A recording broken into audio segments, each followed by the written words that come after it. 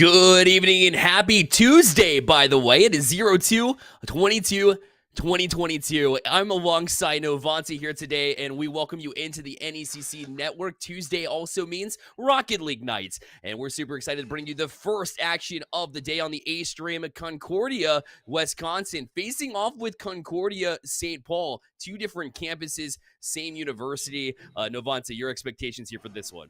Lots of twos. No, I'm just kidding, Barrelight. You're right. I'm also excited, elated to be part of the NECC festivities.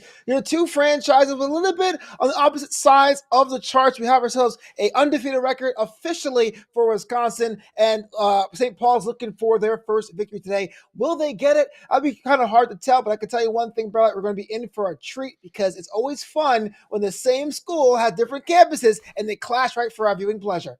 Well, let's go ahead and take a look at the rosters right now as we speak so we don't get confused for ourselves, right, when we look through them. And this is going to be Concordia, Wisconsin. You're looking at first, Two Dog Lucky, Acre, and Sausage Llama coming in as a junior here. Two Dog Lucky, a senior on this squad. So a lot of leaders, or at least a lot of experience within the classroom and within the college scene here in Novanta.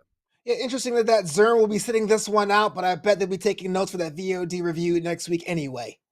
No doubt about it. Let's take a look at Concordia St. Paul here before we get into the action as well. They line up with Goosey, Chick Hicks, and Millimeter Peter. One of my favorite names for sure as sophomore, freshman, and senior rounds out this one. And Goosey with the sports psychology major here, maybe throwing in some fakes left and right. We'll have to see here momentarily. Yeah, I got to get up to St. Paul for having members or players of different classes. Shows a little bit of shedding around the experience as well as the youth there as well.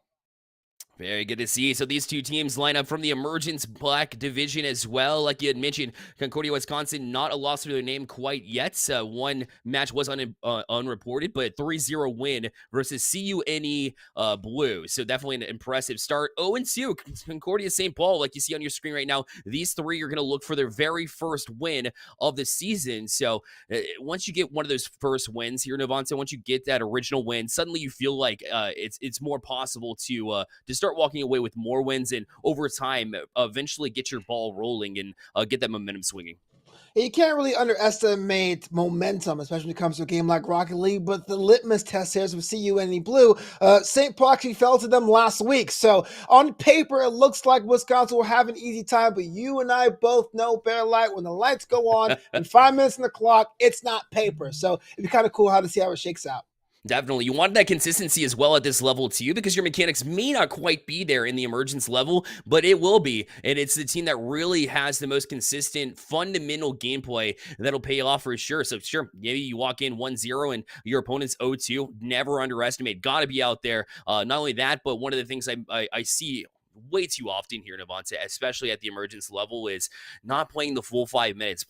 Showing up for 3 minutes is not going to take care of business, especially when your mistakes here could lead to a chance the other way. So we'll see a lot of attempts for passing, although it may be just off the mark in some instances. It makes it even that more important that when there is a wide open opportunity, have to take care of business. Yeah, credit to NECC finding these ranks and conferences and divisions to make sure the level of competition is very similar. But you're right, there is a bit of a lack of concentration, especially in game 4 and 5, especially in the back half of a game. It really takes a lot of stress to get yourself locked in for a longer period of time. That comes with more experience, and that happens with these two teams as we move into the midseason here. So I got to say, yes, there are a lot of things to watch here, Emergence League, a lot of things to learn from, but you're going to see lots of passion there, Barrelight, lots of that stuff. Oh, absolutely. I look at the lineups here too, and for for the top side here, Concordia, Wisconsin, Two Dog Lucky. I don't know if you peeked his interesting fact that all these players are providing us interesting facts about themselves. I like to do magic tricks. Two Dog Lucky says. Gonna need to see some of those magic tricks here on the pitch in order to take a opponent like their counterpart over there in St. Paul. So I kind of like that. I like it's unique, and sometimes creativity can go a long way in Rocket League. Yeah, I am totally a sucker for magic tricks. Lights ahead, quarters behind my ear, do it all. I don't care. But if you can find a way to do a brand new mechanic out of thin air, that'd be something to be things of legends are made of. So yes, you're right. I want to see more of that magic on the pitch, but if you're going to have a show before or after you play, let me know. I'll definitely roll through. Definitely. Well, we're figuring out some technical issues here for the time being, but we like to hang out with you as well, Chad. So I'd like to see your prediction as far as this one goes. Keep in mind that Concordia, Wisconsin, they start off at 1-0, and Concordia, St. Paul is 0-2. So, Chad, we want to see, who are you not only pulling for, but is there a chance for St. Paul to really hop out here and beat Wisconsin? We'd love to see your opinions in chat as well. Also note that the B stream will be taking place and starts at 5:30 p.m. Eastern time. So if you haven't opened a second tab, go ahead and do so and go to twitch.tv/NECC2 to make sure you have both open so you can see all of the Rocket League action here on the NECC. Make sure to drop a follow. Also, don't just stop by and be a stranger. Drop a follow and show your support for college athletics and e-athletics, if you will. But, I got to look at St. Paul for quite a second. I've been fortunate enough to have the dubious distinction of being on teams that have less than desirable records. It's very, very early in the season. I know things can turn around. You know about teams starting slow and ending up hot. But when we have delays like this, when you have a certain time and you go, I want to be locked in for my game, and there's a bit of a delay for whatever reason. Maybe someone has to use a bathroom. Maybe there's a server reset. You kind of worry about getting in your own head. You're like, you know what? I want to be on stream. I don't want to be able to mess up, quote unquote. And I start to wonder whether or not you might psych yourself out mentally. Maybe I'm just seeing the sky is falling down. There's nothing to worry about. As we start right now, we're getting right in the thick of things. And St. Paul going to try and start off on the right foot here as Goosey tried and got the first opportunity here, but T-Dog Lucky directly back the other way, and it'll be Concordia University Wisconsin that starts off on the right foot. Maybe even those magic tricks that we said he has up his sleeve. Well, this right here was the most technically proficient pass. It was a double commit, but if you can scoop that up and make that a goal, then no one remembers that double commit part. Am I right? Exactly. Take that completely out of vision, out of sight, out of mind. As Goosey will play high off the back wall, trying to even things here for Concordia St. Paul, as Aker will get the 50-50 to move forward, but right into the hands of Goosey. We will work back out here for St. Paul. T-Dog Lucky able to battle that one. Oh my, a pinch that'll go back and in, as that's just unlucky, which is funny and ironic because T-Dog Lucky going to get credit for this one. I'm not sure what T-Dog Lucky means unlucky. Maybe it's one of those things that you have to decipher, but yes, a little bit of ingenuity, a little bit of opportunity, and that scoreline is now double 2-0. Nicely done. 2-0 Concordia, Wisconsin. So for those of you who voted Concordia St. Paul to have a decent shot to come back in this one, well, you still have plenty of time to watch this one as it develops here in Game 1. As T-Dog Lucky credited with that last goal and going to try to work on from here. Sausage Llama has plenty of open room here, trying to serve as a distraction there from the corner. Maybe to push it in to the box, but not able to really accomplish that. T-Dog Lucky back to work. He'll go to the back wall. The follow-up opportunity is there, but it'll be settled here from Concordia St. Paul. But now a shot and in. Oh, T-Dog Lucky gets his third of the tilt. That is already a hat trick this early. Yeah, you know what? Again, it was the cleanest or the most majestic hat trick, but right now as Concordia St. Paul is trying to figure out their bearings on defense, it's been a little bit porous, and Wisconsin was there to take quick advantage of it. Not even a minute and a half has gone by, and 3 goals have scored for Wisconsin. Going to work early, knowing that you have the better record of being confident about it is definitely what we're seeing here. As they look to prove who is the better campus for Concordia. Right now, Wisconsin definitely making their case here, as it'll be a Chick Hicks to try and get over to a teammates here. That one will pinch off the ceiling as it was a 50-50 right in the mid. Aker going to put a shot on, and they can't get to it. Another floater, and looking relatively easy now for Concordia, Wisconsin. Well, this one here I thought was pretty cool to see it eye and barrel roll it. Maybe it was a shot of wishful thinking, but the defense was late on the ball. Sometimes you got to go, well, you know what? I'm going to put the ball on frame. If it goes in, great. And this time it was great. 4-0. Man, oh man. You look at Concordia St. Paul here, and obviously they have their struggles here in game number 1. They lost to Valpo Gold, who we know to be a great team. Seen them on multiple occasions run the bracket, but they have just had issues trying to match the speed here of Concordia, Wisconsin. But a bounce-back effort just a little bit short in the last one against CUNE Blue, where they lost 2-3. That being said, Concordia, Wisconsin did beat that same team 3-0. So obviously there's a clear advantage here. But this is a game to forget for Concordia St. Paul. Just get 1 or 2 goals and maybe work some momentum back.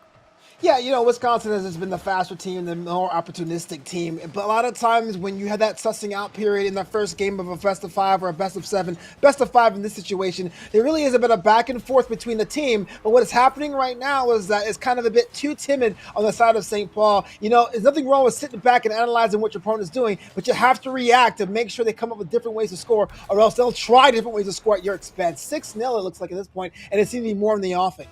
Yeah, and it's nothing too crazy, right? You pointed it out. T-Dog Lucky, hasn't had the most beautiful goals. You don't have to. Again, it's back down to fundamentals, and whenever the opportunity is there, make sure to make them pay.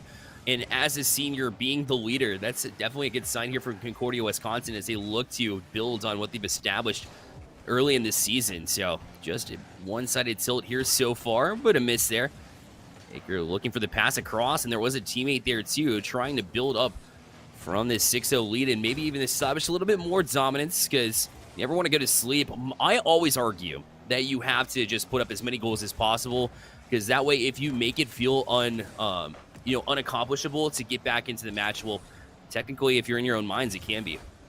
Yeah, exactly. Again, so much of this game is mental. If you guys have ever seen me in the booth casting, I always talk about that because, again, I have the dubious distinction of being pretty much smacked by a lot of teams out there and to be able to dig deep and find a way to have a little bit go to your tally. But Goose is going to make it a one-person effort, and it got denied. You know what? I can't knock that because, frankly, the passing is totally breaking down for St. Paul. Why not try some individual efforts? That's what Goosey did just right there. Didn't work out for them. Hopefully, they have another shot at it. Yeah, that's a good point. Switch it up a little bit. Get creative. If passing's not working, you can make moves like that. And the opportunity, there, what a save to get back to it all, but St. Paul, that's kind of on them as they had an open opportunity and, again, just not able to get to it. But sometimes when the game's going this way, it can be hard to hit even the easy ones. Yeah, it was almost like that cartoon, The Roadrunner, when the Coyote actually caught the Roadrunner and didn't know what to do with it after the fact. It was right in front of the net. It got shanked high, and you don't get too many opportunities like that. You got to convert, and that's why they don't have a goal to their tally as of yet. Exactly right. That was such a good metaphor, too, to kind of represent it. So, love that. Right now, down 2 minutes in. St. Paul wishes it was a lot less, as this has definitely not gone in their favor, although they really have settled things in and brought it back to relatively even grounds here in the last little bit, because those 6 goals went up early. It's been a solid minute 30 where their defense has been able to hold strong, so perhaps something to build on. You just want a goal to solidify that your offense can do the same, but unfortunately it'll be more offense, but on the side of Concordia, Wisconsin. Yeah, it's one of those situations where it is like anyone's whiffing out of nowhere. It's just bad positioning. I hate to use that B word because, we're all out there trying our best and trying our hardest, but there seems to be a lack of trust between the players of St. Paul. We've seen them bunching in the corners a couple times. I think that comes with a little bit of jitters of being on stream. I'm sure it'll settle down in game 2, but this game needs to be far and away out of St. Paul's minds as of yet. No doubt about it. And unfortunately going backwards on this opportunity as well, but stepped up on it by Millimeter Peter as he works down at this side wall. But T-Dog Lucky able to jump on it before anything develops. Good win on the opposite side of the ball for St. Paul. So this settle almost had an opportunity. That one broke through the box, but just couldn't find its way to the back of the net, as this one will work its way through the box and out again. And it's down to 13 seconds left. It would almost be more frustrating to get a goal here for St. Paul, seeing as that would complete the Brazil. So perhaps they're just going to, they are going to take one. I don't blame them at all. Try to get that momentum swinging. With 1 second left, they'll finally get on the board. It's kind of a reverse Brazil there. It doesn't really negate the fact that they've been out-dominated, but one of the questions you always ask yourself is, how do you score? So if 4 minutes have gone by, 5 minutes have gone by without a single goal, I'll still have those questions, but pulling one back just says, hey, look, make sure we know what we got to do. Let's give us more of that for game 2. Definitely looking to continue that same streak there for Wisconsin, obviously for Concordia, as they look to build upon that. Shots pretty even there. It was actually 8-6 on the shot count, but where it mattered, my goodness, 7-1 in this one. So obviously the shot efficiency much more on the Concordia Wisconsin side. I don't think it was really so much that St. Paul was trying to get a little bit too fancy. It was more the fact that they just left a few things on the table, but the fundamentals did stand out for Concordia Wisconsin. I mean, that's what it is. It wasn't like they had a game and got absolutely steamrolled by a team that's just like totally away from them in terms of rank. It's just Wisconsin was very good at punishing mistakes, and there were a lot of them coming from St. Paul. Maybe it's not so much of a screaming before game type of team. Maybe a little bit of a mismatched communication in the comms. We saw too much bunching on defense and too much of a spread out game on offense. That has to be tightened up just a bit. I don't think the next game will have a scoreline that lopsided. I don't think so either. I think they're going to pop back. St. Paul has had enough and, in fact, got that last goal as well. And really, for the last little bit, it was even 1-1 for the past 2 minutes as far as the scoreline goes. That's a good sign there for St. Paul, knowing that things have equalized. So I think you're absolutely right, Novans. I think it comes back out. Both teams come back out really equal here. And for St. Paul, sure, it's definitely a climb there. But remember, just because you went down 7-1, that doesn't mean that you're out of the series. In fact, that's only one loss in the grand scheme of things in this best of 5. Yeah, absolutely. I know a lot of times when you're on the blunt end of that defeat, you start thinking about the goals you conceded, but you got to think of it as, hey, we dropped one game. We have another chance to get one to even up the score line of the series, and that way we can build up our lead. No doubt about it. Well, we'll see Concordia, Wisconsin come up in some questionable cars, as you see a battle bus, you see a couple of scarabs here on their side as well, so having a little bit of fun with it, I suppose. If you're St. Paul, you don't want to come out and see that. So now you have to take advantage of it while they're going to choose the quote-unquote meme cars. You want to snap back here and prove them, hey, we're ready to play. This is the time to shine here for St. Paul. Or is it? As Two Dog Lucky tries to go across. And Aker was a little bit too far back. He tried to get back to that boost. And instead let a chance go by the wayside. They will eventually work it out, but Two Dog Lucky up in the air with this one. Will get a touch. Tries to get that double touch and almost got that read. It's still in the box, though, and Aker going to put this one away. And it's a similar story here. Only 50 seconds in. It's 1-0 for Concordia, Wisconsin. Yeah, the battle bus and the scarab is that kind of positive toxicity, kind of that cheeky move from a team. But you know what? If you can score the scarab at that angle, that just shows how skillful you are with any car. That one there was actually one of the better goals I've seen so far. 1-0. See you, Wisconsin. Back at it again. Two Dog Lucky with 4 goals credited to his name in game number 1. Trying to add to that as well. Gonna be Chick Hicks. Try to get a touch, but have just a little bit shy of that one, so Aker gonna leave it for Sausage Llama, who is already up in the midfield. That midfield presence has been there as well for Concordia, Wisconsin, but a good save there on the back end for St. Paul. As they will look to transition here, it's Goosey down the side wall. Two Dog Lucky. Bit of a double commit there as both of them were on that back wall, but no harm really done as they're able to just jump back down. And it cleared right back out of the zone again, and Millimeter Peter going to be forced to get a 50-50 here. It's a cross, but a miss there from Aker, and now a chance to transition back here for St. Paul. It's Goosey with the fake it in. Oh, what a play there from Goosey as he livens things up here for St. Paul. Oh, man, what better way to counteract seeing a scarab at a competitive level? That's break an axle. What a shot there. And we have ourselves a tie game. Again, not the game we saw in the last time. This is a whole new contest for CU St. Paul. Oh, I love that. What a move.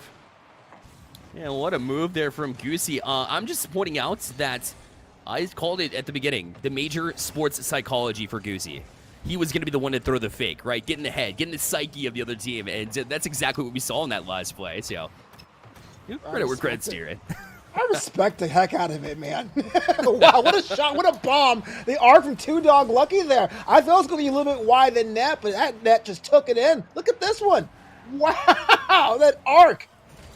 Man, able to snipe that one too, where even if there was somebody back there for St. Paul, that would have been super difficult to get anyways. Wow, what a shot.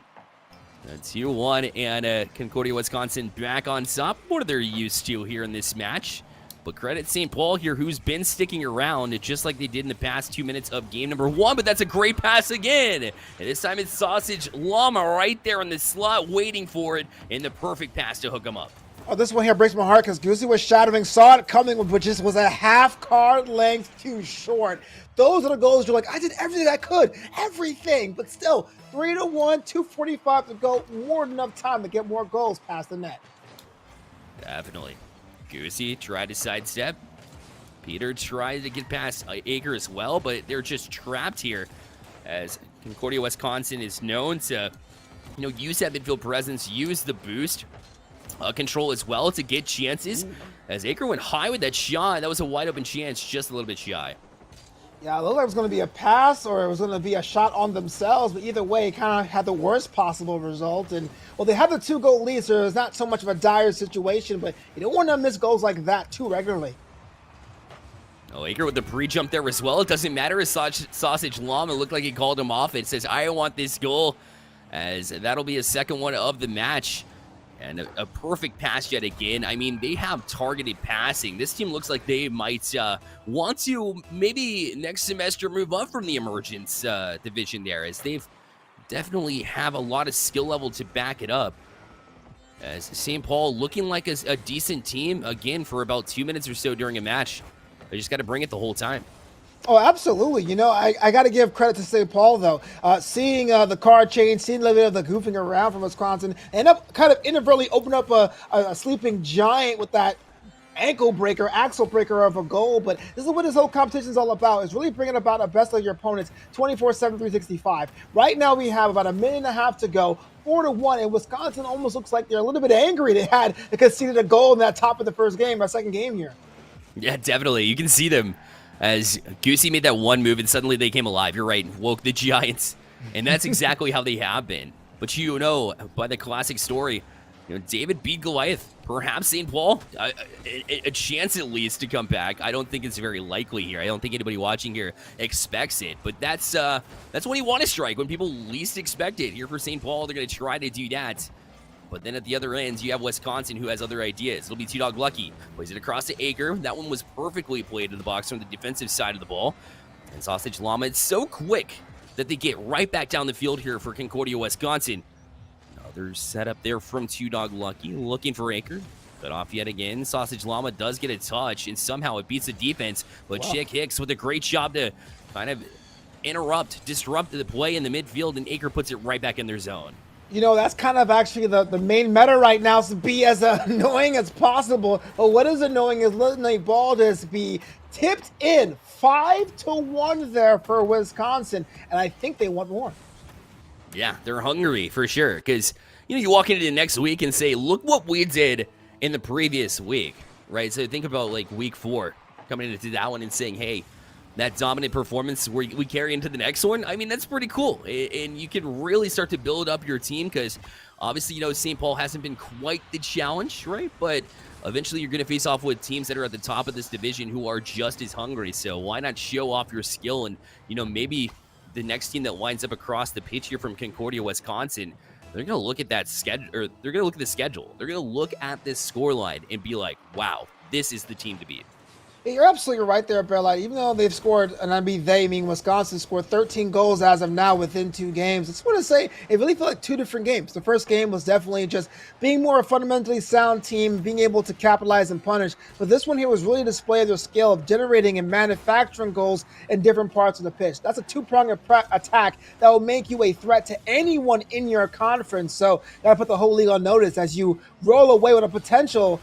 Well, it looks like, well, it won't be a Brazil again, but a potential 13 goals scored in 2 games. It's just fantastic. Yeah, it is. Or will it be? Is this one hangs up? A Goosey I able to don't play know. it back across. They're going to try for it here.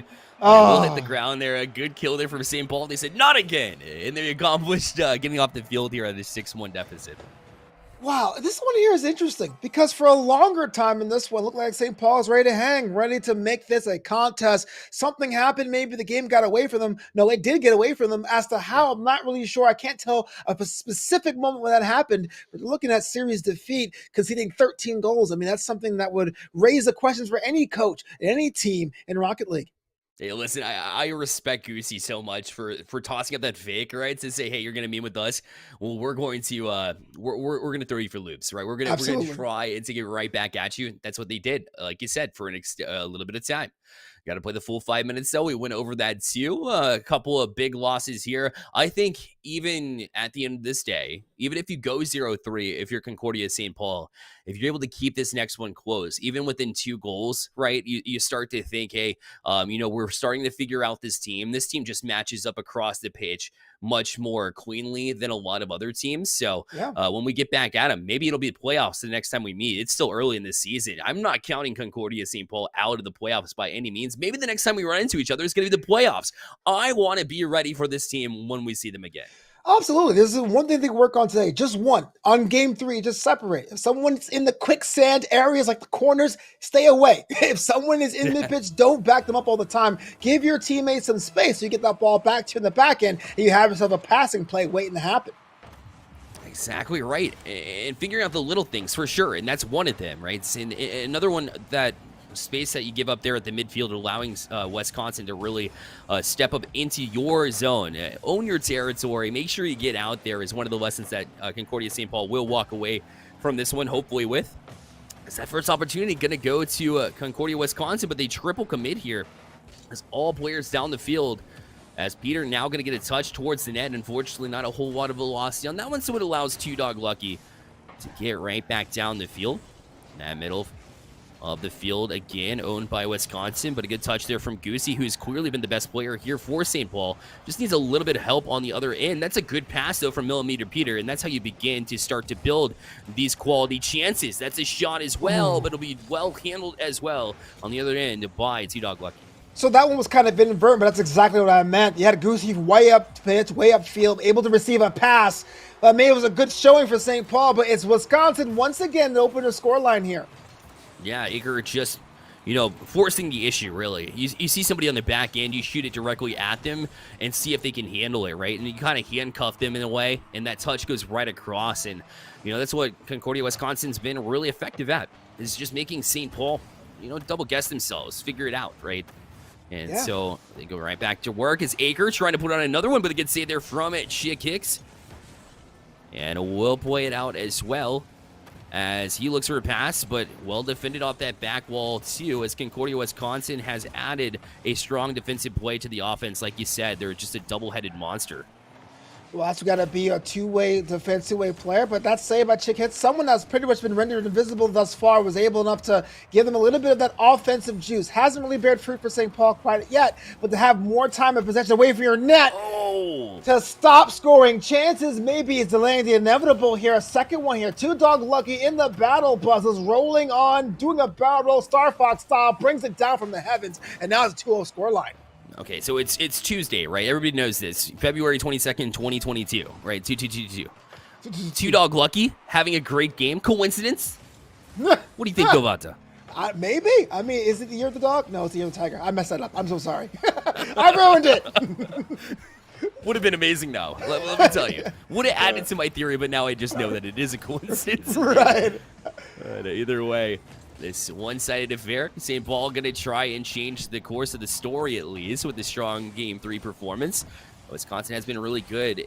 And again, that was a chance where, you expect Chick Hicks to be right in that spot. Just was not. Although that's a good opportunity, too, but then jumped directly on it again from Concordia, Wisconsin. And it is Two Dog Lucky. We've called his name so many times. He's been that great. So there was a ball that got a touch on it by one of the St. Paul players. I goes, that's a risky shot. If you somehow deflect it, you've been a hero. But what happened was not enough juice. That boost management situation reared its ugly head, and it was a slow roll the other way. And that's what happens, man. When you can see so many games you're behind, you get too aggressive, overly aggressive, and defense takes a hit. But as I say that, they pull one back. So what do I know? I'm just a guy in the booth. Well, it's no other than Goosey, because he's been outstanding for St. Paul in those moments where, the brief moments, granted, but still the moments that existed for Concordia St. Paul in this series. He's definitely one of the leaders, and if anybody's going to rally these troops right throughout the rest of the season, look for Goosey to be that leader, to really step up, as he's gotten, I think, just about all the goals. If not, I think he has all of them for St. Paul. So definitely the goal scorer, definitely who you look for when you need something. That's one of the things when people ask you, how do you improve when you have so many defeats, lopsided defeats on you like this? And it's a best of 5. The least you have to do is think about scoring those. What a save. Think about scoring 3 goals, right? The bare minimum, the way you can win a best of 5 is scoring 3 goals. It has to be your goal off the top. Like when I bowl, I have to score 100 points. You know what I'm saying? Same deal. Yep. You can't win series when you score 2 goals over 3 games. And I think Goosey knows that. And that's why you're seeing a little bit more aggression in front of net. Love to see this as well. Just coming a little bit too late. As Chick Hicks, a great defensive positioning there too. So St. Paul looking to figure it out. It looks like they have, or at least are on to something. Maybe a little bit too late. They still have a minute 40 here to battle back in game number 3. but no real true opportunity develops on that front. As now a miss though, Goosey now able to get to it. Acre kind of messed up and played it a little bit loose. And then Goosey steps up on it. So Lucy, Goosey, boom. I had to call out the Picasso shot. Can you do some work of art and you watch it go in like, yeah, I did that. 3-2, excuse me. They pull it within one. St. Paul has shown us that 3-goal threshold is definitely possible on the back of Goosey. Oh, man. You press the R3 button or the R button, regardless, right? You press in the stick, right? It depends on what controller you're on. And you just look back over your shoulder, right? And you're like, oh, yeah, let's go. So that's what happened here, as it is still that 3-2 count now, as St. Paul trying to battle their way back into it. Just about a minute left in this one, as they will continue to try and play this one into a game number 4. Force a game 4. That's a shot. But a great save there as they're able to keep it away. 1 minute remains on this clock and still 3-2. A good pass as well. Does that one find the back of the net? No. A good defensive chance here for Concordia St. Paul as they look to press in yet again. Millimeter Peter trying to use the corner to find chick kicks, but it doesn't look like it found its way through as time continues to tick down here to about 30 seconds left. And looking to get the feedback as well. We apologize and appreciate your patience as it is a bit choppy here in the last 30 seconds. We'll keep you up to date with the exact scores in the meantime. Well, one thing you know that Wisconsin is sweating just a little bit. You know, you have too many lopsided games. You're thinking, oh, the third one's going to be a cakewalk, but this has been the most competitive we've seen from St. Paul. It has been in the 10 seconds left, and you know, at St. Paul, of course, it would be choppy at this point. Maybe no stream equals no pressure equals we got this. It'll be 0 seconds left though, and a chance to close out here for Concordia, Wisconsin, and it looks like they will. It'll be a 3-0 sweep here in this series.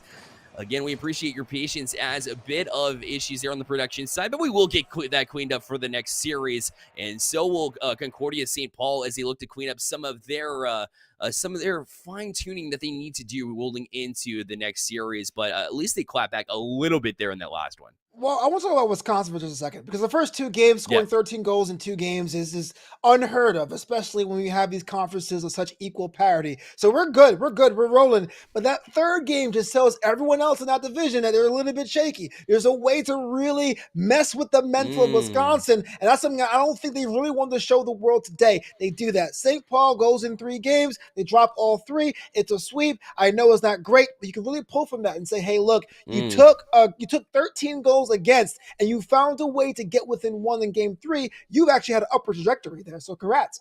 Yeah, definitely a weakness, a little bit of a chink in the armor, right? Hey, I'm spreading rumors. I don't know. Call it what you want. Listen, here in this one, I saw one thing, and that's the fact that there was an Achilles heel in a sense, but it's way smaller than a heel. It might be like a pinpoint the way that this team played. They were absolutely outstanding. Credit in the world to Concordia, Wisconsin, but also St. Paul definitely showing that they can step up and play when they need to. So listen, maybe a little bit of a weakness there. You don't really want to show that off, but at the same time, they were still able to close this one out 3-0 and take care of business. Oh, absolutely. So I know next week we're going to understand what it looks like for the standings, but right now, Wisconsin's looking every bit the poster team for this division. Awesome. Well, we have more NECC action, as you can imagine. This was just the first match. Stay tuned for the second match. It'll be Holy Cross Purple facing off with Southern New Hampshire University. The Penmen set to take on that Holy Cross Purple team. You don't want to miss it. Stay here on the NECC network.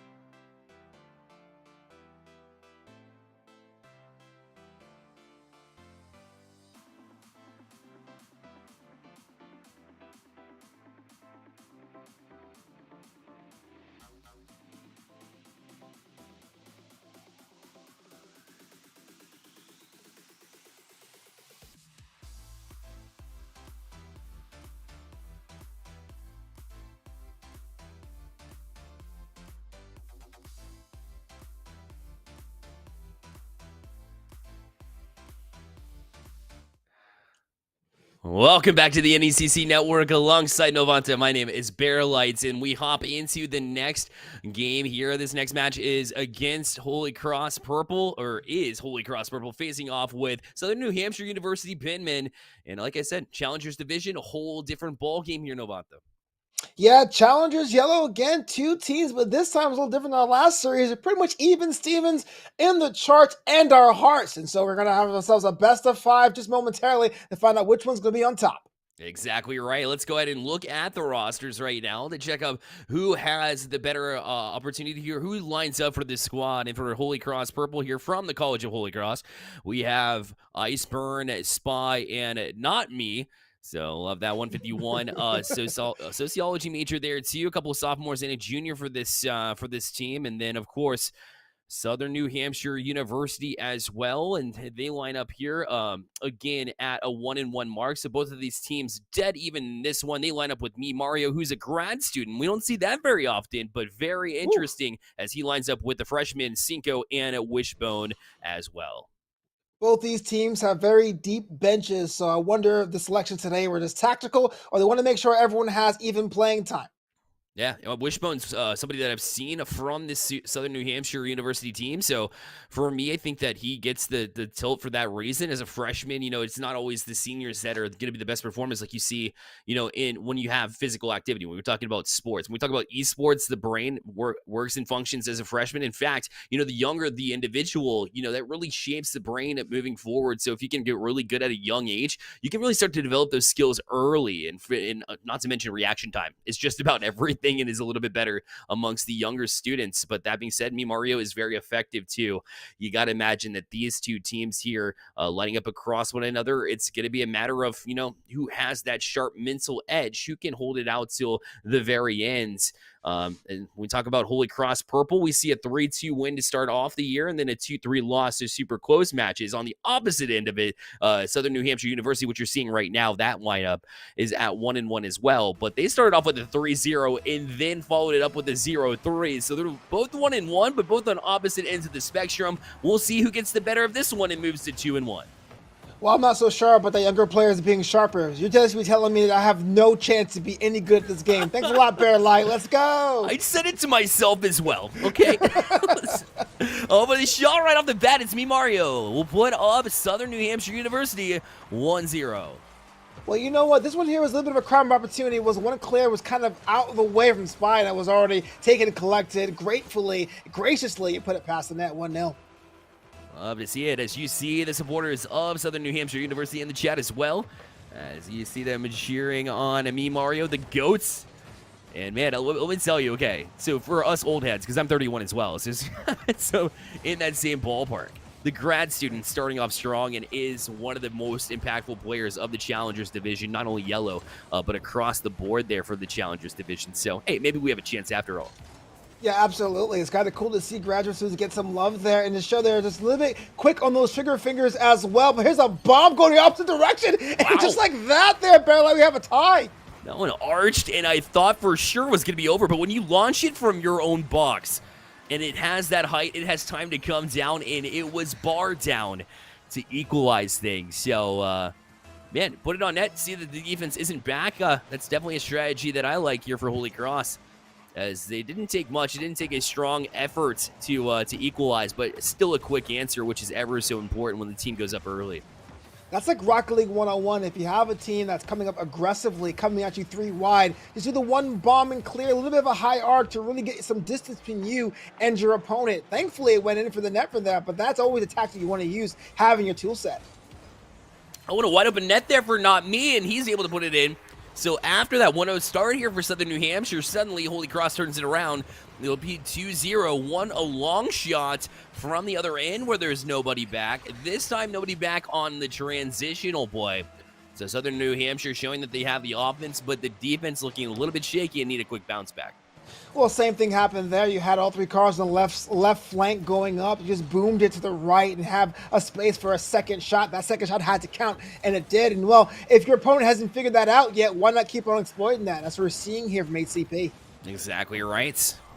Well, Iceburn will jump on this next opportunity here. We'll use the corner to propel it forward and actually beat the defense yet again. That was Cinco Or Southern New Hampshire coming up a little bit shy, but then jumping on the next opportunity. But a 50-50 almost found its way in. Just a little bit wide, and Wishbone will jump up on the play. He missed the boost, but did beat the defense with it, and that's favoring ball over boost. But this time a miss, not me. Another opportunity, another goal. This one will find its way through. That's 3 straight for Holy Cross. This one here was a gold mine for perfection to follow, to chase it down, and do the outside roll. A lot of teams were probably gone for the pass on the backboard, but taking yourself was okay to beat the last man of defense. 3-1 HCP. I think they're locked in, Bearlight.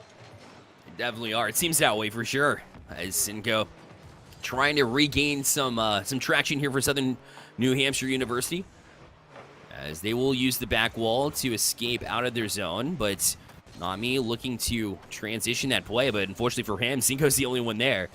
Mario will use the sidewall, but cannot get to that one as it eludes him just a bit. And Spy trying to kind of sneak it behind the defense as well. It'll force Mario back up the field. He's got room. He's going to go up for it, try and get that second touch, but it did not full Iceburn back down the field here for Holy Cross. And now a demo, some physicality here finally amping up. We saw virtually none of that in the first match, but it gets a little bit heated here in this second one. As you got to imagine, Southern New Hampshire, after jumping out to that 1-0 start, might be a little bit frustrated and needs something to amp them up, and that's a good pass. The shot chance, though, and the recovery effort from Spy was amazing as he somehow worked his way back into the picture. Sometimes you're behind the play and you say, oh no, that's going to be a goal there, and there's a car in front of it just to be a bit of a disruptor there. Basically, it was a goal almost guaranteed, but there are no guarantees in Rocket League, and that was just slapped away. Yeah, that's a save that you see at the pro level. That recovery save to be bold enough to go back towards your own goal, have the momentum swinging back towards it, and still being able to have the presence of mind and mechanics to get that one out. That was impressive, to say the least there. On the defense now, a wide open net as well, but a difficult angle there, and Mario couldn't quite get around it. You know what? I can't even blame them for that. It was basically a ball that was sent to them so fast, had almost half a second, if that, to react, and it was just too wide. And I don't get you many opportunities like that to put on things on frame, but when you do, you got to make sure you tighten up your shot, make sure you dodge as quickly and as small as possible to keep that ball straight. Exactly. Almost handled it as well, just a little bit too far in front, so we'll have to rethink of the next opportunity, put it out of your minds, and work on from here. Wishbone with the carry, gets a couple of touches, and he uses his air car control to get it past one, but not two. Cinco back across. There's a teammate there, but again, great defense. Whenever Southern New Hampshire hits the box, right, hits the opponent's box for an offensive opportunity, Holy Cross is almost always there. But now, transitional play and a good recovery again there from Iceburn. Yeah, it's really cool to be able to have the control and possession and on offense and be able to drop back and to cut off a defense. And I know it seems like it's easier said than done, because it is. So once you have yourselves and understanding your trust and where the position of your teammates are to put that up there, that's the stuff that scary squads are really made of. Those are the ones that go far when you think about playoffs and being on top of your division. Exactly. They go a long way. The little things do. And right now, Holy Cross has done those little things like the recovery effort, and playing in support of your teammates ever so important, as they've put on quite the show after Southern New Hampshire put up an early goal, and it has been Holy Cross ever since. Down to 3 seconds left. They try to get another one. It won't matter. It'll be Holy Cross Purple starting off 1-0 in this series, and a very impressive one to say the least. I think their defense, even though they were able to score 3, which is the number you target, you have to have the defense to back it up. And for me, Holy Cross, although only credited with 2 saves, a lot of those recovery effort chances on the backtrack, right, on the retreat, and being able to support your teammates who might find themselves in a 1v1 and just eliminating that chance off the bat was great there for Holy Cross. I think Holy Cross was tactically superior. You had New Hampshire, they're very good, they're a very solid team, but they're okay with having a 0-3 formation, pushing all the cars up. So what you do, you shift yours into a triangle. It's exactly what they did. It was what, 1 player with goal line scored 3 with the hat trick. So, you look at Holy Cross, you look at the skills they have, be able to see what their opponent is doing and to counteract that in such a short space of time. That stuff is stuff you build on. It was amazing to watch. It was. Yeah, the way they were able to work it around, the tendencies, because you saw the tendency for them to play out the field, like you mentioned. With that being said, it's a matter of, is this a better opportunity to hand it off to a teammate of mine to then start the transition? Or like you saw the first goal for Holy Cross, just send it across the pitch, all the way from your own box and find a way through. If there's no defense back, recognizing that on the field, pitch awareness is ever so important. Holy Cross definitely got the better of that aspect here. In game one, we transition directly into game two. Southern New Hampshire wants another early start, but this time they'll need to hold on to it. It makes you wonder with not me being the hero in the game one, will they go back to that or will it give someone else a chance to be the main scoring threat? Because when someone has a hot hand, you want to make sure you ride it until they don't. But at the same time, you want to be so obvious that you cut off your own scoring chances. Exactly right. Finding somebody who is the goal scorer, typically you'll find the goal scorers who are there and are able to put them, in on a regular basis. If they're off, you need somebody in support that's able to do it. Well, another quick start here for Southern New Hampshire University, as it will be Cinco credited with the first goal here. So now it's exactly that same scenario where you get a quick start and you want to build on it. So I think this, if Southern New Hampshire University here gets this next goal, that'll be ever so important for them and a chance to do exactly that. As a 50-50 goes a little bit wide, they'll try to follow up. It's Wishbone. Going to put it past them, but great defense on the back wall there from Spy as his positioning was on point. Cinco's been so good. You see how fast Holy Cross has been. Cinco's really put up the afterburners to at least be there when it needs to. But that said, there goes their lead. We are tied once again there, Bear. Yeah, Not Me was the one that got the equalizer in the last one to really get things going for Holy Cross, and it is deja vu. For both sides, really. For Southern New Hampshire University, that's a nightmare. For Holy Cross, it's a dream. And they will look to build on it. Yeah, absolutely there. When you have a situation where you work and you scrimp and you claw to get that goal and you can see one kind of easily, you kind of wonder about your prospects as a team, but as they say that, forget that. Both teams have really put those 2 goals behind them, and now it's almost like a brand new slate for them. What a save! Spy has been great, but now a miss as Iceburn. He did just enough to get it over to the corner, though, to buy himself some time. Mario, not the best touch here, as they'll look to press back in, but Cinco, we got the first goal originally here for Southern New Hampshire University. We'll look to go back to work, but put directly back in the zone by Not Me.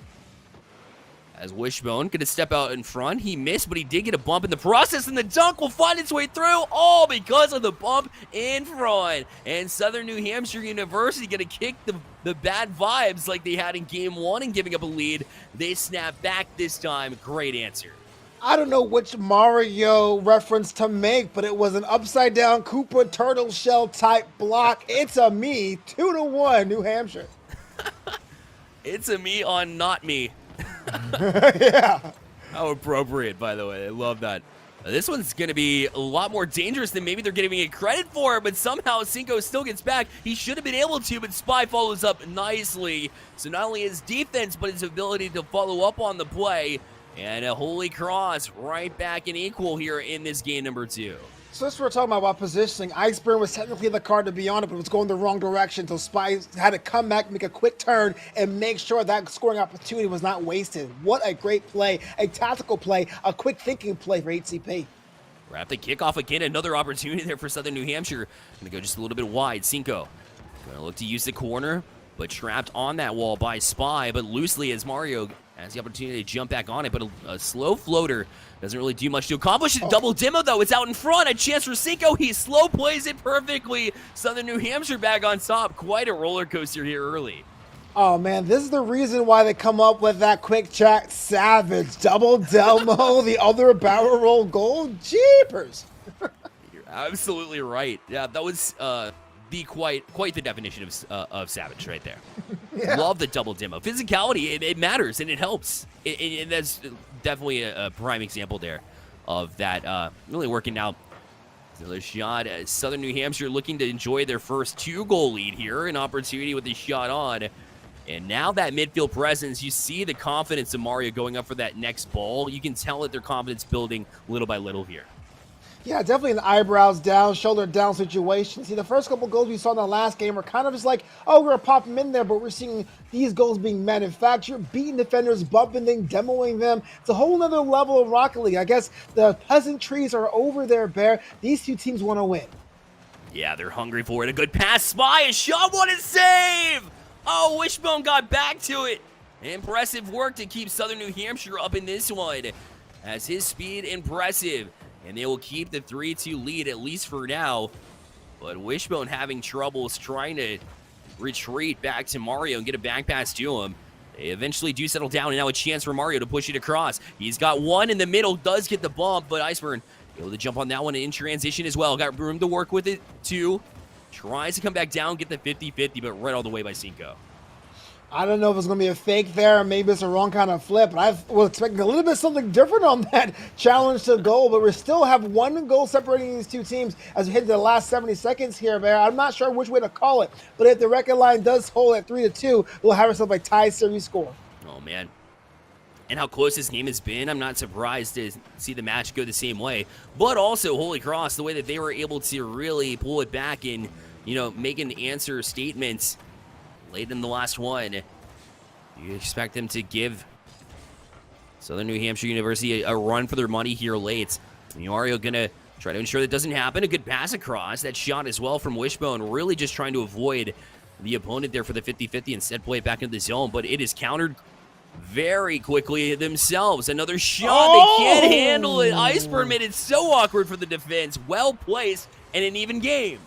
I mean, I will give an A for effort for at least getting the car up there to make it a little bit of an unjust decision, but it was just too much weight on that ball, and once again, we have ourselves a tie game within the last 40 seconds of Game 2.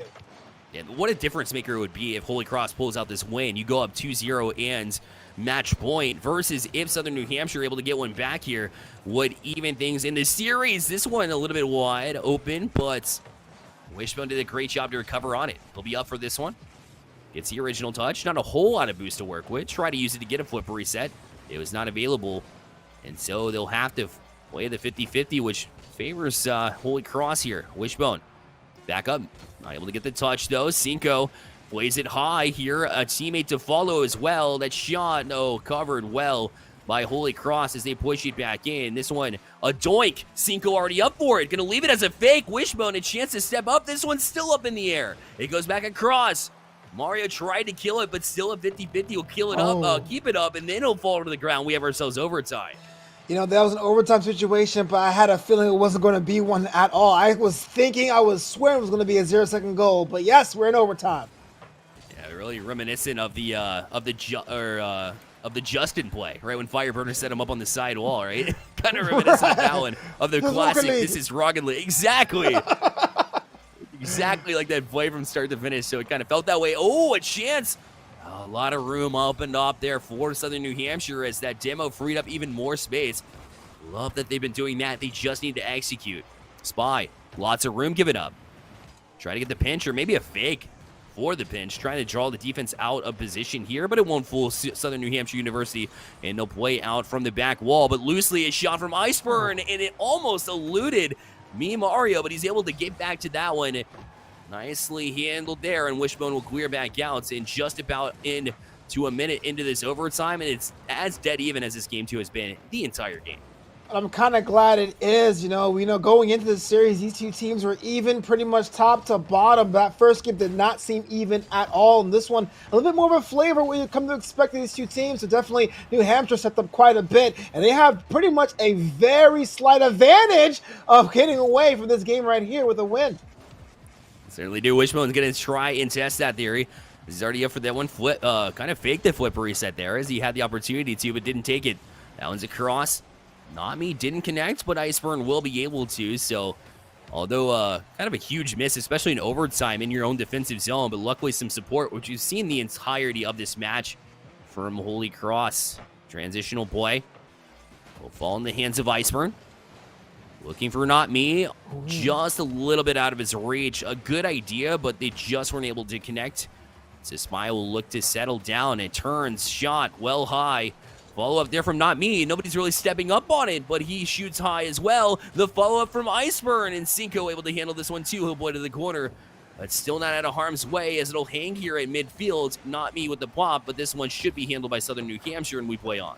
Not sure what New Hampshire's doing. When you say clear it away. A boost is scarce. You're letting yourself open for attack. And that's exactly what happened there, Bear. Oh, my goodness. doubt. You played across Cinco. Oh, he played it off the backside of his car. And not me, with a great reaction time to play that pass. The grad student Mario, who has been so great in this game, but not enough to pull out the win. And it'll be Holy Cross Purple that moves on to match point, which for me, Novanta, begs the question here. Both of these teams, like we mentioned, at 1-1 on this season so far. So pretty even keel, right? But the difference I pointed out was Holy Cross with 3-2 on the win and then a 2-3 on the loss, right? And then for Southern New Hampshire University, it was 3-0 on the win, 0-3 on the loss. I would argue that Southern New Hampshire University a little bit less consistent and more pop-up potential versus Holy Cross, a little bit more even keel, a little bit more consistent. Is that why Holy Cross is finding themselves up 2-0? Is their consistency? Oh, consistency is key. That's how you win games. And what we saw here is that you had New Hampshire being a bit snake bit in the back half of that second game compared to the first game where everyone was moving forward. When you have giant swings of your scoring and defensive tactics, all you really have to do is lie in wait and a mistake will come. There you go. I get that as well. But that also means that Southern New Hampshire could come out of nowhere, come out of left field quite literally, and take it back, right? Yeah. The rest of the risk you take. Exactly. Especially as close as it's been, too. I would argue it's definitely possible. Holy Cross will get the first opportunity. Wishbone with good positioning there.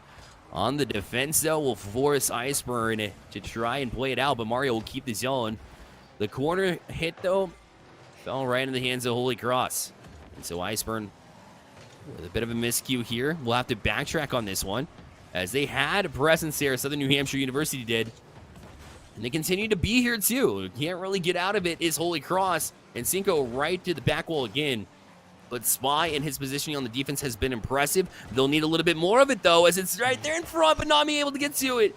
And a couple opportunities there from Southern New Hampshire University. They've been so good off the start of games, but they just have to find their lead, find their stride, and stick with it.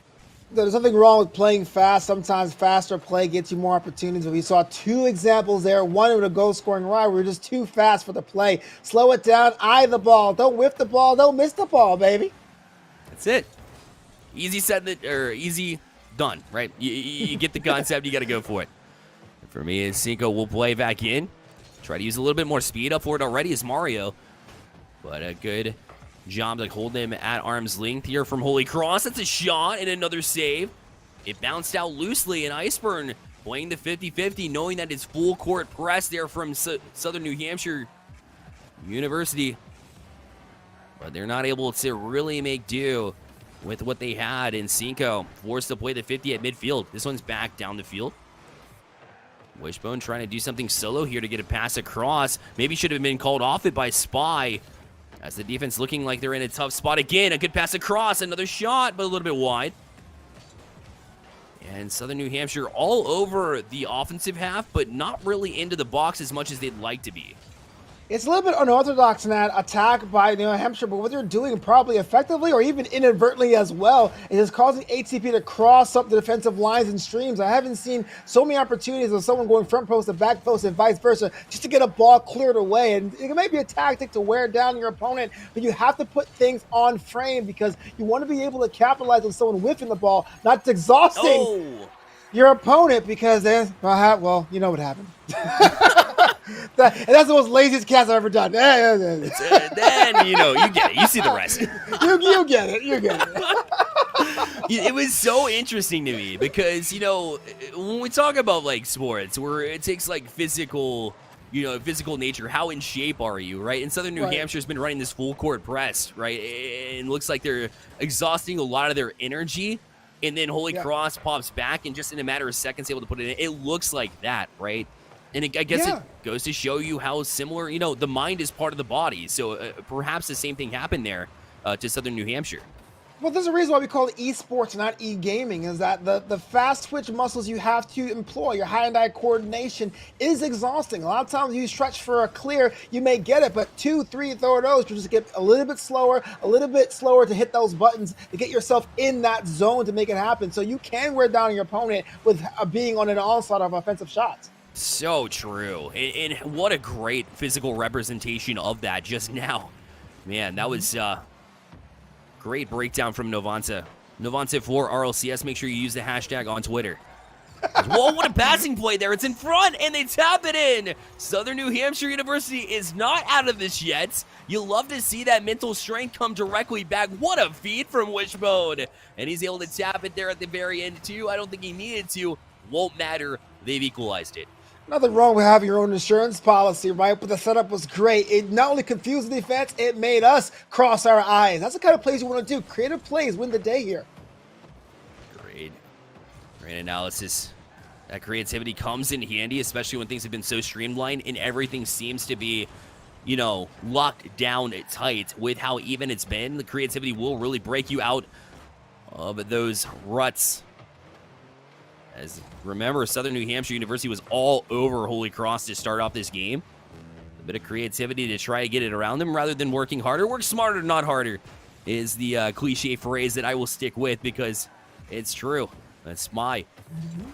We'll try to get out of the zone. Still hanging there at midfield. Cinco gonna wait for it. Not me, able to query right back down the field, and maybe a chance here for Holy Cross. But a great pinch save there from Mario, and he'll play it back out. Well, you know, Mario, what the pinch say has pretty much been kind of quiet here, doing more of the mechanics work, just holding down the mid-pitch after the scoring theatrics we saw thus far. Maybe it was a conscious effort, maybe just a run of play, but you know what? Why not try something new? If you're looking at series defeat, now's the time early in the season to try new tactics. This may be something you can use in later weeks. Exactly right. Get back to the drawing board, see if something else works, especially in the fact of Holy Cross against Holy Cross. Because not all teams are going to play exactly the same, right? And so you have to adjust accordingly. Now down to man. Exactly. 5 seconds left, and they're missing it. No, it goes in. Southern New Hampshire takes a 2-1 lead here. Beyond all thoughts here is Iceburn just missing and handing it off. And then they just couldn't get a touch away. Oh my, that one feels bad. But for Southern New Hampshire, it gives you a bit of life. 3 seconds left and a kickoff now to see if they can pull it back.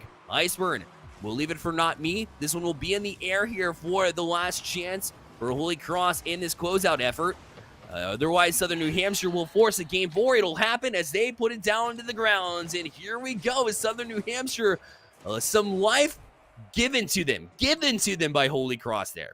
Well, when I said that New Hampshire's going to use new tactics, I didn't think they're going to employ them right then and there, right? So they found a way to use the edges to their advantage. A slow roller, cause a mistake, and they capitalize. That's kind of a cool way to win. That's just enough. Creak open the door, get that confidence back, and it might be a whole different series when it's all said and done. Listen, we talked about wearing down a team, and we talked about it in the sense of Southern New Hampshire wearing themselves out. And then I thought back to it in that first minute or so versus the last minute or so, when they're putting on that pressure, maybe you were also wearing out Holy Cross in the process. So they were able to work their way back into it. But when you think about it, really, they were wearing down Holy Cross the entirety of that game until that bit of a miscue, a bit of a mistake that's very uncharacteristic for Iceburn happens. And then you take advantage of it and tap it in, and because of that, or at least force them to. Either way, Southern New Hampshire with some life here. And maybe you go right back with that aggression too, but instead it's going to be Holy Cross with that aggression. And a bullet of a shot there from Spy will put them up 1-0. Well, I was going to say in the last game, the last 2 goals were pretty much slow rolls, but this one here was a rocket. Just taking it, just scooping it, collecting it, and making sure that one goes in. I do think about Sleeping Giants. I think HCP is going to realize scoring accuracy will have to be tightened up because they want to shut this down in 4 games. Certainly do. Chance to close out. You had it in game 3, but you can't linger on that loss either. Because obviously you want to close out in 3. You don't want to give any kind of life to your opponents. But when you do, accidentally, you want to go directly back out and say, hey, that was a fluke. Like, okay, one mistake. We're going to clean it up from here. And they did just that. What a save. It looked like, man, that shot was close. Southern New Hampshire right on the doorstep yet again. Almost a touch there, too. Try to get a little bit crafty there. Maybe some remnants of Lichinio back in the day. Backwards momentum, forward shot. Just not able to pull that off. As Cinco missing again. A chance, a quick turn. Iceburn not able to beat the defense's Wishbone with a good challenge there at the midfield. Well, the good challenges are kind of going by. ACP has that 1 goal advantage, but there's still a little bit of urgency there, which I do like. A lot of times you have that 1 goal and then you try to be super aggressive to take your opponent off the board. Where we're seeing ACP's tactic is to get that 2nd goal to exert a little bit, a semblance of dominance. I'm here for that. I respect that kind of form, that kind of action forward action, excuse me, because you want to be able to show that if you win this series, you want to do it in the fashion that says not only you are strong as a team, but your future opponents know you can break them down many different ways. Exactly. It's all about making a statement here. We talked about that and discussed that a little bit in the first match, Navanta, and it carries true throughout every single rank to make a statement and to be the team, that other teams are after. They could be nervous about playing, lining up against. That's what you want. And Holy Cross trying to be that team, trying to establish that dominance, trying to close out in 4. We're down to 3 minutes left. They do have the 1-0 lead. Again, 1 goal is enough when you're shutting down on defense. And they were doing a good job of that in game 1, but ever since then, they've had a little bit of struggles. We'll see if they can get back to what made them successful. Spy took a shot, but right to the defense. They'll have to be careful as they almost crossed paths there on the defensive side of the ball for Southern New Hampshire University, but they do eventually get it back together. And Cinco will play it off the side wall, trying to get somebody to commit on it or their offensive presence. Nobody able to really do much here for Southern New Hampshire University. And not me couldn't either here. Played it right directly back into the zone. And then the two teams play pong. A chance for Spy here as he killed it, but no boost to work up and follow up that chance. It's interesting. I'm not really sure what the tactic is here by New Hampshire. It looks like they went back and almost put that offensive bullet on its head. You got two cars hanging out by the net, ready to counterattack, but the counterattack comes with a single booming clear, and that's just basically giving the ball back to the defense in HCP. What you don't want to do is put yourself or give your opponent the ammo to keep shooting balls on the frame because you're going to miss eventually. So we have a 1-goal scoreline, but I'm not really sure what SNU has planned. Nami going to turn on this one as well. Try to put it towards the box, but Wishbone had other ideas. Mario wasn't allowed the chance to play up on that one because Iceburn was causing issues and still is, as Southern New Hampshire couldn't get away from their corner. And now a 2-0 lead here for Holy Cross as they look to close out. Okay, booming clear, stopped off the wall, taken to the house. Call me Nostradamus. I saw that one coming. You got to do that. When you have a chance, you have to collect the ball, short passes up pitch. You try doing booming clears, you're just giving that ball away back to your opponent to give another shot, another chance to score past you. Nostradamus. That's what I'm going to call you. Definitely saw that one coming ahead. 100%. Demo will free up a little bit of space here for Southern New Hampshire University, who needs to score realistically in the next minute or so to give themselves at least a couple of chances there at the very tail end of things. Look to start from a corner chance here, as they will play it across, and somebody there as well, and freeing up that space. Cinco able to get one back here, cutting lead in half with 1:07 left. Critical, absolutely critical. Taking it, plucking it, bringing it down from the heavens, cut the score line in half. Now you have about 67 seconds to get one more. Can SNHU do this? Definitely plausible. Is it plausible? Let's check it out. Cinco going to win this kickoff 2 forward, and a bit of a miss there, but he does play it over to Iceburn. Wishbone going to press in. Cinco already up for that one. The challenge. Wishbone almost had Not Me beat on that one, and if that was the case, would have been a bouncer back towards the net. Good pass out for Spy from Not Me, but wasn't able to get to it. Now Wishbone, a one-on-one opportunity. He's going to try to jump up and get the bump, and almost did, but Iceburn able to avoid it in the process. Down to 40 seconds left. Mario gonna wait for it. Gets a touch. It's back to a teammate. The shot. What a save from Iceburn. And now Spy gonna try and handle it and kill more time. But Southern New Hampshire all over it here with 30 seconds remaining. I'm not sure how you kill time by popping the ball up. That's not something you want to do. But yes, kill time as you can. It looks like that third goal is not going to come. Might as well keep the ball close to the ground and spike it and not do that. Don't do that. Don't do that at all. That's the wrong way. Gotta find that forward momentum. Oh, that's a great bounce for Not Me. He'll kill time. Into the corner now, down to 7 seconds left. They're up for it. It's back towards their own end. Gonna be difficult now. Gotta go the length of the pitch as they will keep it up temporarily. A chance in some room. Mario will try to beat one, a good 50-50, but Cinco will keep it alive. To the corner now. Able to keep it in the air, but Not Me able to kill it there. It'll be Holy Cross Purple winning this game 2-1 and the series 3-1 as they hold on versus a hot Southern New Hampshire team that looked like they would be back in the equation. Great shot from Holy Cross Purple to pull this one out. What's the one thing I said at the top of this broadcast, Bear Light? Rocket League ain't paper because the stronger team on paper won, but that was kind of eerily close for a team as strong as we thought going in here. Holy Cross did what they had to do, but they have a little bit of their shaky defensive issues they have to resolve. That said, the Penmen did a valiant job, but this wasn't their night. Definitely agree with that one. And we have more action for you, by the way. So if you're super excited about the NECC Rocket League, if you're here for the first time or if you've been here forever, you know that this channel is all about entertainment. We're on the mainstream again. This was Novanta. Make sure to follow him on Twitter at NovantaRL. I am Bearlight Gaming on Twitter. You can find me there. And don't go anywhere. We have two of the best casters in the booth and two solid teams you don't want to miss. Bass and High Fury with the call on Miami University Red facing off with the University of Rio Grande on the other side of this break. We'll be right back.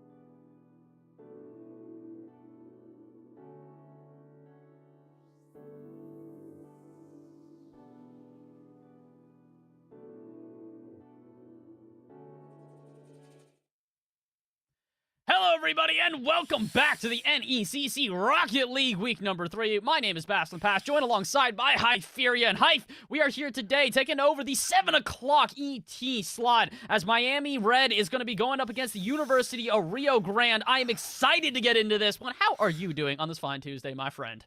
I'm doing absolutely lovely. More collegiate means more happiness in my life, and well, I'm about to make you all more excited because both these teams are 2-0 currently in the standings, so it's promising to be a scrappy one. Oh, yeah, this should be a very good back and forth here today because both of these teams, like you said, they're currently undefeated. They've got a lot to play for here, and they're not just undefeated. They've taken undefeated wins in pretty dominant fashion. Both of them taking a 3-0 in their first week in their debuts and then 3-1ing their opponents in the next one. And the interesting thing is here, though, Miami University Red, they took down ECU Purple 3-0.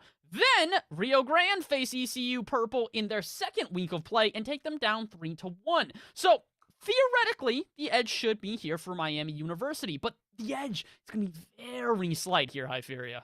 Right, the margins are tiny as usual, and it would only be fitting right now that they've gone 3-0, 3-1, and that they start following up with a 3-2. But unfortunately, one team, they're going to have to take a loss here today. Their perfect record is going to be squandered, which is unfortunate for them. Well, that's the reality of the situation. And usually in that 3-1 scoreline, we can make the assumption of, hey, there's a tiny margin of difference in favor of Miami. But realistically, it could just be that Rio Grande were destroying them that heavily that they started freestyling from the get-go, conceded 2 goals, and weren't able to bring it back. You never really know. There's always something that's a little bit in the air. There's a little bit of a twist every time. I think that's the collegiate way. There's always a little bit of mystery behind every single matchup, but I can guarantee you one thing for certain. There's not going to be as much mystery here on who's going to be playing here today. Going to break up the rosters for both of these sides here. Let's see if we can start off with Miami University Red here. It's a very solid squad with John K, Duck, and Illegal, and a younger team here. All freshmen and sophomores so far, Hypheria. Oh yeah, of course that means they're a lot younger, as the American school system is perfectly ingrained in my memory and in my mind. But I like the Duck. The Duck, I don't know, it rolls off the tongue nicely. Does it have anything to do with the fact that you and I also cast a player called Le Duck in a different region? Nothing to do with that? No bias there at all? No, I don't know, because I even think the Duck is better because, you got the double Duck. You know, that is fair. I like the alliteration here, the DD. You know, I like that. It's nice. It's clean. It's a very good lineup here. But the unfortunate thing for them is that it's not the only lineup we're going to be facing here tonight. We've also got the University of Rio Grande on the other side here. And this is an interesting one. They got Jay Spiel, Anonymous, and Captain Clutch, which, again, another young roster, all freshmen here, their first year in the school. But the more interesting thing is that this is a roster of 6 people. They have decided not to go with Ramsey, Natsu, or Zaya for this lineup. And honestly, a bit surprising because I do know some of the players that are also on this roster, and they're pretty capable. So, young guns here today, Hypheria, could be for the better for them. Well, it's if you ever want to prep for your opponent, at least you will never be able to do it against Rio Grande because they just come at you with an entirely different lineup, or they swap it out. So they're even watching back VODs or anything like that will have no purpose, and it will serve absolutely nothing. You're going to have to prove yourself on the pitch. Miami Red versus Rio Grande. It's tough, obviously, to say beforehand who's going to win because we don't know too much. But Captain Clutch, if I purely go by his study nursing, I would like for him to sit back a little bit and try and take care of everybody. You want to see him live up to his expectations. Listen, Clutch, we understand it's only your second semester in school here, so maybe you're not quite the nurse yet, but I've got faith in you to be able to carry this team a little bit here and give them the best advantage possible. But they're going to need to do it real quick. Here we go. Game number 1 in this best of 5. Miami Red in the blue, Rio Grande in the orange. It's going to be a back and forth battle, and Hypheria, like we say almost every single time, this first game going to be very telling. It's always very telling, but at the same time, weren't this shot by John K fired out of nothingness? But it's very telling, but at the same time, it means absolutely nothing, and that's when that first game is always interesting. You have a good argument on both sides, and it's just about who can set the tone properly, what kind of stuff you come out with, and whether the way you lose seems to be just a game of inches, or whether you just plainly missed opportunities that you should have been scoring here. Almost an opportunity here for Miami as they do start off a little bit aggressive, but no able to get a shot on target. I might eat my words here. Had Duck been able to get the follow-up touch. A little bit of back and forth so far. Again, game number 1 not going to be too telling within this first minute. It's going to be the first goals that really set the tone. Now that Rio Grande do have an ability to get out of their own half, they could really set the tone. No such luck there, though, as a demo just kind of disrupts it out at midfield. And a little bit of ping pong action. That's actually open. They put it too high. Legal can't get the follow-up, but the Duck can. 1-0 Miami Red find the opening. The Duck funny number. He's patient. I like that. Yeah, we've got somebody with a nursing degree, but he's the patient one here. Slowly but surely. And you always want to wait for that bounce. If you have the opportunity, send somebody up, and the other one, just wait for it to bounce down. He did that perfectly. They do get the 1 goal lead. Miami Red, they open it up nice with a good boomer to the backboard. But now it's time for Rio Grande to return the favor. But it seems like Miami Red, they just want to carry this through. They're just putting on pressure so far here. Miami Red not allowing Rio Grande to find any sort of comfort here in game number 1. And that's why we say that first goal is always so telling and really set the tone and get teams in the right mentality. And for Miami Red right now, they're just aggressive, not allowing Rio Grande to really move past this midfield mark. Although they do find an opportunity, and they find a goal as well. Anonymous with a quick response.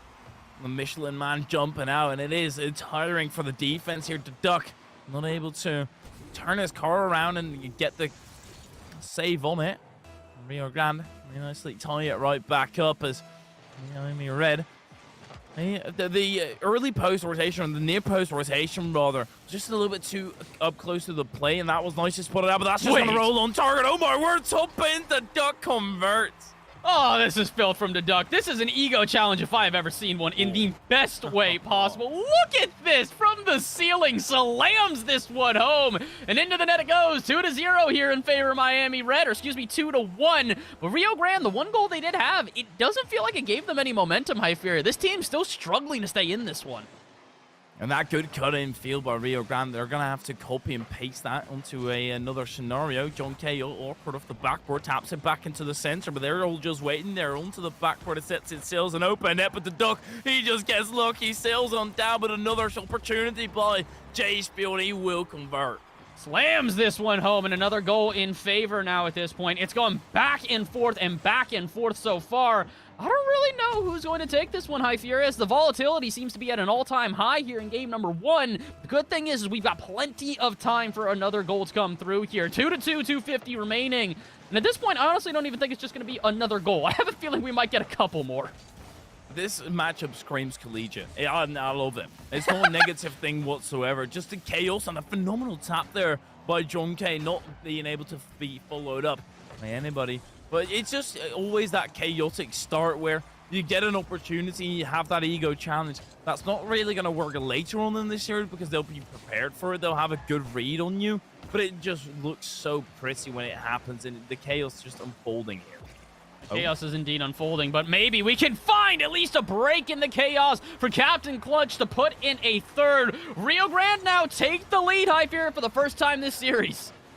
Captain Clutch, slowly but surely crawling to the net there. And then getting a dominant position. Wrong-footed was the final defender. As soon as you're wrong-footed, it's just a guessing game at that point. You're in a casino, and the favor is always on the house. Legal. He knows enough about that, probably. A lot of intricacy surrounding it. The Duck banks it to the backboard. Anonymous goes wide with it, but the Duck still wants to try and take revenge for the earlier goal by Rio Grande, but they kind of give up on the attack here. A little bit of giving up on the attack, but they're still going to at least put some pressure on. John K in the corner should be able to get this center, maybe even get it into the back of the net, but no one there to follow up, and this is why we say these early goals are so telling of the series. Miami Red, after having a very aggressive start, see a response out of Rio Grande, and now they are no longer as eager to jump to the ball here. A little bit of hesitancy, leaving them a bit flat-footed on their back end, but the good thing is they've got a breakaway play here, and 90 seconds to go. If they can get another goal in their favor, they can maybe send us to overtime, but not if they concede another one on the other end. Rio Grande trying to close this one out, and if they can get a goal now, Hypheria, I have a feeling they will do exactly that. That's a pass back, but whether it's a good one, Captain Clutch is up to the side for the 50. Illegal. Good force through. Maybe another one, but it will land all the way into the Miami Red corner. Heading into this final minute, Rio Grande, they just need to extend a good bump on John K to at least knock some seconds off the clock. Captain Clutch extending to that backboard. John K able to catch it now as Anonymous up for the player. Even though Rio Grande, they're in a winning position, they would love to tie on another to their score. They really would, especially considering the fact that they're playing so defensive right now. They're giving a lot of pressure to Miami Red to possibly get back into this one. But not if a shot like that rings off. Almost able to. Now Miami with a chance to go the other way. 50-50 in the corner, not going to be found, so 30 seconds left. It's desperation ball after desperation ball as the Duck lines this one up center. Is anyone there? Denied by the defense, and on a mouse will keep it out. With 20 seconds to go in an offense building here, if Miami Red can find one good shot, they can absolutely send us to OT. On Rio Grande, there's plenty of bricks in that defense together, all combining their forces, forming a beautiful wall to hold up Miami Red, who are still hammering this home to the backboard. Captain Clutch, a good clear away to Duck with an infield pass, actually outfield rather, from the position he was in, but Miami Red, if they want to bring this back to a tie level, they're going to have to do it all the way from their own half, and Jay Spiel, he'll just finish it right here. Oh, this is disgusting from Jay Spiel. He says, all right, you guys want to keep it up? How about I just slam it home? One more goal for the road here, and definitively, University of Rio Grande will take game number 1 in 4-2 fashion. And that's a comeback victory for them as well, Hyperia. Impressive stuff here out of the team in orange. And the nice goal at the end there to put the cherry on top. It doesn't really mean anything for the grand scheme of things, but it does feel nice. You get to tie on another. You get to dominate your opponent just that little bit more and move into that second game, because it is only a best of 5. So in that regard, the first game means nothing, and it means so much because another loss, and all of a sudden you're going to have to reverse sweep. That's the big thing here is that it's not nothing, but it's also not everything. This first game is definitely that feeling out period that we talk about so many times. It's cliche at this point with the amount of times we bring it up here, but we bring it up for a reason. It really is a feeling out period. It's the two teams trying to understand how they want to play, and what Rio Grande have realized at this point is that Miami Red are very methodical when it comes to their offense. They like to build it up, take some time to get in there. So if a team's going to take some time to build up an offense, you can kind of play patiently on defense until eventually you see a gap to disrupt them and send it the other way. Right now, it feels like University of Rio Grande have just a little bit more of foresight when it comes to these plays, Hyperia, versus Miami University, who are just kind of banging the ball, hoping that something lines up right now. So I don't think that first game was going to tell us everything about the series, but I do think that if Miami University want to stay in this one, they need to make some adjustments on their offense. Absolutely, and it's an annoying playstyle to play against at that. It's effective and annoying. So you get the dominance on the pitch, but you also get the dominance into the mental game. And here we go, game number 2, Rio Grande. This is important for them, but the emphasis plays more heavily on the side of Miami Red because they cannot afford to take another loss. Captain Clutch loses that, the race to the ball. Jay Spiel still able to catch it. Rio Grande, they remain in possession. Every single 50 is calculated to continue the attack. Oh no, this is trouble. Captain Clutch to the back. Do it. Duck not having a second tap, but he goes wide. I wanted to see that one home. Again, I love those type of plays where you just get an open net and someone goes, I'm not going to bang this on target because I know you guys will most likely get back to save it. Let me see if I can do something fancy. Every once in a while, I'd be critical, but when you're the team that's in the lead and the team that's trying to just build extra confidence, I can understand it. 40 seconds into this one, though, what I don't understand is why the defense hasn't cleared it off their side. Rio Grande get a little bit complacent on their back end and will get punished. Turbo, we're running it back. That is also exactly how that previous game started. It was a lead for Miami Red. Rio Grande, yet again, they just like to have their backs against the wall. Miami Red, you're not looking Rio Grande in here with you. Rio Grande is getting... You're locked in with Rio Grande. That's what I was going to say. You know, sometimes it works out. Sometimes I do say we're good.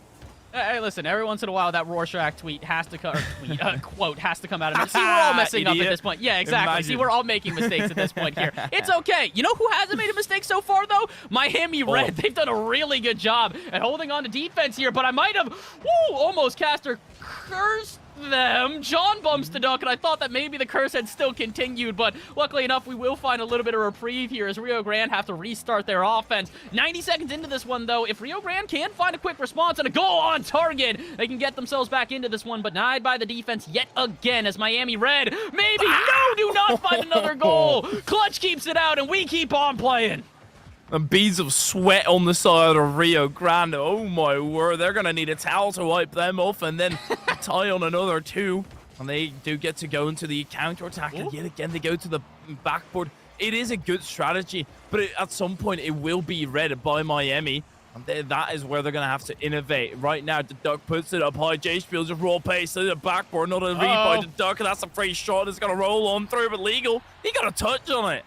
He did get a touch on it, but the unfortunate truth is it was not enough of a definitive touch to really do much with it here. And again, this is why there's such a difference between the two teams. Still feels like Miami University are trying to play this one methodically, trying to play with extra time that they do not have. It's very clear Rio Grande are a quick team, and if you underestimate them and give them too much time, they're going to take advantage. So 1-1 here, maybe let's make it 2-1. No, Rio Grande missed their opportunity, but they will not stop with the attack. Oh, Legal. And the Duck double committing, and the Duck doesn't find a second touch. It would have been all fine had the Duck been able to read the play and move on through the sky to get a second touch. When it says Rio Grande back in possession, the boost game dominated by them. That midfield battle is heavily in favor of Rio Grande. That being said, the score's all time. Never mind, scratch that because Miami Red out of nowhere. Oh, this is beautiful. Look at John K from the corner here. J-Spiel sets him up so beautifully, but again, it's not really intentional. It's more the fact that the Duck was just completely rushing him and giving him no time in the corner. Again, this is what's making these plays so important, is that if you got a player like J-Spiel who clearly has mechanics, they just have to be able to clutch up when it counts and not give extra time to their opponents. Miami Red just looking a little bit more advantageous than their opponents, but with 2.5 minutes remaining, this one is nowhere near set in stone. Rio Grande can still get back into this one, but you need to get out of their half first, and I think finally they will find some reprieve, and maybe even a goal off the backboard. Is someone there? No, Naughty Mouse a little bit too slow, but with 2 minutes remaining, they still have time. Oh, wait. Oh, no. You usually say the #1 cause for hard attack is a unhealthy diet, but I would very much like to make the argument out of Rio Grande's defense because it is not solid every single time. They get by the skin of their teeth, and they're threading the needle here. Miami Red, they're finding the needle in the haystack time and time again. The weakness spotted out. The Duck finds his way into the center. John K not having a lot of faith in the Mouse there, disrespecting him a little bit. This is turn for Miami Red to crank up the heat. Oh, they need to do it, and they need to do it very quickly right now. What? What? Yep. What? It's called positioning, mate. What? Bang! Oh my gosh. Yeah. If you're J-Spiel, you're just looking at that and enjoying the show. Even though it's in your own net, you see it fly over the top, and you see a pretty little bird, and oh, you conceded. Oh, but at least it looked good. Listen, man, that looked beautiful, and oh, that would have been a beautiful response as well. Rio Grande currently down by 2, but they are not giving up, I fear, and this is what we like to see. That never say die attitude is what keeps teams in games like this. But again, this is also not a game that I think Rio Grande need to win. They won the first one. Now at this point, they just tie up the series if this one stays like this. But again, with a minute remaining, we can't call it quite yet. There's plenty of time for Rio Grande to get into it. They do need to make some touches on offense, though. That one popped the other way, and they'll need to restart their attack. We've always been close to the finish line at some point, and then you start stumbling because you can feel the victory in your paws already. And that is where Rio Grande, they can start finding opportunities. For them, it's all out. They don't really care anymore if they concede more goals, but Anonymous overshooting that ball by a very big margin. Duck into the counterattack, and one more from Miami Red. That will bury it. John K won't be able to facilitate it, or maybe actually pass back into the center. Don't overcommit now, Miami Red. You have got nothing to prove. You just need to hold on. Just need to hold on, and, well, that seems a little bit easier than it might be here because Rio Grande are still pressing, still putting on the pressure. But if this goal goes in, oh, I would have said that'll be the dagger. But, wait a minute. This is a breakaway play. Captain Clutch has no one on defense to try and contest him. Back center, J-Spiel denied by John K, though, and that will wrap this one on up, lower the curtains, and send us to Game 3 because Miami Red have tied up the series. Oh my, Rio Grande, they do not hold on to defense long enough, and it was bound to be happening. It's one of those cases where you can't really fault them for it. It's one of those things. They are always in a tough position in that defensive end where you can't really break out that easily, and you're going to make a mistake sooner rather than later, and that's where they'll break through. Immaculate work, though, by their opposition to try and take this one home and to really bring the game to them and actually put them into that position time and time again.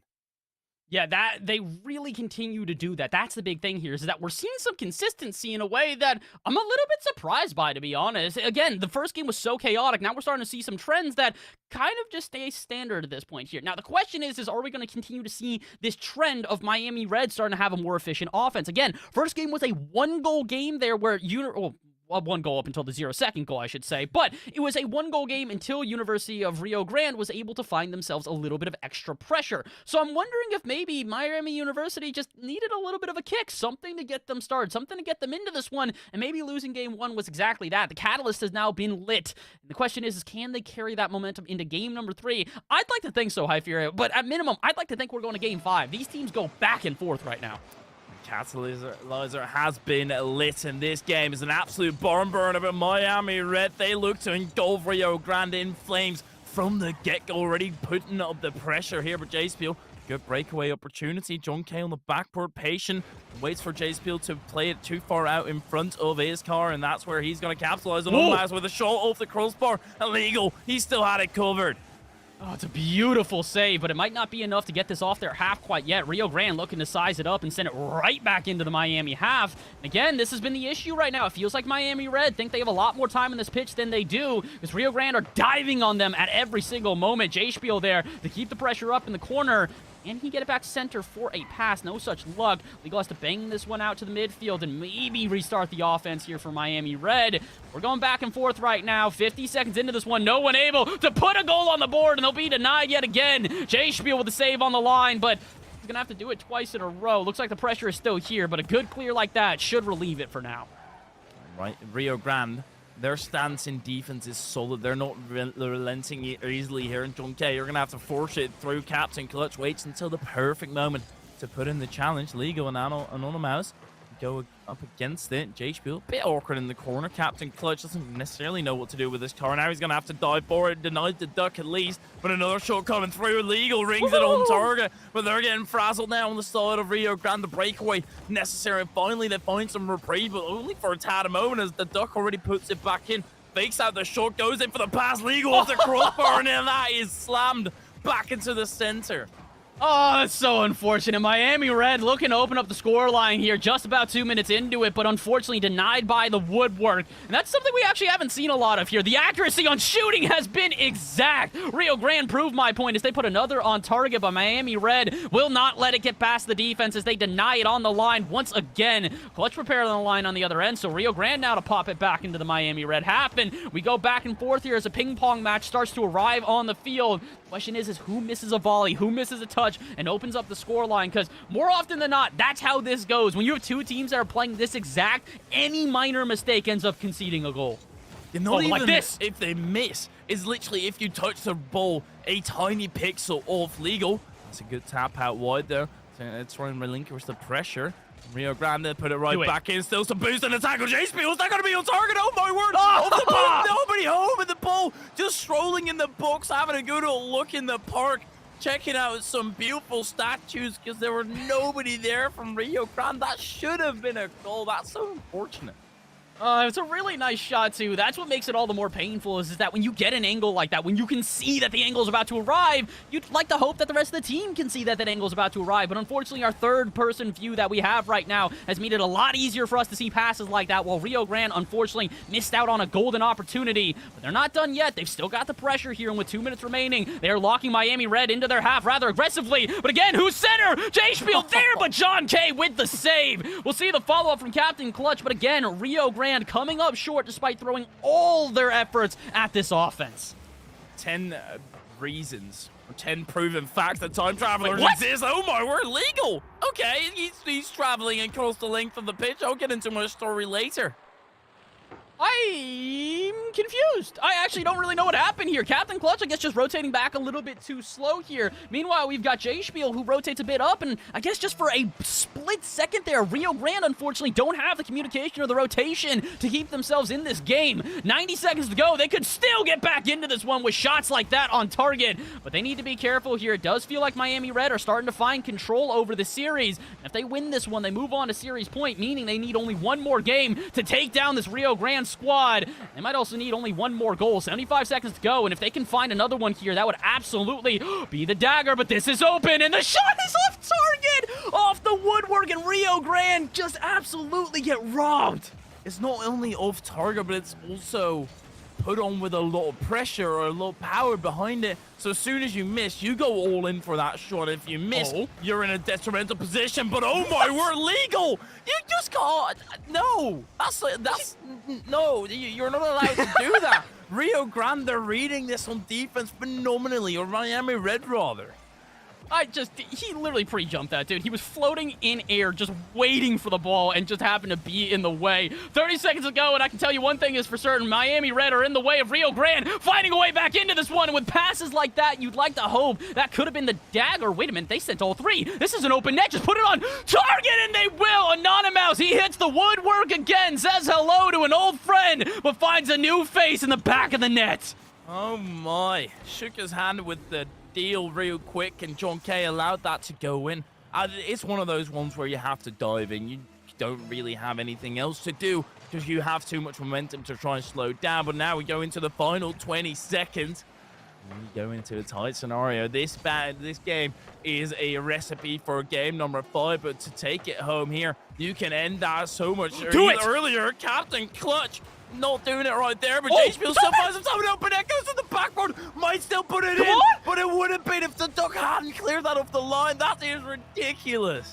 Oh, they love these double touches, and I love them too, but the clock does not, and unfortunately in that scenario, I probably would recommend just bang it on target and get this one over with, because now we head to overtime. Game number 3. The winner of this one moves on a series point and will only need a single win to take that win, and again, this is a very important series for both of these teams. They are currently both undefeated on the season. A lot of people in chat are saying that these are the top 2 seeds in the Challengers division, and there is why. Shots getting ripped off like that might as well prove it. But someone's got to prove themselves the victor here. 30 seconds in overtime, and still no one able to find a goal. A touch there from John K, sending it all the way into the midfield. Legal, able to extend in towards JSPL. Takes over the play, back into John K on the shot on target. Actually, nobody's home, and he comes ringing through. The Duck still in the midfield, and that is exactly what you like to see. The continued pressure there by the Duck, not thinking this shot is in, but just rolling on through, and he will convert it. And there's the difference right now. It feels like University of Rio Grande could have done that a couple of times during the game. But when it counted, Miami Red turned on the Jets and flew at Mach 7 speeds towards that net, giving themselves a 2-1 lead on the series. Not only the 2-1 lead on the series, Hypheria, that's 2 games in a row now for Miami University Red. So it's one of these things where Rio Grande, they still look like they're very much in this one, but their grip is slowly starting to fade away. And if that grip gets too loose, all of a sudden, Miami University Red are going to close out the series. It's not necessarily due to it being clawed out of their grip. It's just that their strength is slowly fading a bit because they've had the opportunities for being incredibly harsh and incredibly realistic with it. At the same time, they've had the opportunity to double tap on the backboard. It's very understandable, but that doesn't mean that it's putting yourself into a winning position all of a sudden. Those are opportunities you have to spot out. All of a sudden, you have an open net. Don't take it to the backboard. It's as simple as that. Unfortunately, that is costing them heavily here in this third game. But they do have another life to play with. That's, I guess, the positive for them. Yeah, that's the only positive right now, is that they do have some more time. So they don't necessarily need to panic quite yet, but I would like them to play this one a little bit more carefully. It feels like we've got a lot of dives that are a little bit haphazardly, if you will. And I don't want to say that it feels like, slow down the pace of play. Do not do that, but maybe try and communicate a little bit more. The first goal we did see of that game was due to complete error on communication for the defense. So I want to see some more. I feel like both of these teams still haven't necessarily lived up to their peak yet. And while Miami University Red is getting very close, they're playing very well, still feels like a couple of errors here and there may be the separating factors here in game number 4. But let's find out. Can Miami Red close out this series, or will we go to game 5 to decide it all? Rio Grande, I think they'd like to go to game number 5. Unfortunate thing for them is that this series just feels like a literal coin flip. Every single match can go either way, and the fact that Miami Red have put themselves on that winning point before Rio Grande, that's going to mean big things. But JSB wants to do it off the backboard again, prove his worth into the center. J-Clutch, or Captain Clutch rather, misses out, and then all of a sudden Anonymous all the way lonesome in defense. Legal trying to bump up JSB off the crossbar. It goes, and oh my, Rio Grande yet again off the kickoff, off the get-go. They're already under pressure. They get so close every time, and I feel like this really is a game of inches right now. Both teams just going back and forth, trading blows, but neither one of them able to find a knockout. It's a jab here or there. It's a right hook that just barely glances the jaw. But what's going to be that absolute haymaker? Could be this. John K's got time and space. They wanted the flip reset, but couldn't quite lock into it. And as this one is sent the other way, it'll just be Miami Red to try and lock them into their half. But a minute into this one, and oh, wait a minute, this could be a breakout possession here. John K in a 1v1. Now all of a sudden, Rio Grande have got the pressure, trying to get it centers Captain Clutch, but denied by the defense. And once again, Miami Red playing well on defense here. They just need to keep doing it for some extended time. John K on the line save, and we will go unscathed for now. How long can that last? Because Miami Red, they like to dish out as well in the attacking end. Rio Grande, they've had opportunities yet again, but Miami Red, their defense is immaculate. Pass out wide. Legal with a short coming in. It's into the book, but J-Spiel able to carry that wide. The boost is slowly dissipating on the side of Rio Grande. They quickly need to push this ball out. Was that a double commit from Miami Red? It might not matter because there is still the duck in the midfield. Shot coming through. J-Spiel able to shake up the bump and swat it out wide. He still needs to follow up though. Has boost to trail this ball down, but Rio Grande, they're not out of the woods just yet. They see it clearing the forward, but Miami Red, they like to build this vegetation and build back the world to the state it was once in. Rio Grande finally, they knock it all down and move into the attack. Can they find a good shot to show for it here? Rio Grande finally find themselves a little bit of reprieve, but they are sent right back into their half and demoed for their efforts. That's a double commit, though, so that should be the end of the offense here as long as they can move quickly enough. But J-Spiel only 10 boosts in the tank. Unfortunately, not able to find a booming clear, so Miami Red will keep the pressure and maybe even find a goal. But no, John K beat to the ball by Captain Clutch yet again. You can tell Rio Grande are getting desperate right now. They're whipping it at the ball as fast as they can, which is not a bad idea if you're trying to get it off the half, but it's not going to facilitate any sort of solid offense here. Another good example is Captain Clutch is just a bit too overextended, and with 2:15 remaining, with 0 goals on the board, feels like this first goal is going to be crucial and might be the one that determines this ball game. Would not surprise me. It has been in Miami Red to take the majority of the pressure. John K don't even try to recover off the ceiling there. That'd be too cheeky. Good fake out. That's incredibly cheeky and almost gets another one as well, but he kind of faked himself out there. The bounce will land into the center. John K awkward the backward. Nobody there from Rio Grande, and that's the difference, right? Miami Red, they're getting space on the defense. As soon as they're put in an awkward position, Rio Grande are hesitant to push in, and as soon as Miami Red put Rio Grande in an awkward position, they're all over it to try and punish. It feels like they're too fast for their own good, if that makes sense right now. Rio Grande are trying to operate around this pitch as quick as their opponents, but when it comes time to be a little bit methodical, break down that pace of play, and get set up for a shot, they get awkward and don't know what to do, getting stuck in no man's land in so many different instances here, and it could be their downfall if a goal goes in. But Rio Grande, you have held tight on defense so far. It's been a great game. All you need is one good breakaway play, and you can maybe try and send this to game number 5. But first, getting out of your half is probably the objective here. A minute to go. Miami Red have had all the offense of this game, but still not a goal to show for it. Midfield presence from Rio Grande needs to be more. J-Spiel to the backboard and pre-jump. Legal just gets a better read and down the counter. He goes, quickly shut down though by Anonymous. Only 8 boosts in the tank. He won't be trailing it down as J-Spiel, but a good interception by John K, able to facilitate the attack shortly thereafter. Illegal, incredibly quick into the skies. He jumps over the initial hurdle. John K, he doesn't care. He ego challenges again. Oh, wait a minute. There's time and space out at midfield here. All right, well, I was going to say that Rio Grande should have an opportunity here, but with 30 seconds left, it's looking like they're going to have to go back into defense yet again. And this is what we've been seeing, High Furious. Rio Grande get these momentary lapses in the offense of Miami Red, but as soon as they try and get extended pressure, they're sent right back into their half, packing with a tail between their legs. But they've got 13 seconds left, and they've got a great offense building here. So can they maybe be the dog that bites instead of barks and give themselves a way to go to game number 5? Not if you touch it like that. John K's actually going to set up his team. 1 second to go, and Captain Clutch will do exactly as his namesake. Clutches it out and sends us to overtime. This is what I mean about a coin flip. Yet again, you're in overtime, and 1 goal is going to make the difference. J-Spiel just takes it wide, carries it into the corner, off the ceiling. John K, yet again, awkward, and they do dive in this time. Anonymous top pins. That's not wrestling off the crossbar. He just puts it in, and that is going to game number 5. Game number 5, we go. Another one to determine this off because we are not done yet. 2 games in a row for Miami University Red, but they cannot find a third. And Rio Grande will put a halt to everything and send us to Champions Field for one last battle. High Fury, it all comes down to this, and considering it was a 1-0 game, yeah, this might just be golden goal scenario. And it was 3 shots as well from Miami Red. Or from Rio Grande Roller, I apologize. They are getting pushed back, but they're finding that one opportunity that just works for them, and that's good enough. It's an annoying strategy to face because you feel like you should be winning so much easier, but they're holding on to the defense and they're not punishing enough. I initially had that problem with Rio Grande, but they've kind of adapted that into their actual play style, and I love it. I really like this series so far here. I think that loving it is absolutely the sentiment we've got to sort of I don't know, emulate here? I don't really know what else to say because this is exactly what we were hoping for. Our first series of the day, I know it's not the NECC Rocket League's first series of the day, but Hypheria, we've been gifted a banger here, my friend. These two are absolutely the #1 seeds right now, but unfortunately for them, only one of them can now walk away undefeated as game number 5 is here. Miami Red versus Rio Grande, one game to determine it all. And oh my word, am I excited. And the emotions will be rising high. The tension's there, and J-Spiel, he doesn't cramp or crumble on or any of those. Into the box yet again. It's a weak clear away. Legal able to rip a shoulder shortly thereafter. Oh my word! That's a good that's a good recovery at least, but not what you like to see yet again. Rio Grande dish out heart attacks.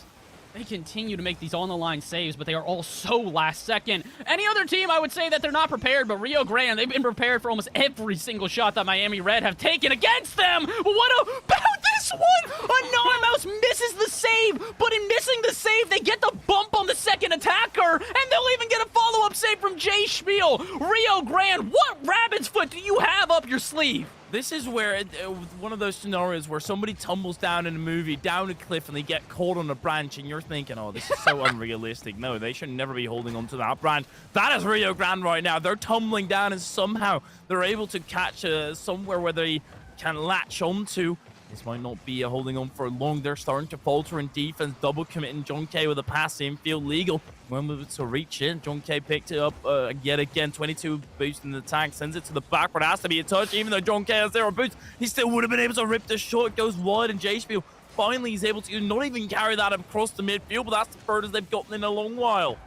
It's been a very long while since we've seen Rio Grande get an offense. But again, they're not looking for necessarily overwhelming offensive pressure. They're looking for golden opportunities and golden shots to put them ahead. They do need to be careful here. It does feel like the defense is getting a bit more panicked than the last game here. Like you said, some more double commits and touches like that that are a little bit too errant to go unpunished. But luckily enough, Legal will miss the ball, and Miami Red will unfortunately not get an offense. But for Rio Grande, they will take a deep sigh of relief as they get a second to breathe. But it is only a second because Duck is there for the follow-up, but he puts it into the backboard. Miami Red now starting to run into an issue they hadn't seen previously. Their accuracy is going to leave them behind, and their defense is going to leave them exposed. Rio Grande with a breakaway, and they find the first goal of game number 5. Let's focus on this first touch here by Captain Clutch. That is just exquisite. Exactly what you want there. It looks so simple to cut it in field, catch it on top of your car, but realistically, usually it's going to go right to the side or wherever. And Miami Red, they start this game like they've started the majority of the games in this series, and that's from a deficit. They need to bring it back, but they have got the offensive capabilities. They've got the chances to amend their wrongs. Also got the time as well. We're not even halfway through game number 5 here, and though it feels like an absolute eternity as these two teams have just banged it back and forth, something's going to give here. Don't feel like Miami Red are going to go without a goal 2 straight games in a row. When do they find that goal that gets them back on their feet, that really ignites them again? Could it be right here? John K sends this one up center, turned away by J Spiel. You can see the defense, it's turtling up a little bit. They're getting a little bit, I was going to say hesitant, but I think that was not hesitation on Miami Red. 2 players dive at that ball, and now they're forced into a retreat on their own half. But that's a huge miss out of Anonymous. Now it's a 1v1. John K, though, blown up from behind, and a demo might just save Rio Grande from conceding. Captain Clutch even putting it up, but John K's right back into the action. Doesn't want to miss it. Neither do we. It's an incredibly tense affair in between these two teams. Anonymous back into the center. Captain Clutch dives underneath, and John K, he's on the prowl for the counter-attack. The dogs have been let loose, and they want to bring home the victory here. Miami Red, they're yet again residing in that Rio Grande half. Legal on laying down the law here. J Spiel leaves it to Anonymous. Good communication. That's what you need from Rio Grande when they're put back in the defensive end time and time again. You need to not double commit, and they're not doing so thus far. But Miami Red still there pushing through, and they want to crack this or defense down. the good there were illegal to prevent the counterattack.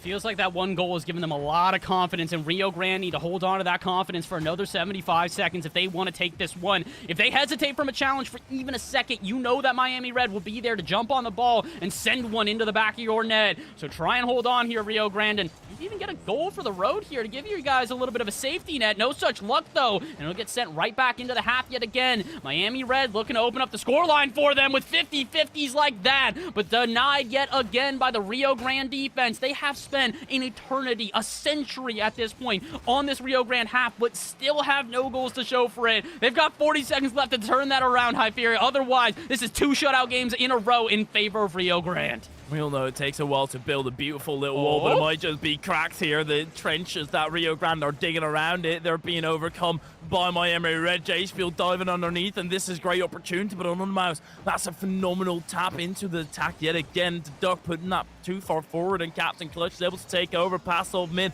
Illegal while they double commit. Jacefield just pops that up high. Maybe Captain Clutch or another mouse up for it indeed, but John K still is able to ling that down the pitch. It's going to be on target. No, not quite, but they're still able to continue the attack here. John K pops it up. Swatted out one yet again. Rio Grande, they just win. They just win outright. They just take it outright here, and for 2 games, 10 minutes in a row, Miami University Red is held scoreless, and Rio Grande will find themselves a victory. Another 3-shot game where they finish with the win. Well done to them, and yeah, Hypheria, I'm a little bit confused as well. It feels like Miami University just didn't keep the ball up there. The aggression that they had been showing throughout all of regulation just dropped at the most unfortunate, however you want to put it. It's not necessarily the scenario they were looking for here. And as a result, University of Rio Grande will take this one in 3-2 fashion. But man, what a series. The stat I was most surprised about, sure, the shots, okay, but that was also the previous game. They were under pressure. They were in the defensive end the entire time. And I say only because it's still a decent amount, but only have 6 saves to speak for it. So the shooting also was not great by Miami Red. I think that's something they should and could be working on if they want to crack the seal there. Because if you're not placing them on target, yes, sure, you might be residing in that opposing half, but you do need to bring it home. Yeah, that's the big thing here is that when you have that much pressure, you need to get a goal to show for it. 2 games in a row with over 10 shots, 20 unshot into the back of the net. It's unfortunate. It's not necessarily the representation I think that Miami University are looking for here. Because again, these are the top 2 teams in this division, or at least in our opinion at this point. They were both undefeated going into this one. Now Rio Grande are 3-0. Meanwhile, Miami University are 2-1. So I'm excited. This was a very good series. So I want to see these teams later on in the season, but we're not going to be seeing them for the rest of this day. Unfortunately, that is that. We have finished up the first series for Hypheria and I, but these 2 beautiful faces are not going to be going anywhere. We're going to have a quick little break, but when we return, our fourth series of the day here on the mainstream is going to be coming up, so you do not want to miss it. Quick little break. When we return, Challengers Navy Division, and it will be MSOE versus St. Ambrose. Stay tuned. We'll be right back.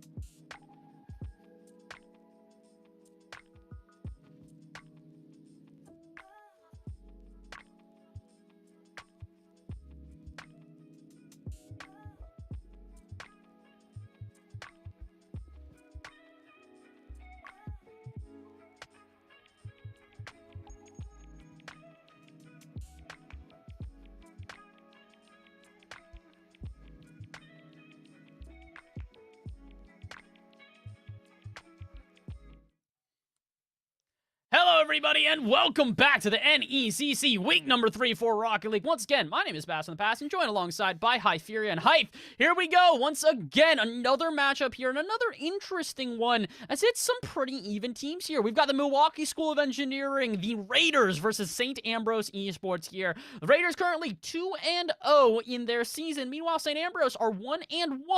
But the crazy thing is that there's a little bit of in between these two guys here. The Raiders took a 3-0 sweep over Murray State Gold. Meanwhile, St. Ambrose lose in a nail-biting Game 5 against Murray State Gold. So both of these teams showing that they're very capable, but this could be a bit of an uphill battle here for St. Ambrose. At least from the get-go, it's looking like it will be walking in favor of the Raiders. But, well, we saw in the previous game, it doesn't matter whether you have a better record. It's all about the matchup. And as soon as you have the matchup kind of down, you can't sit back the entire time, accept the pressure coming through, because I do expect the Raiders to come out with more pressure and a little bit more resistance down the other end. But there will be opportunities for St. Ambrose to sneak through the cracks, really, and move into that attacking stance.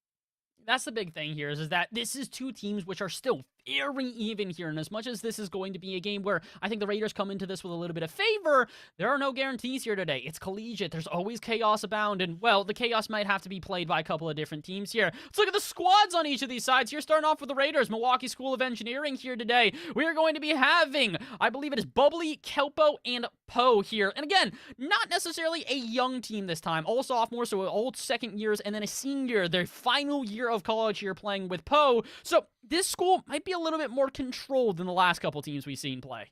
I always feel like it's unfortunate to see a senior, because you know that the squad is going to be changing coming a year.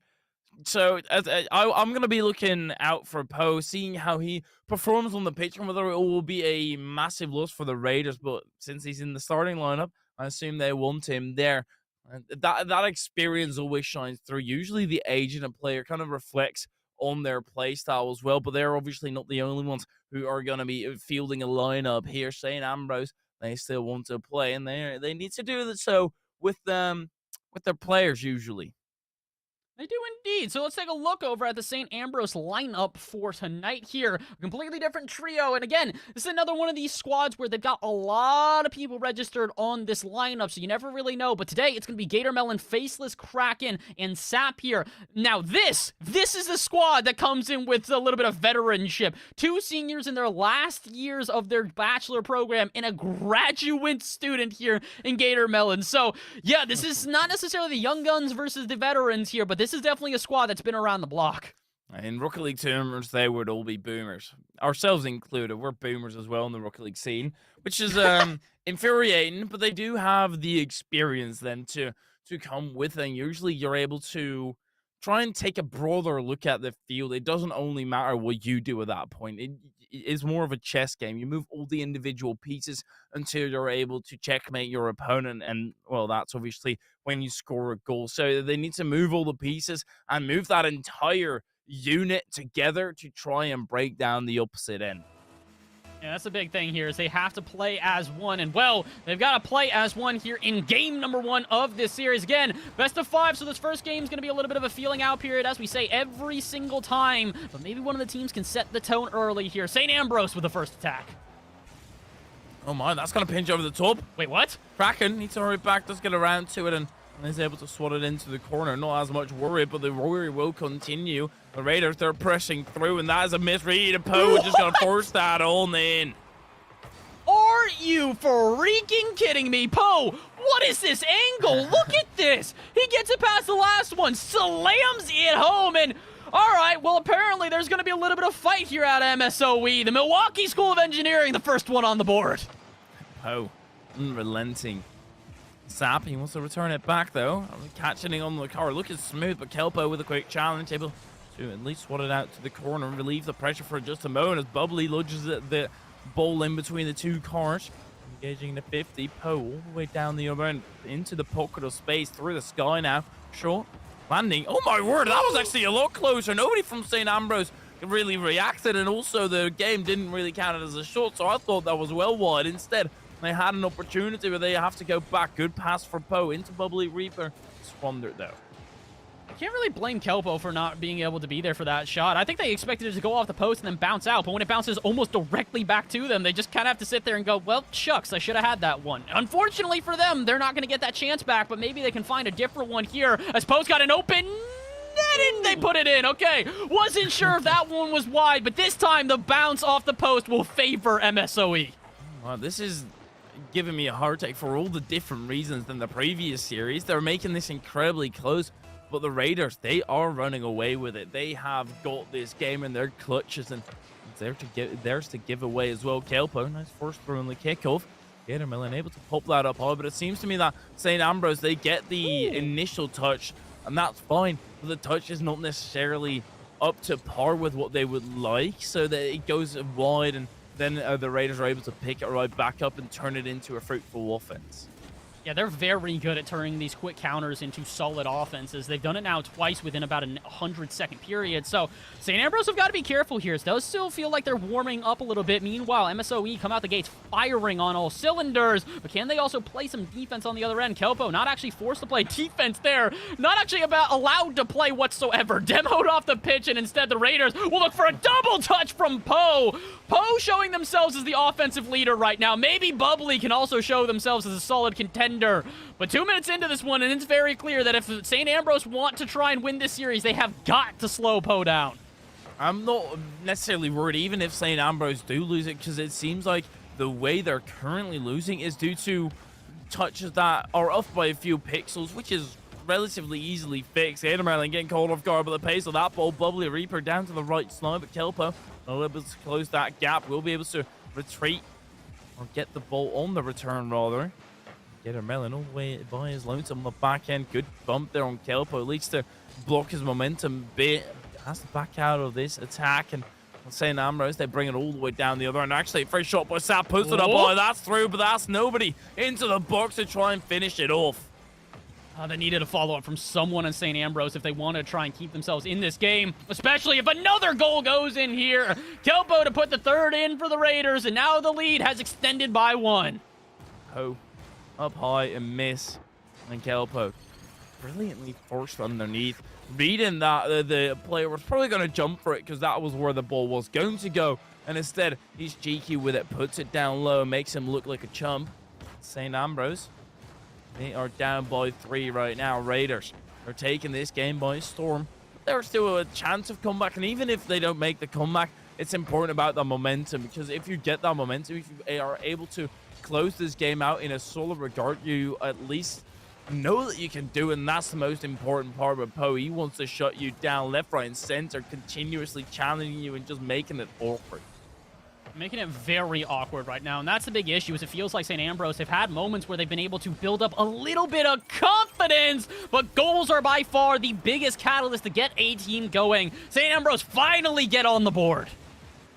They get the start on Faceless Crack, and nicely backing down there, allowing Sap to take the shot, because as soon as you stay in there, it kind of says to Sap, hey, yeah, no, I want to go for this, you can't, and he backs down, and all of a sudden, that attack goes right because he didn't have a shooting opportunity. St. Ambrose, 1 minute 20 and 2-goal differential. This is certainly possible, but Sap creeping up too close, and Bubbly taking it all the way to the corner. Every single second is costly. Now, unfortunately for them, it does feel like it's a little bit haphazardly right now, as St. Ambrose are just kind of banging the ball into open territory and hoping that something links up. This is not how you want to play this one. These guys got to be methodical here in this last minute of gameplay if they want to try and survive this game. I do think that they're at least getting a little bit more confidence. Okay, maybe they will, maybe they won't. A little bit of oddity out here in the final third for St. Ambrose. 45 seconds to go, and they are starting to find some confidence, but first they need to break out of their half if they even want a chance at an offense.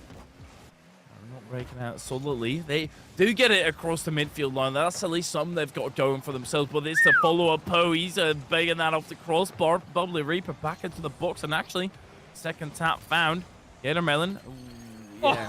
It was just a golf tee there for Kelpo. Oh, this is an ego challenge beyond an ego challenge. This is just absolute filth. Bubbly just plays enough nuisance that eventually Kelpo can dive on in. It's an assist for Bubbly, but that is an absolute goal for Kelpo there, and a heck of a way to solidify the win here in game number 1. 23 seconds left. Yes, St. Ambrose can get a goal for the road, but at this point, I think this one is all but locked up. No such chance for them to come back in game number 1, but we've still got a full series ahead of us, Hyperia. And if you look purely at the business end of this game, where it was in the dying seconds, that's where St. Ambrose were able to at least facilitate themselves and indulge it into their attack. And that brings confidence for the next game. Faceless Kraken even trying to hunt down Poe to get another one on the board. They still might, but it does go big, and it's the Raiders who tallied onto their score confidently. It did start to kind of slip away from them and nearing the end there, and that's something they're going to have to keep up. But look at Poe, 9 shots out of him. Wow. That is a, that's a game. That's a pretty good game for Poe, I would say. I mean, to be fair, he did start off electric, and as time went on, he slowed down a little bit, but I also think that Poe recognized that he was the majority of the offense there and started letting his teammates get involved a little bit more as well. Bubbly finishes off with an assist. Kelpo finishes off with 2 goals, tied with Poe for the amount of goals. So it does feel like MSOE realized very quickly that they were going to have the advantage in this game, and then started to try to find ways to more pick and poke and prod and keep St. Ambrose uncomfortable. So I think this was a good first game. I think the big issue is that St. Ambrose, though, they're not completely out of this one yet. As much as I think that the Raiders look confident and believe that they've got this one in the bag, they've got to be careful. St. Ambrose definitely had a much better half of that ball game than they did the first. So if they come to life, Hyperia, we might still have a ball game on our hands. It's about that coming to life. It's about the adaptability that you need to show going into that second game. And that's where you can facilitate the turnaround. But we've said at game number 1, doesn't really matter that much if you're able to show up in game number 2. It's a push and pull, see what your opponent will allow and what they won't allow, what avenues you can take in towards that victorious position. But now it's time to actually start showing that you have got it figured out. St. Ambrose, it's game number 2, and this is crucial because we saw what happened the last time, and you don't want to be put in a reverse sweep position. Woo, and they almost already are going to have to play from behind here, as out the gates the Raiders are firing shots off against the target. St. Ambrose able to survive, but then they double commit in the corner. Faceless will eventually approach, but that's all 3 players into the MSOE half, so they've got to be careful here as the counterattack is almost inevitable. What is going on? Kraken gets a free lane the other way, and what should have definitely been an attack for the Raiders is now a defense as they have to make saves on the line. Game number 2 looking a little bit more chaotic than the first, Typheria. I've got no clue what's going on, but Bubbly Reaper, he's got a clue where that ball's bouncing in the counterattack by Gator Malin. Oh no, that's so unfortunate. The trigger was pulled too early on the counterattack, and he just gives away possession. St. Ambrose, a chance going big and that they desperately need. A Snap trying to amend it and still get it back into their favor. Yet again, Gator Malin up quickly. Sap is able to stay in control of the play. Drops into the center. Gator Malin, oh my word, he's lucky that Faceless Reaper is also in that same spot. Sap forcing it through. That's actually an opportunity, but flips out of the way. Oh, it's a good 50 from Kelpo, though, and now we're starting to see a little bit of a difference here in this game. Look at the amount of space being given to both teams here. No one wants to play as aggressive as last time. These quick approaches came back to bite them in the last game, so now St. Ambrose, they're no longer diving at these balls as aggressively and are trying to utilize the space that they have both in the air and on the ground. They could have had some space there, but Poe will cut it out and now send it the other way. And a 50-50 from Bubbly might just set up his teammate, but Poe not able to dive across the net in time. He'll get a demo on the way out here, but the Raiders still scoreless here through 100 seconds of play. I feel like Poe for the last 30 seconds or so has just been pressing the boost button and going rapid yet again, ramming it down the field. Gator Melon able to intercept, but it trickles back into the center. Kelpo, that's a good force through. Bubbly Reader doesn't get a read, but Kelpo, he makes sure that he sticks his ground and makes sure that he does get the goal. Wait, did Bubbly actually get a touch here? They're giving him credit as if he got the assist. I don't think so. Either way, it's going to be a goal in favor here of the Raiders, and unfortunately for St. Ambrose, it's another goal that's going to take them further into a deficit and further be detrimental to their confidence and momentum here.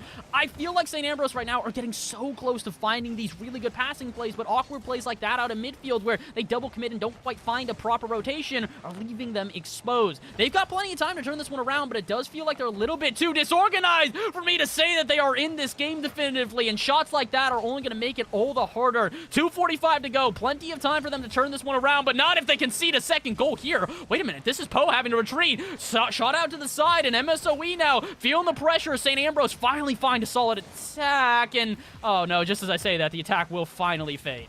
They're feeling the pressure, but it's not necessarily cracking the seal just yet. And St. Ambrose, they're still empty on the scoring department. They need to get there first to bring this in and into a tight scenario, and also put that confidence into their boots. Cardinal goes wide, Faceless Crack, and I do like the animal names on the side of St. Ambrose. Now they just need to show that animal instinct. Yeah, they do indeed need to do exactly that here, and it does feel like they're starting to get more and more aggressive, and they're starting to bite and snarl at every one of their opponents, but it's not going to be enough. You need to find a way to make this team vulnerable, to make them get exposed and find an opening. This could be the one, but the shot is off target. Faceless Kraken with a golden opportunity, but it turns to bronze, and now it might even turn to coal as they go the other way, because, ooh, that one just barely off target. But MSOE here putting on the pressure, and if they find a second goal before this 2-minute mark, or excuse me, 90-second mark, I think that'll be curtains on ball game number 2. Kelpo making an orca for Sap. Passing field. Faceless Kraken just puts it wide. Bubbly Reaper wanted the boost, instead gets the bump. He will settle for that. Very lovely. Maybe they actually challenge it from St. Ambrose, so the Raiders, they do get it out over Gator Melon in the perfect position. Trickle back into the center. Poe and Bubbly double on it. They do double up on the clear as well, as it finds its way all the way down the other end, deep into the Ambrose half. We were looking for an attack yet again, but a miss from Poe might just facilitate exactly that. Faceless Kraken still looking to get what's theirs, and Bubbly Reaper will deny them. Keep on being denied. They get into this final third. St. Ambrose really starting to find some offensive momentum here, but they need to have it fully swing in their favor, because with 50 seconds left, a single goal could send them to overtime. But there's the follow-up here. Kelpo by themselves just has enough time to flick it out to the side. Eventually, Gator Melon will dive on this one, but St. Ambrose cannot afford to waste time here. 40 seconds to go. They're going to need to find themselves a goal, and they're also going to need to make sure they do not concede. Gator to send this one out to the side, but now they're locked into their half, and with an open net, that'll be GG. Poe puts in another one, and with 26 seconds left, it's technically possible, but I'm thinking it's reverse sweep time for St. Ambrose. I got lost in the sauce here, mate. You said GG. I was like, oh, what's he talking about? There's still like 2 minutes left, and it's 20 seconds only. St. Ambrose, they've been able to at least hold off the Raiders for an incredibly long amount of time, but they've not been able to convert, and it doesn't matter how long you're able to hold on to an attack and push it wide time and time again. If you don't score, you're still going to end up losing at some point. St. Ambrose, it's not necessarily over, but every single time that they do not score, actually get him out, that's a 4.5. Hold on now, hold your tongue here, Hyperia. This is why we say it's never over until the ball finally drops here, because it looks like St. Ambrose are starting to put on some solid shots. Gator Melon puts one into the back of the net, and with 11 seconds left, it's not likely, but if they get a good kickoff, this is possible. What a story it would be for St. Ambrose. And Sap, he's got 100 boost in the tank, and he wants to start with it into the center. Got bumper, might just be able to take it up with the ball all the way into the St. Ambrose half, and surely that's it. They'll be able to keep it up for Tiny Mo. And actually, Sap is high into the sky. Gator Melon 0 boost, won't be able to touch it, and I feel like there, you see that 100, the pad still there. You could have been able to take that and then go up for the attack. Unfortunate for St. Ambrose here, as it just feels like every time we think the game is over, they show a little bit of life left in them. But at this point, that spark of life has got to turn into an explosion. It's got to be something special here if they want to try and survive, because it's reverse sweep time. The Raiders are up 2-0 in this series, and I would say it's 2-0 in pretty dominant fashion. Game number 1, a 3-goal differential. They take it 4-1. Game number 2, basically a 2-goal differential aside from the 1 goal that St. Ambrose find at the end there. So I fear it's feeling like the Raiders are running away with this one, but every time we say that, somehow St. Ambrose kick themselves back into gear. Yeah, you can't say anything at this point, mate, because you'll be just end up dead wrong. And you don't want to be dead wrong. The reverse sweep is entirely possible, because St. Ambrose, they have been getting closer and closer. They have been facilitating themselves with opportunities that they just need to extend further and kind of elaborate upon them, because right now it's not good enough to break through the Raiders' side. Yeah, that's the unfortunate thing here is that it's close, but just not enough here. I mean, the phrase close but no cigar is about as accurate as you can get here. St. Ambrose have been so close on so many different attempts, but now they need to probably get themselves the first goal of ball game number 3. Otherwise, this is going to be a reverse sweep for them that is going to be all the more difficult, especially considering they're already playing on defense here. Poe puts this one center, no one able to follow up, but I really do think that if St. Ambrose want to win this, they need momentum in their favor, and they need a goal to give them the lead. Snap. Going to be able to get that goal here. The Raiders, they're awkward on defense. Get him rolling up for a Kelpo. Reaches it in time to not even allow that ball to fall in front of the net. Sap still puts it up high. Kelpo demos him for it. Bubbly goes wide. Wants to stay in control, and I do like that play. You're into the attack. You know your teammate's far out. Poe with a shot now into the backboard. That's exquisite. Oh, wait, what? Look at this. All right, the reason we're freaking out, watch the pre-flip from Poe. He comes in here knowing he's sending that to the backboard and immediately follows it up. There was not a doubt in Poe's mind that that was going to be a double touch. From the first touch he made to the final one into the back of the net, that was pre-planned the whole way through. And it's a heck of a way for the Raiders to get onto the board here in game number 3. They give themselves an early lead, only about a minute into this one in Hyperia. It is indeed an uphill battle now for St. Ambrose. Woo, and it could have been an uphill mountain battle climb at this point there. They almost are able to find a second goal, but St. Ambrose will thank their lucky stars as they only have to come back from 1 for now. The Raiders, they've got the high ground, and Poe, the senior, showing up a big. That will be a massive loss if he has to go next year. That is not the case in this series. He can still stick around for the rest of it.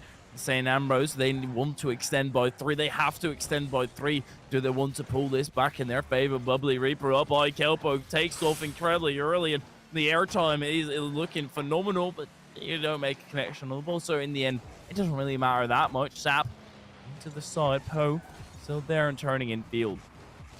Turning in field, and now that's going to mean that St. Ambrose, I was going to say, finally have time to facilitate an attack, but Gator Melon just bangs that one aggressively back into the MSOE half, and they will have to restart their offense yet again, but they won't even get the chance. They'll have to restart from kickoff instead. Poe to put a second in and drills that into the back of the net. They're laying out the traps on the side of the Raiders, and as soon as you get lured in, they pull the string away and trap you in that defensive end. The Raiders are playing exquisitely well here. They're not making any mistakes while forcing a fair few out of St. Ambrose, and even the mistake that St. Ambrose are making are very forgivable, very understandable at that. It's just that it's still getting punished. Poe takes off, 7 boosts to work with, not a flip reset. Bubbly Reaper has to get a bump, doesn't really get anything, it just gets shrugged off in the defense. That's pretty funny. I always appreciate when teams just start to get physical because they realize they're like, all right, we can't really do much with this play, so let's just bump somebody and keep them uncomfortable. And that's been the issue right now, is it feels like St. Ambrose are so uncomfortable playing it against this MSOE offense. The Raiders continue to put aggression against them, and double commits like that, all 3 players from St. Ambrose in one corner. Eventually, Gator Melon backs off and heads out to midfield, but it's not going to be enough to continue this offense. 2.5 minutes to go. We are just about halfway through game number 3, and unless we see a comeback out of St. Ambrose, this will be the end of the series, but I'm not going to call it yet because Faceless Kraken is putting shots on target and into the back of the net, and St. Ambrose show they still have that never say die attitude. Kelpo was caught in a tough position after he was demoed. Respawn, 33 boosts to work with, and you use that all to try and cheat up a slight miscommunication, and that just shows as soon as you make a tiny error, the margin is just not there. You immediately get punished, and Bubbly Reaper almost gets punished again. Poe's up for it, but that's also a mistake. Tries to amend it by a pass off into the mid. Gator Melon is awkward, passes it along to Kelpo. That's a free shot, but it goes wide. Just a little bit wide, but it's not going to be the end of the offense quite yet here. Maybe if Sap can get 2 good 50-50, someone can follow it up, but no, Bubbly Reaper gets a free pass to the midfield here, and unfortunately, St. Ambrose starting to turtle up a little bit here. They're so scared of having boomer shots on target that they don't want to necessarily send a defender at the ball too aggressively, and here is why. Again, another open net. Faceless Kraken able to get back, but St. Ambrose are absolutely holding on for dear life right now. The rope is slowly slipping away from them, and unless they can win this tug-of-war battle, they will unfortunately go down in the series in a sweep. 80 seconds left. They're only down by 1, but if they concede another goal here, Hyperia, I have a feeling that'll be the nail in the coffin. St. Ambrose, they're holding on right now by a string, but one last defender, Sap, easily clears that of any danger. It's still into the center. Bubbly Reaper tries to fake it out, or maybe get some seconds of the clock. He just gets dead on challenge by the Faceless Kraken into the midfield. They're not punishing enough from the start of St. Ambrose. They leave that opportunity to just go begging. Dies out slowly. Raiders are able to clear that away from their defensive end, and every single second that's off the clock now makes it so much more tough for St. Ambrose. The Sap tries to take up a Bubbly Reaper. Look at that pace. Unfortunately, though, it does seem like St. Ambrose now are not really trying to match that pace. That goes through the air, and no one is up to contest it. They're starting to dive as Sap recognizes there's only 30 seconds left, so it is now or never for the St. Ambrose side. They got to throw all their pieces at offense and hope that something sticks here. Otherwise, they go home with a 3-0 sweep against them. And you can see they're doing exactly that. 2 players pushed out to midfield here, not even thinking about the booming clear that goes back into their half. But maybe they should have, because here comes another shot from Kelpo. 3-1, and as if the curtains weren't already lowered, they are absolutely down now. The statue has been chiseled. You can put it down. 3-0 will be the ending scoreline. No changing that. All the chisels have been thrown away, and the Raiders, they've set the example here for St. Ambrose, how to play this game properly. It was a masterclass here by the Raiders. Just the entire way through, I felt like they had the pressure, they had the confidence, and they've had the defense to back it up. So even when Raiders were back in the defensive end, for example, right here, they were able to hold on relatively easily, go into the counterattack within an instance. Indeed, they were. And as a result, the Raiders will wrap this one up and take a 3-0 sweep over St. Ambrose. I will say, not a bad performance from St. Ambrose, not by any stretch of the imagination there. The unfortunate truth is, again, we talk about the edge so often in these games. There really wasn't much of an edge there in favor of St. Ambrose at any point there. It just felt like two different samurai came into this battle with their swords sharp, and, well, one of them, they thought it was sharp. It was just a little bit dull. It's unfortunate, because I do think that St. Ambrose have a lot of potential, and this just doesn't necessarily display it to the full degree. The good thing is for them, though, Hypheria, this is only week number 3. There's plenty of time for them to turn this one around. While they might be 1-2 right now overall in the season, they've got plenty of time to find some more wins underneath their belt. Meanwhile, though, MSOE, they continue with their undefeated streak here. They are 3-0 currently in Challengers Navy, and I have a feeling that they're not going to end that streak anytime soon. A dominant performance here out of Milwaukee, and, well, it might be a dominant performance they need to continue next week instead. We're not done here today, though. We have seen the last of MSOE and of St. Ambrose, but we've got more games on the way here. Do not go anywhere. When we return, our 9 p.m. match between Columbia College Silver and RSU Red, Rogers State University, will be on in just a little while. So, don't go anywhere. Grab some water, grab some popcorn, and get ready. Our next matchup will be back when we return from break. See you soon.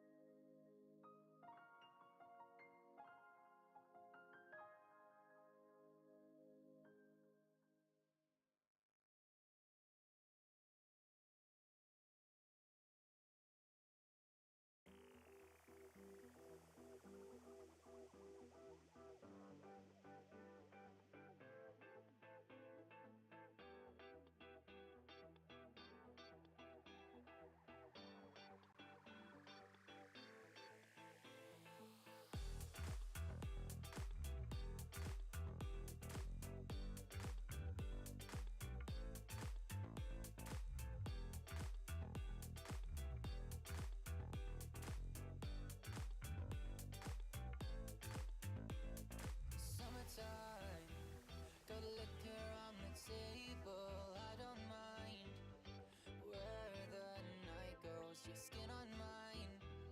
I see no other people, love is blind, but that's alright though. Pull me down, drown me in this thing I'm feeling, round and round, the world is turning upside down. Tell me how I could be the one you're needing, girl, your touch is driving me wild. I want your body on there. This moment is fleeting, so don't go away. I want your body on there. This moment is magic, I want you to stay.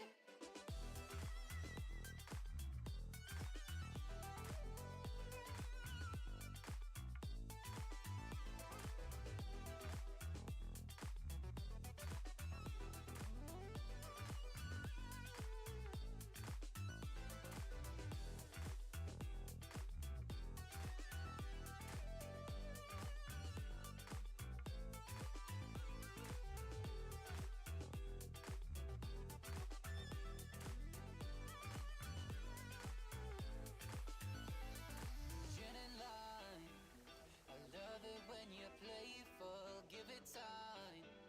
I'll make you mine, girl, your hand in mine.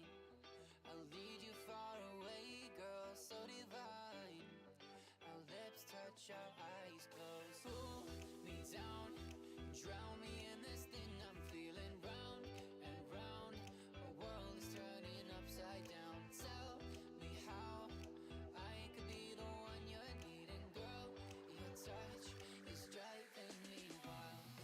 I want your body on there. This moment is fleeting, so don't go away. I want your body on there. This moment is magic, I want you to stay. I want your body on there. This moment is fleeting, so don't go away. I want your body on there. This moment is magic, I want you to stay.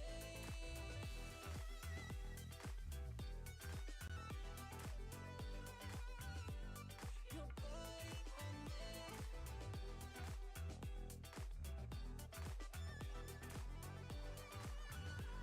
I want you to stay.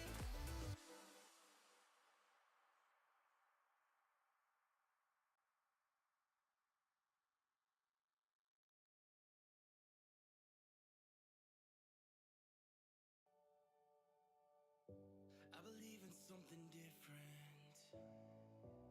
Trying to change what I believe, yeah. I believe in something honest. With a love that's guaranteed, yeah. You've been trying to change where I belong, but you can't take me from my home. It's where I'm from, yeah. You've been trying to see a different side of me in the night, but I can find the light, yeah. Oh, take me to Broadway. I'll show you how to own the stage. Take note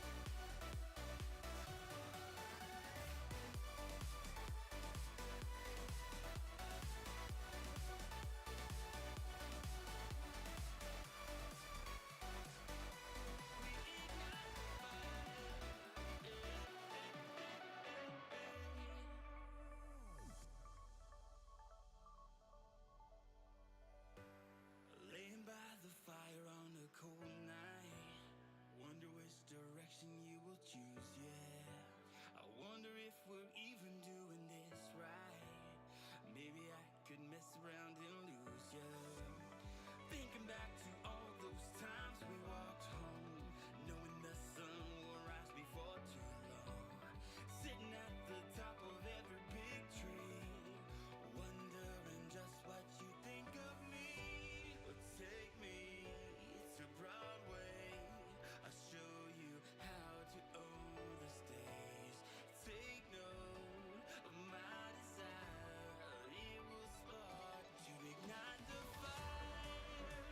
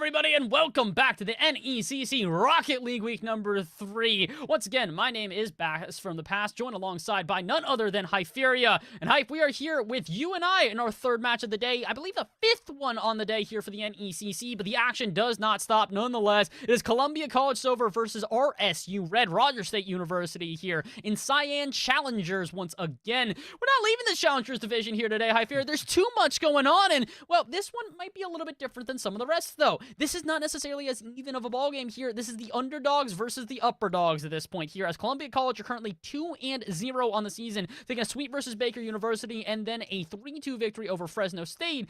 Meanwhile, RSU looking to get their first win on the board for the season here. They fell to UCSB 2-3 in a Game 5, and then Colorado Mesa in a 1-3 fashion. So, this still very much could be a very close back and forth, but for RSU, this is definitely an uphill battle. Absolutely, and I remember Fresno State from the previous season as well. They were incredibly strong, so coming into this, RSU, they need to be on their tippy toes, and they don't want to awaken the beast that is inside Columbia College. It is one of those matchups, though, where you are the underdog, so all the pressure is on Columbia. That is at least something you have got going for you, and that's something that you mainly need to work with and try and find those counterattacking opportunities. Usually it's the case that the more favorite team, they get the free reign of the pressure, and it's RSU who need to kind of act rogue. That's the big thing here is, taking advantage of the opportunities that are given to you. We talk about this constantly, how if you are a team that doesn't necessarily have as much pressure, doesn't have as much momentum in your favor, take advantage of the opportunities where you do have a chance to flip the script a little bit here. If you can get the early goal and then all of a sudden the team that should be dominating has to second guess themselves, you can just all of a sudden flip the entire series around. But we're going to have to find out. But before we find out, let's take a look at the rosters we've got here today. Starting off with Columbia College Silver. Again, this team is currently 2-0. Seb, Rev, and Fat Nude, all freshmen here. Again, another team of young guns. But maybe that, a little bit of youthful energy might propel them to a victory. I was like that. And Fat Newt as well. I don't know what has inspired him to that name, but I'm loving it. Every single piece of it. And the freshmen always are proven to be strong, but I feel like it's just, it's not really a matter, because in RLCS, you have a 14-year-old and usually they're incredibly mechanic, but the difference between a freshman and a senior, I don't think is that massive in age difference. So it all comes down to the amount of experience and what kind of game you like to play. Not only what kind of game do you like to play, but can you play that when the pressure is on? A lot of people like to talk about, oh, you're on stream. It's not that different. Just play it like a ranked game. You get on stream and you start having casters commentate every little thing you do, and then you realize the pressure is a whole different ballgame. So for these freshmen here today, they're going to have to keep their composure as they face Rogers State University again. Let's bring up that red team here and see their lineup. RSU are going to be playing with Still, Benito, and Fry, and there is a senior on this roster here. So this one might have a little bit of veteranship, can still lead them to victory and really be that leader that they need. Only time will tell, Hyperia. I guess the main thing that a senior does bring is that experience to the table. Still has probably got some more experience playing in these collegiate leagues and being under a set of pressure. And I would like Still to take the lead and kind of take the role of, look, lads, it doesn't matter if you make a mistake. We're not all of a sudden going to be angry at each other. It's a bloody collegiate game, all right? Let's have fun with it. Let's make sure we enjoy the show and we give a good game to everybody watching, because RSU, they're not in a position where they're hopefully expecting an easy victory, or they're going to have to fight for about 5 minutes on the clock in game number 1, and here we go. Game number 1 underway, a best of 5 as per usual here, but that best of 5 is going to be a very tough fight for both sides here. Like we said, Columbia 2-0 on this one. They come into this one the heavy favorites, but RSU, that does not mean they are going to give up whatsoever, especially when they get, no, not the first goal of the ball game. A huge opportunity for RSU, but the shot just a little bit wide.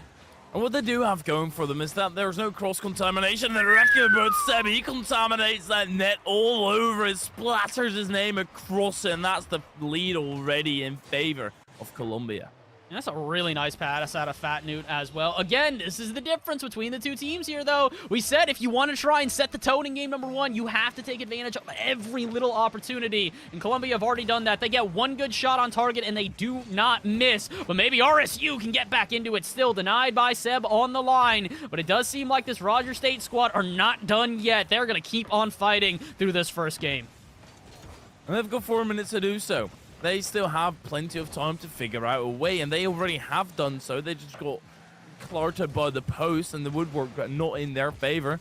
Fat Newt trying to get into the center, and Rev ripping a shot directly, still able to swat it out with another goal, perhaps. No, it just goes wide. But because there's no cross-contamination in the terms of neither of these teams have played the same team, so it could just still be the case that RSU have played 2 teams who are going to end up at the top, and Columbia have played 2 teams that are going to end up at the bottom, and both these teams in the end are going to end up in the center of the field. So we don't know. Yeah, we really don't know. It's very early on in the season. In addition to that, they could also just have a rough start to the season and all of a sudden turn it around when the time comes. And it does look like RSU might be able to at least turn this play around. 90 seconds into this one, they're marching down the pitch, and oh, I thought I was going to say putting shots on target, but Rev very easily able to turn that one away. Now Columbia, another chance at an offense here. Rev tries to link up with Newt out in center there. Not quite able to make the pass connect, but at least Seb is there to put on the pressure and keep the play alive here, as Columbia are not letting RSU out of their grip. They're looking for a second goal to give them at least a little bit extra room to breathe, and well, there's not going to be much room here for RSU as more shots attempt to be ripped off here. Seb sends it to the backboard, but for the last minute or so, it's been all Columbia on offense. And I was going to say, something's got to give at some point, and there it is. Fat Newt to put in the second. As soon as that bounce off the ceiling, Benito realized he lost control. Still didn't get the boost in the corner. It spawned shortly after he had already departed the station. And RSU, unfortunately for them, they just get a tad bit unfortunate. That's the main part. They get the ball bounce off the post. They don't get the boost in the defense. They get the bounce off the ceiling. So it's not necessarily going their way. So they should not lose hope as Benito. You don't need luck if you just do it yourself. There we go. It's a heck of a way to get on the board. It's also a heck of a pass out of the corner here. Self-touch, pops it down, and immediately Benito doesn't really have to do much but slam that one home. Still facilitating like crazy there to get the first goal for Roger State. Now they show they've got some life left in them, High Fury, and they've also got plenty of time to continue on this path. Halfway through game number 1, RSU finally starting to get into it, and maybe they can even tie it up here. No such luck. 2 players sent, though, so they've got to be careful. This counterattack from Columbia could be deadly, but only if Fat Newt makes the connection. No such luck, and the shot will go awry, so Columbia will have to try and continue with this offense. Rev, that's quite the pass, my friend. Maybe a bit too fancy, though. You guys are only up by 1. The flip reset into the musty to send it wide. Unfortunately for him, I don't think he was necessarily planning to send it wide, but that's an open net. Rev pops it up, gives Benito time to recover. Newt still with a good challenge, but the second tap sends it in all the way into the corner where Fry is able to put in a challenge and bake him up here. Double commit out of the side of RSU. Fine holding patiently, not wanting to let up the pressure here, but that's a free ball. Newt can't convert. That's a phenomenal save on the side of RSU. They still need the breakaway, though, as Red puts it right back into the dangerous position. I want to see the scoreline of the last couple games that RSU have played, because at this point, it's a Game 5 loss, it's a Game 4 loss. These guys have to have been battling the entire time, because at this point, it seems like there's just something missing for them, but if they can turn the key correctly, they can unlock their full potential and get this one going. These guys are not out of this game by any stretch of the imagination, but unfortunately for them, they are feeling the pressure of Columbia right now. With 75 seconds left, they cannot afford to get locked into their half for too long, and maybe Benito can switch this up, flicks over Seb, so it's a 1v1 here, but Fat Newt, a great challenge, will probably slow down the offense for now, but it will not halt it altogether. A minute left here, and if RSU can find themselves some sustained pressure, I was going to say they have a chance here, but sent back into their half, and Columbia might just be able to waste time and finish up this ball game. Good challenge, but still all the way into the corner. Seb, a good 50 to follow it up. Then he gets bumped out of the way, clattered away. And Fry with an opportunity. The Newt is still in the position to deal with it. Forward, Seb 50. That's what he has to settle for. Rev gets bumped, but Fry still onto the backward, and RSU, they're slowly breaking away, but it's not becoming easy to them whatsoever. Columbia, they're cranking up the pressure. Not only cranking up the pressure at this point, but they're also starting to get very much in the face of RSU here, giving very little time in the air. Another good example, Rev just waiting for Still to make a touch and then immediately jumps on the ball. And this is the issue right now. Columbia has turned up the heat, and unfortunately, they're not going to be able to survive, or maybe they will. RSU with the save on the line to keep the dream going. But with 5 seconds left, they need more than just a dream. They need it to come to fruition, and they need a shot on target as well. They will not find it. Columbia spikes it off the ceiling and narrowly avoid getting scored on to take game number 1. Columbia, they managed to hang on by their initial lead, but RSU, they have only had 2 shots throughout the entirety of that game. The first one was within the first 6 seconds. It was a close game score-wise, but if you look purely at the shots, that was dominated by Columbia in that initial one. But it's the initial game. You're able to break out more. They've created opportunities during the latter end of it, and that's what they need to stick to. That's the big thing here, is it's only game number 1. So as much as that wasn't necessarily the full performance for RSU that they were looking for, they had the last goal of that game. The back half of that game, I would say, was more in favor of them, but it also could be that Columbia maybe started playing a little bit of a different ball game. When they realize that they only have a 1-goal advantage and all of a sudden the pressure is going against them, they play that one a little bit differently. They get in the face of their opponents, don't give them as much room to breathe. So I think we're starting to see the teams find some comfort, find some confidence in the way that they play, but it's only game number 1. Game number 2, I think, is going to be a lot more telling here, High Fury, and especially for RSU. If they can't find themselves an advantage here, Columbia will take the 2-0 lead, and at that point, we haven't seen a reverse sweep on the day, and unfortunately against a team like Columbia who looks strong, it's a very tough task. Yeah, they look strong and also incredibly resilient. They do not falter easily, and that is always key in a reverse sweep. There is that tipping point where all of a sudden they start making silly mistakes. You're able to capitalize upon them continuously. But as soon as they don't really do that and they don't really tilt themselves out, that reverse sweep gets dusted much harder. To RSU, it is time for you to show up right here, right now. Columbia, they're looking to just finish this top in 3, but this is the second step that they need to take to accomplish that goal. They've got a long climb to get to the top of the stairs here, but they still do have the energy. They have still got all the ability. So let's see, can they actually make it come to life? 20 seconds into this one, it is another offense for Columbia here, but they still don't have a shot to show for it. There's the first one. Turned away by the defense, though, so RSU not caught off guard like the first game. Oh, wait a minute, I might have spoke too soon. Fat Nude trying to pre-jump there. Luckily enough, RSU will survive, but they do need to be careful. Any little mistake is going to be accentuated tenfold here in game 2.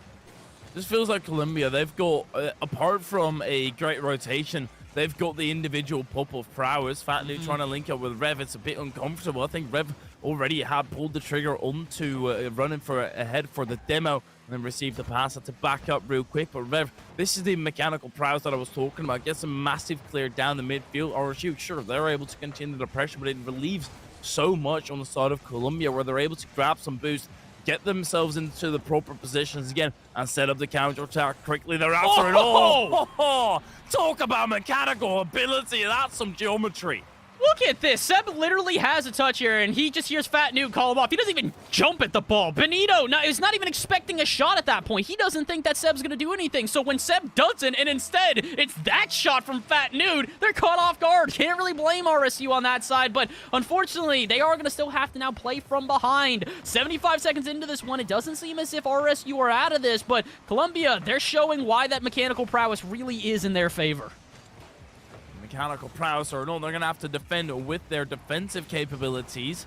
Still into the midfield. Ref just challenged that head on. It's one of those cases where as soon as RSU actually do realize that Columbia, well, they're just pace demons. They will just outpace you. Take your time. Try and slow down the pace of the game to make them uncomfortable and dive past the ball like we saw earlier.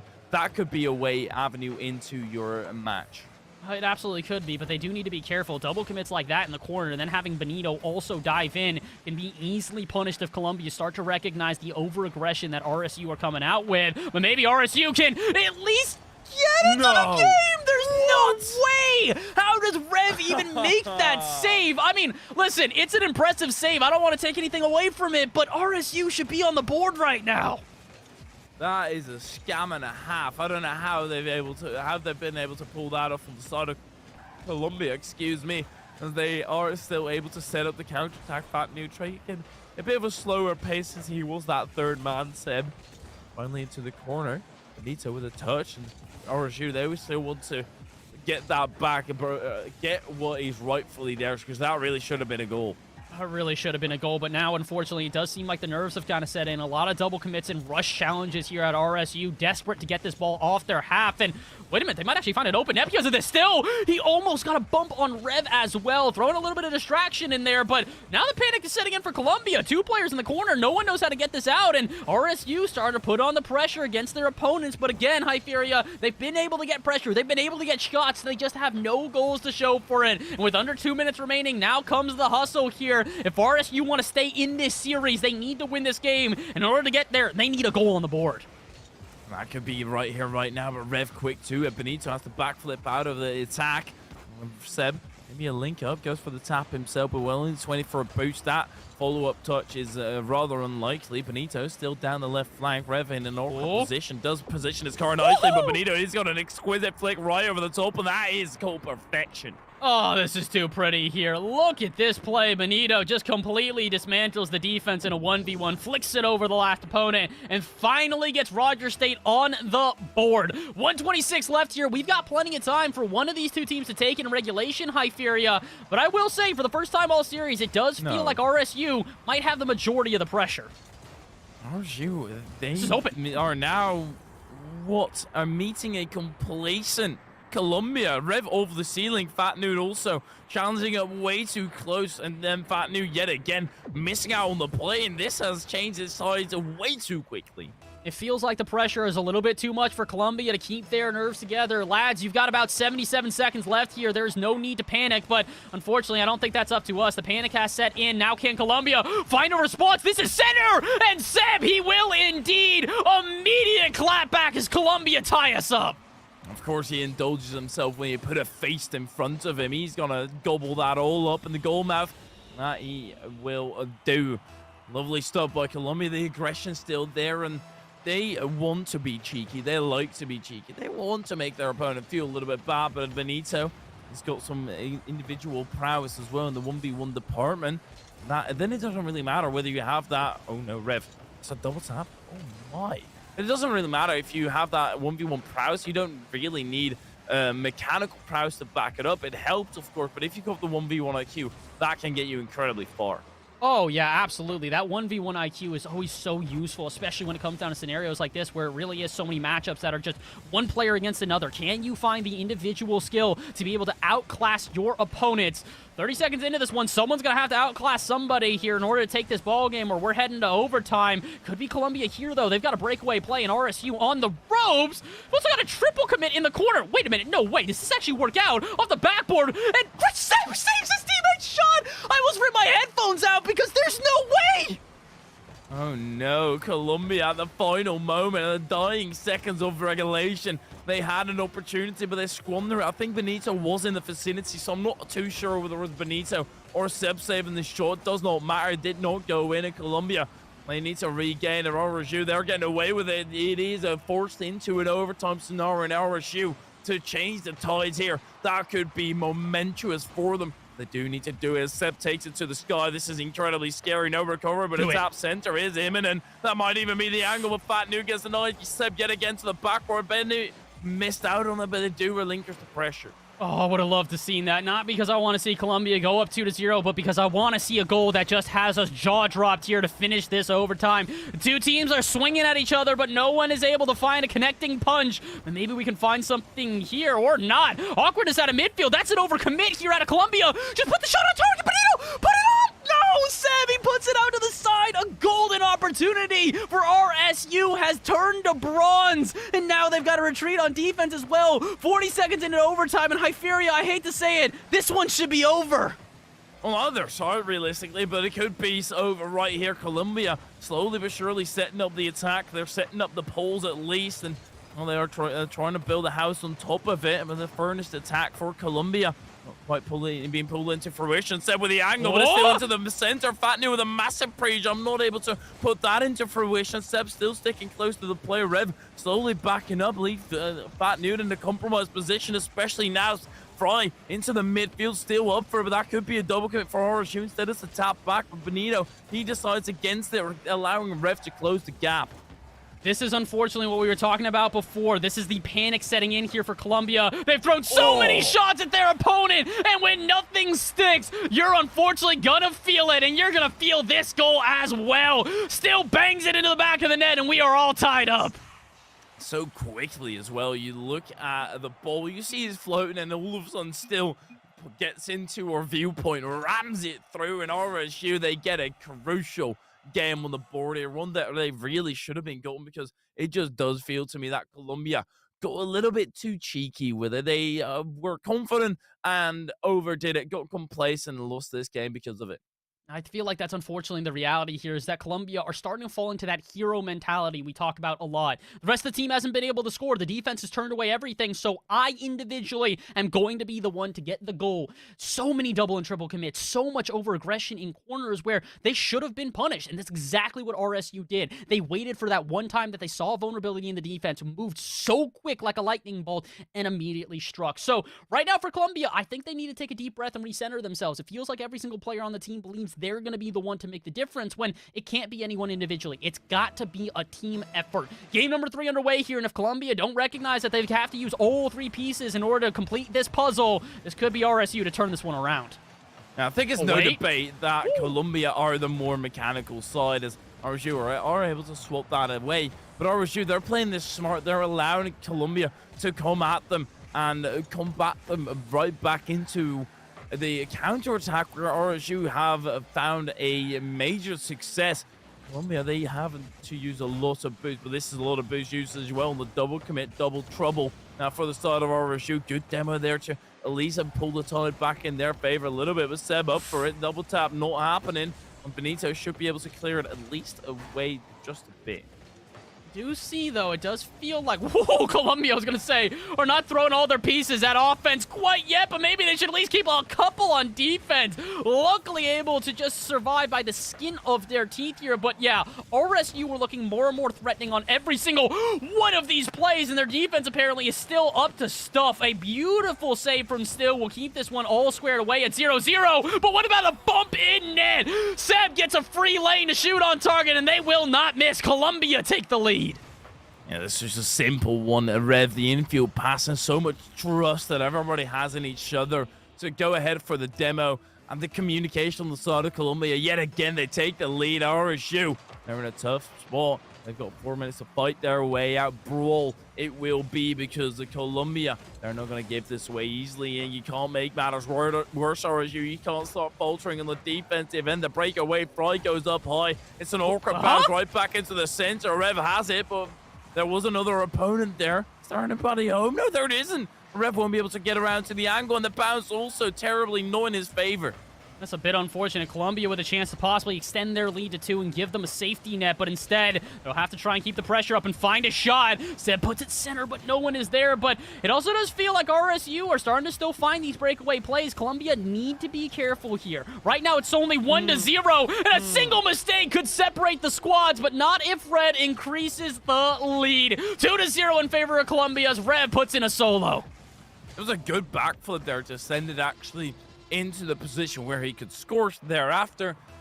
He should never have been able to get that backflip in the first place. That's where LSU were too reluctant to actually go in, and they were acceptant of their position. Now they're going to have to fight their way back from an even worse position. Seb, they're putting it on target in Colombia. You can see them taking a more passive stance. They're incredibly far back, waiting for the boomer from RSU to come over the top, and they'll put it right back in, create an opportunity. This is going to stroll on target as Fry does able to get it out for now, but they still are lurking on the prowl. Red finishes it.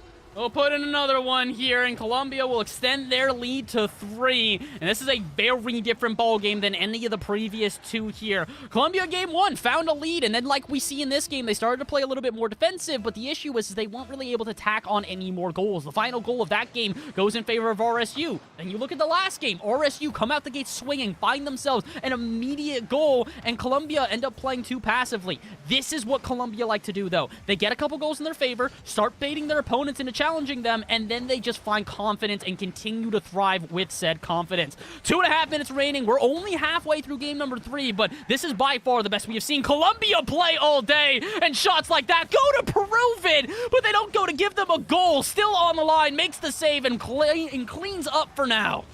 But this state of Colombia sends shivers down the RSU spine. They are on right now on the side of Colombia. Know exactly what to do to actually defend as well, which was their biggest problem. But there goes Benito. He's looking for a crack and tear it apart, but it is a Fat Newt who got in back in time, passing field right back to Rev. Is he going to fake it out? Is he going to pass it back? Is he going to triple flip reset? You don't know with Colombia. That is what makes it so scary for RSU to be dealing with, but at least they're able to somewhat squander the opportunity from Colombia. Yeah, they're getting in the way of a lot of these shots, but I would have to agree with you. It does feel like Colombia just has that little bit of spasticity in them where you don't know what's going to happen. They'll run into a room, and they're that guy that, hey, he could swat something off the shelf. He could grab something out of the fridge. Heck, he could just pour a drink on the ground. You don't know what he's going to do at this point here, and unfortunately, Colombia, they seem to have that little bit of craziness in them, and RSU have no idea how to read it. 80 seconds left here. RSU still do technically have a chance in this ball game, but they need to find some sort of order through the chaos, fire, and flames here, because Colombia,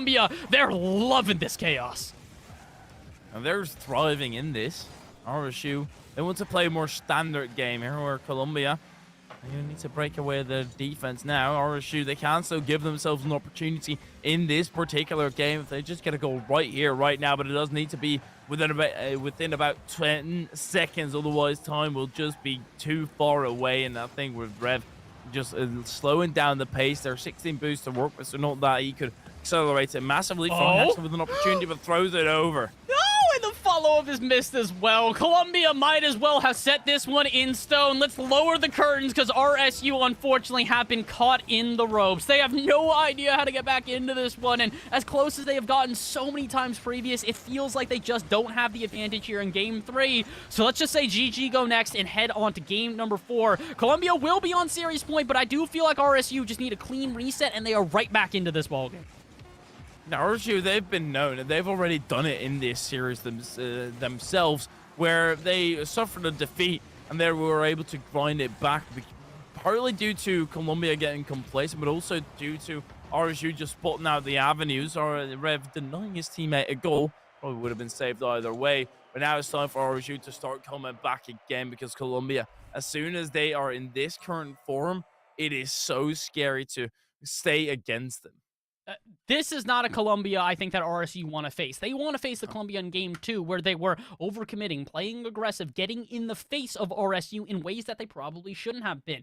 The issue is that Colombia are not going to be fooled twice. Fool me once, shame on me. Fool me twice, shame on you. And fool me 3 times, it's not going to happen. Colombia at this point have figured out the game plan for RSU here. The question is whether or not we can see a different game plan out of Rogers State here, because they still seem like they're in this one, Hypheria, but I think the big issue we're starting to see now is a lot of these shots have gone either wide or high or just not lethal enough to really surprise this Colombia defense. So I believe in them, but if Rogers State want to stay in this one, they really need to get lethal with every single opportunity they are given.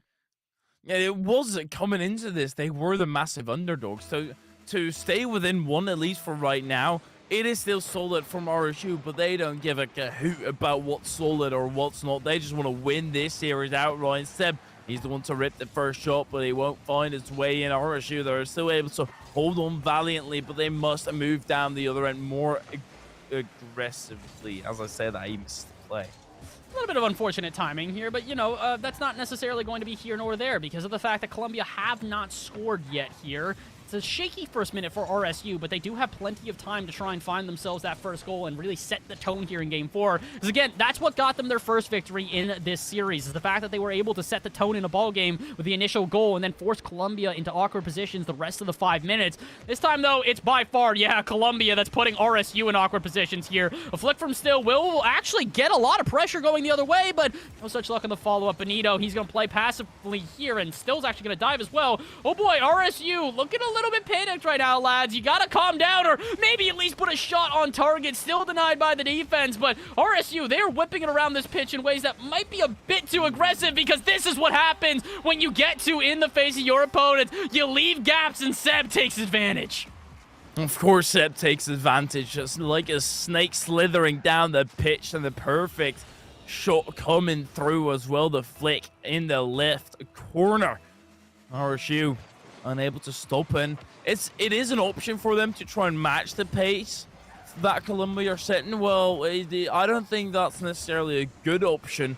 They also are failing to slow down the play. Colombia, what's happening here? And then they're able to still clear it up, but they are showing signs of mistakes, which RSU could hammer home. It does feel like Colombia are starting to feel the pressure of this final, potentially final ball game. Oh, I would say final, but it's not for the fact that what on earth happened here? Fat New goes up for the pass from Seb, but rather than Seb, he had full faith in his teammate to get a 50-50 at minimum there. Probably should have been playing defense, and now all of a sudden, RSU tie us up. 3:30 to go, Hyperia, and it doesn't seem like this team is done quite yet. Overconfidence coming through live. Seb getting denied by still. That's the defense you like to see in this particular moment. RSU, it would be so crushing to them if they were able to get them the lead, and then shortly after, right off of kickoff, they concede another one, but this turn in by still necessarily very low boost to try and follow it up. Okay, that's a double kick from the side of Colombia. They're getting complacent. They're getting overconfident again on the side of Colombia, and I do not like it. I would love to see them get punished here. I think the big thing right now is Colombia, they're eager to close this one out. They're overly committing on everything because they're like, let's get this done and dusted, do this right here, right now. What they're not recognizing is that this is why they lost game 2. They had every single player on the team had that hero mentality. They dove at everything. There was so little coordination throughout the team that they just felt completely disorganized right now. So 2:40 left on this game. It does feel like RSU are actually the team in favor with triple commits like that. But if they really want to take the favor, Hyperia, they need to punish. Still, had he hit that one, it absolutely would have been enough, but oh no, that one popped a little bit too high. Could have been a big play from RSU, but as Colombia cleared off their half, they finally find some reprieve. Only momentarily, though. This is open! What on earth happened? RSU, golden goal, gifted goal, as Colombia crumble on defense. The entire story that we've been sketching about this match has just flipped on his head. It was first that Colombia were in the opposing half and continuously cranking up the pressure. Now, RSU, it's all of a sudden them cranking up the pressure, looking the most mechanical, and Benito, he might just be able to extend Rev, standing his ground, getting the clear away, but will that be good enough as it does go over the top? And Seb, he extends. Fat New wants to get a second tap. That's actually going to miss, and that net was open entirely. He just saved it. I don't think I mean, it's not a bad idea. Honestly, if I were Fat Newt, I would have done the exact same thing, but oh no, I would not have done what Rev just did right there. Unfortunately, again, the lack of coordination here gonna cost Colombia. Rev thinks they need to make the save, but Seb easily could have had that. Yeah. I don't really think that we need to say any words about that anymore. I think the action speaks louder than any words that we could be portraying it with here. They'd have a 1 minute 45 to try and prove their worth still. And that should be enough time for them in this match. They have shown it before that they can tally them on rather quickly. Fat New, if you're going to give him a ball like that, of course, he's going to put that in. Yeah, that's just filth. Look at this. He reads it out of the corner, recognizes that this is an awkward position for the last defender, and slots it just past the bar. That is a hell of a way to get your team back into this game, and with 100 seconds left, they're absolutely still in this one, Hyperia. All that Colombia need is one good goal, and we are all tied up yet again. Almost right there. Red for the straight shooter. Fat New not breaking through. Fry jumping from the edge of the box to prevent his shot from happening, but Seb was patient. Double commit on the side of Colombia. Weak shot will be cleared out by Benito, but that's only for now. The story unfolding right here in front of your very eyes might just have a dark ending for RSU Rep, but they're able to bring it down to the midfield line. At least good bump of Fat New, and Fry, if you can convert another and bring up that safety net again, that would look lovely. Benito, you might as well do it as well. He does get the flick off quickly thereafter, pays for it with his life. Oh my gosh, I'm shaking right now. Colombia, every single play is do or die for them right now. They are diving at everything and hoping that something sticks. And that might not need to stick. That might just need to slide on by the last defender, but Benito will deny it. 45 seconds left. All the pressure in the world is against RSU right now. They just need to hold on. But Hyperia, that is not an easy task by any stretch of the imagination. And they just need to hold on. Come on, forehead. It's as simple as that. Just deny your opponents who's been styling on you time and time again, and especially right here. Good demo attempt on the steal. He evades it and also is able to get the challenge in. Looking real solid in the defensive half is RSU Red. Looking real defensively solid, but can they find a way to close this out definitively with a goal in their favor? 10 seconds left, and if RSU can just keep this on the side of Columbia, they will move on to game number 5, but there's no guarantees here as Seb launches this one downfield. Rev is not going to get to this, but he will get to the right off the backboard. He puts it wide. Golden opportunity, and Columbia can't convert, and as it hits the ground, RSU will barely hold on and send us to game number 5. I have no words, mate. My brain is malfunctioning right now at what I just saw. The extension to the backward. Sure, it is one of those cases, right, where Rev does not expect that ball to be hit to the backward. It has to react within an instant, adjust his car in the meantime, and also get that in. But for RSU to even take this home, yet again, the complacency by Columbia being punished, and I love seeing it. Don't get cocky, kids. That's the big thing here, is it feels like they're getting really overly confident in themselves. The double and triple commits out of Columbia right now are leaving them in such vulnerable positions, and they don't seem to recognize that. At the end of the game, we started to see them communicate a little bit more effectively. Less double commits and a lot more clear lanes for players, but I have to agree with you. RSU, this should be your plan of attack for the entirety of game number 5. Punish Columbia when they make mistakes, and, well, hope that Columbia plays just as aggressive as the last one, because here we go. Game number 5 underway, and for Columbia, I would say more than their opponents, they need to make some adjustments. If they play this aggressive again, this can be RSU's to upset.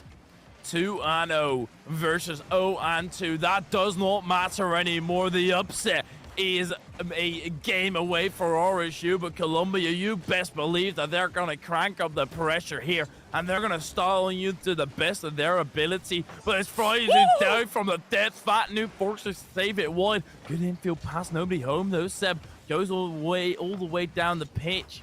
Rev puts it wide. Puts it wide, but it shouldn't be the end of the attack. Wait a minute, was that Fat Newt through the air? That was!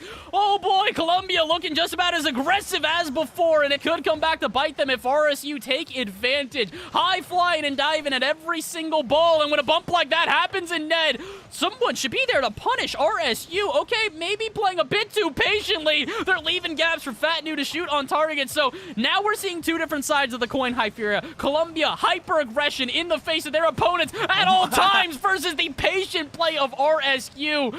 Oh my word, RSU taking a couple extra seconds on defense there, but somehow they remain unscathed. If you'd have told me that this matchup was in the Champions Division, I would have believed you entirely as well. The pace that is being set is raw, and it is incredible right now for RSU to be keeping up with what a Columbia are setting, but Fat New, he just ego challenges like they've done the entire way through, and they'll open up the scoring. I didn't even see Fat Newt here. Again, flying through the air. That shouldn't be a possible angle. He's going towards the corner and sends it center. Columbia find themselves the first goal from uber aggression. But again, it's worked out once. Can it work out again, Hyperia? That's been the big issue, is that Columbia, they've done well with this aggression before, but all it takes is one shaky defense, and RSU are right back into this. 3.5 minutes remaining. RSU on the offense, and if they can score right now, they can erase any momentum that Columbia have gained.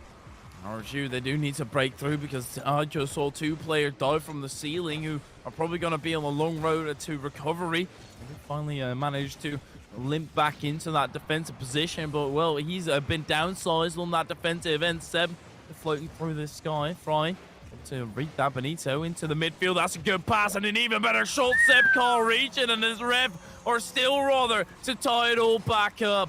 Oh, there we go, and this is why we say you gotta be careful. Look at Rev on the retreat, trying to play some defense from pushing a bit too far up. And this has been the issue for Columbia all day. They're getting in their own head, getting aggressive, and they need to stay calm. Feels like RSU have a game plan here in game number 5, while Columbia are looking for anything to go in their favor. It's two very different sides of the coin here, Hyperia, but it is still a coin flip nonetheless. This is anybody's ball game as we get down to halftime. RSU, that's a phenomenal 50 for them. Fat New panics, even though Fry was relatively far out, and thus Fry is able to pick it up in the midfield into the center. Rev tries to 50 it. Good 50 here by Seb. Fry is able to catch it with 7 boost on the back end. Seb He's still not giving you any time, lads. RSU, you should be knowing this by now. Colombia, they're not giving you any time and space, nor does Fat News. Benito, he's forced to challenge this. Forced to challenge, but unfortunately for Colombia here, I was gonna say it could be more than just a challenge. It could be a counterattack altogether. Shots ripped off on target, but they are barely able to turn it away. But we've seen this before, Hyphira. Once RSU start locking Colombia into their half, it is a dangerous ball game for Colombia, who start to lose momentum and need to be careful. Every single double and triple commit is accentuated tenfold. But luckily enough for them, they will find a bit of reprieve. Seb to carry this one out from midfield. Gets it over still, but has no boost left in the tank, so he's just got to be a nuisance here and bait in RSU players. It might actually work out as Benito, oh my word, has to flick it over Fat Nude, but they will relieve pressure as soon as it is built and flicks it after the last defender. Benito on the breakaway and puts them up 2-1. Is it incredibly mechanical? No. But is it phenomenal? Absolutely, yes. Benito doing exactly what is needed from him, and that is the player you want in that position. RSU, they take the lead with 95 seconds remaining, but the lead might not hold for long.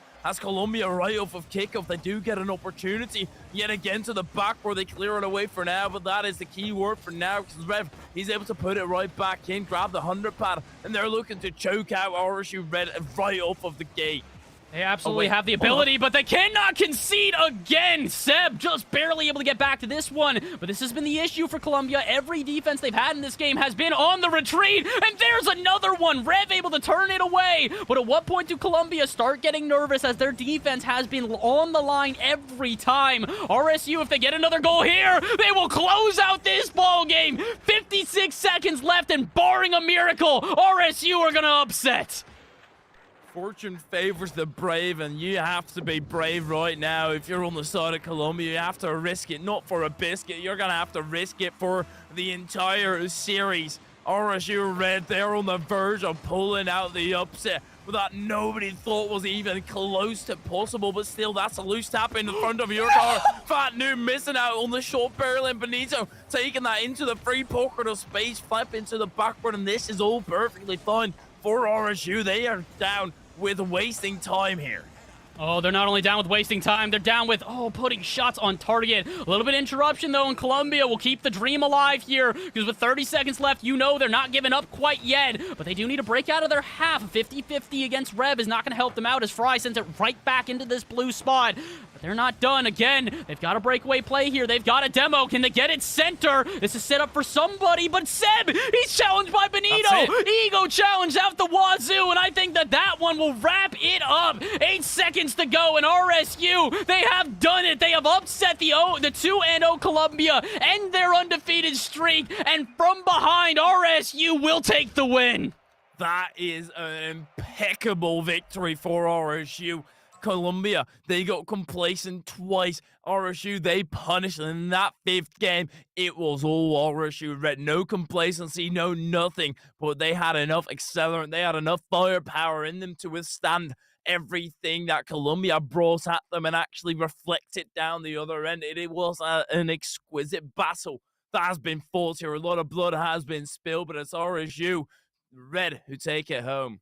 Indeed, they do. And not only do they take it home, they do so in comeback fashion. Again, it was 2-1 in favor of Colombia going into game 4, and then all of a sudden 4 and 5 go in favor of Rogers State. And my oh my, do they deserve that victory for sure. A very well-fought battle. And again, this is why we say that this Challengers division, you have no idea what to expect. You called it earlier. Colombia might have just taken some wins over some teams that weren't as prepared versus RSU, who might have had to take on the big dogs to start off their season. But they find one of the dogs that bark and not bite, and they take down Columbia College. An impressive result for Rogers State University here. But it's not the end of our day quite yet, folks. It's an incredible Game 5 battle back and forth. But if you want to see another battle here, stay tuned. We're going to take a quick little break, but when we return, yet again, another Challengers Navy battle as Missouri State White take on Missouri Baptist. The battle for Missouri when we get back. Stay tuned. We'll be back in just a couple of moments.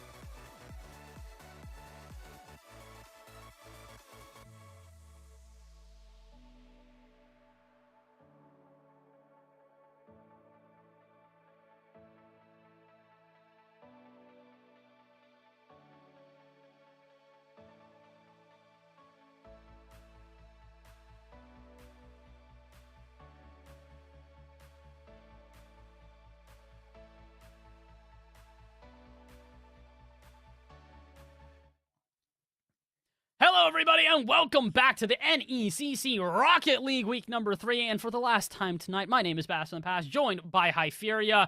And Hyph, we are here in your and I fourth match of the night, but the 6th series of this NECC day. And this is an interesting one. It is Missouri State White versus MBU Spartans. And the reason that this is interesting is MBU stands for Missouri Baptist University. This is the battle for Missouri, my friend. And what a battle this could become. Oh my, the Spartans, they've had some rigorous tactics surrounding their newborns, and I hope that the MBU Spartans are as well versed as well in a battle, because that is exactly what you need. Your opponent doesn't have necessarily the greatest record, 0-2, but don't let that catch you by surprise, and don't underestimate them. It's a tough word, because you could get absolutely clarted.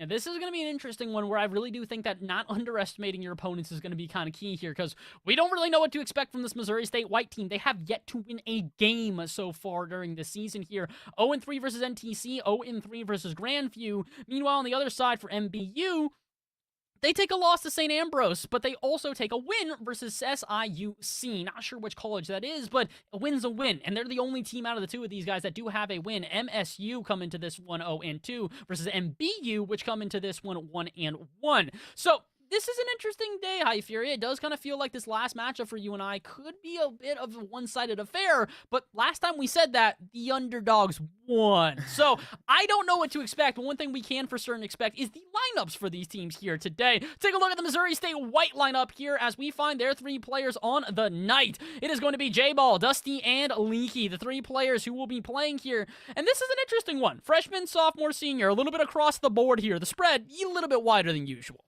I love that. Always in Rocket League, you have the first, second, and third man. I don't know whether it's going to equate to seniors, third man, freshman, first man, sophomore, second man, but it would be nice. It would be incredibly fitting. Well, I do like the name Leaky. There's a professional player, or not necessarily anymore, but Leaks. So that does remind me, and I hope they have at least some kind of connection in terms of Rocket League skill. If you're Leaks, you're absolutely dominating in this matchup. Your Leaks is just absolutely unreal. And shout out to Leaks as well. He's one of the first guys you and I ever really got into the scene with. But that's not the players we're focusing on here today. We're focusing on this MSU lineup as well as the MBU lineup. The Spartans here tonight, they're going to have a completely different trio. Their trio here tonight is going to be Firewall, Tendo, and Blue Phoenix. And this is a little bit more of a veteranship in terms of this roster. Junior, the youngest one here. So yeah, this might be a very different battle. A little bit more spread on one side versus the consistency, if you will, here on the other. I feel like I've seen 5 different names for what year people are in. I am starting to lose track. I've seen freshman, sophomore, senior, graduate, now junior tallied on as well. I don't know anymore. Is that 5 years at uni? Yes. So that's the 4 main years at uni. You don't want it? No, Okay, fine. no, you know, we can do that after. Everybody who's watching actually knows what's going on. That's what matters. I mean, I would imagine that's probably what matters here. But, at the same time, we want to keep you educated as well. This is a collegiate esport, so we got to make sure we educate everybody, Hypheria. And, well, we're going to educate you guys on who might be taking this series in a couple of seconds here. Just waiting to get into game number 1 here of this best of 5. But, again, it is MSU, Missouri State University versus MBU, Missouri Baptist University. And what I'm going to call our battle for Missouri here in the Challengers Division. I always like when it lines up like this. When you have this little bit of more than just the record on the line, a little bit of pride on the line as well. Yeah, cross-state borders, it doesn't really matter that much anymore. Then it matters mainly for the record. But right now, you want to get the better of your direct rivals. You might even know some people who go to the other college, some friends that you used to go to high school with, and they opted for a different path. So you want to beat them. You want to make sure that you are the dominant Missouri team. But here we go then. It's a best of 5 as usual. 5 minutes on the clock as well. Missouri State versus Missouri Baptist, and this should be a battle and a half. This should be a battle, but it's a battle that will really be determined by this first game. Again, if we can see a response here out of MSU, if Missouri State can have a solid first game, I was going to say maybe they can turn around their losing streak here on the season, but unfortunately for them, they're going to have to battle from behind already. First goal in for Tendo and for MBU. You make one mistake here, Dust missing the read of the backboard. Incredibly tough one to try and get that out to the side. If you do miss it, you get punished instantly. Blue Phoenix He wants to create another opportunity for MBU. It seems to go around the midfield where Dust is able to intercept Leaky, facilitating the pass mid yet again. And there's nobody there to try and bang this one home. And Tendo, he's going to go off the ceiling. That's good pace to get the second touchdown, but it's still Leaky to pick it back up. Sends it out to midfield here, but can they turn this into a solid offense here? If Missouri State can find themselves a quick response here to MBU, I've got faith in them to battle this one out. This is going to be a very, very difficult game here. 4 minutes left on the clock. Plenty of time for MBU, or excuse me, for Missouri State to get into this one, but it still kind of feels like MBU have got them on the ropes. Although that's a good shot on target. Maybe they can get into this one, at least if J-Ball was able to put a shot on target. Denied by the defense here, but Missouri State putting on the pressure early here, Hyperia. Dust putting the ball up high now, but this shot is not necessarily coming through just yet. They are creating opportunities, and that's where you want them to start. It doesn't really matter that their accuracy thus far is not necessarily up to 100% level, because you've got time to iron that out, and it's right now about showing your fangs what you could do damage with, and just showing to MBU that you can't overstep your mark. Leaky, he wants to turn in, albeit rather slowly. It will end up in a 50-50. Dust is awkward, and Firewall just rams it through. He finds another goal here in favor of MBU, and this team, unfortunately, is not giving any room to breathe here for Missouri State. They're trying their best, but the unfortunate thing is, as soon as that pressure comes, someone is there to punish and put on a solid shot. It's happened twice in a row now, and we're only about 100 seconds into this one, so Missouri State, they've got to try and calm down here. This team has a very lethal offense. They have proven it, but their defense is looking shaky, and if they are not prepared for the offense that MBU is going to throw at them, they're going to get exposed on multiple different occasions. Dust at least able to save that one, but not able to get it off the half as we approach the 3-minute mark here in game number 1. MBU, it just seems like they're more lethal when they get the opportunity to make it uncomfortable for Missouri, but this is uncomfortable for MBU. They managed to get back in time. Leaky finds himself with absolutely nothing in the tank, running on fumes, and now they're running back into the defensive position. Dust able to extend the aerial stay from the ball. Nintendo catch in defense, and this should land into the box. Not a dangerous position for MBU yet. No, not quite a dangerous position here. Ooh, that could be a dangerous position for Missouri State had they not had a player back here. All of a sudden, it is going to break out, and MBU will get themselves a chance at offense now halfway through this game. And if MBU can get another one, I would say that this is all but wrapped up. But at the same time, I don't really know. It does feel like Missouri State still have a little bit left in them. If they can get that initial goal, they can turn this around, but they need to connect on the ball. Dust, unfortunately, not quite able to make a touch. And with 2 minutes remaining, Missouri State have got to be careful. They are not going to get many opportunities like that. When they do, they have to take advantage of them. That's a game of inches. At that moment, we've seen Missouri State plenty of times be about a centimeter away from actually pulling through and getting a goal for themselves. So even though they don't have too much time left, they still have plenty to get the comeback here. Dust into the center, and yet again, it's a game of inches.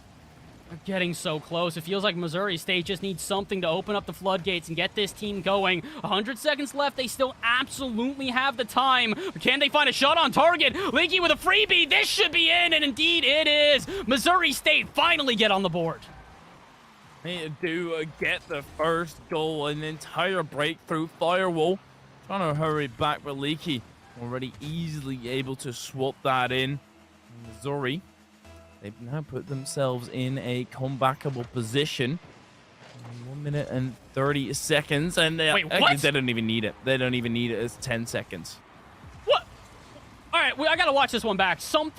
All 3 players went for kickoff. That'll do it. Yep, Tendo, unfortunately, has to try and retreat back. I don't think they realized how aggressively they committed there, and it's gonna cost them. Another goal goes in here for Missouri State, and now all of a sudden, we are tied 2-2 here with 80 seconds to go.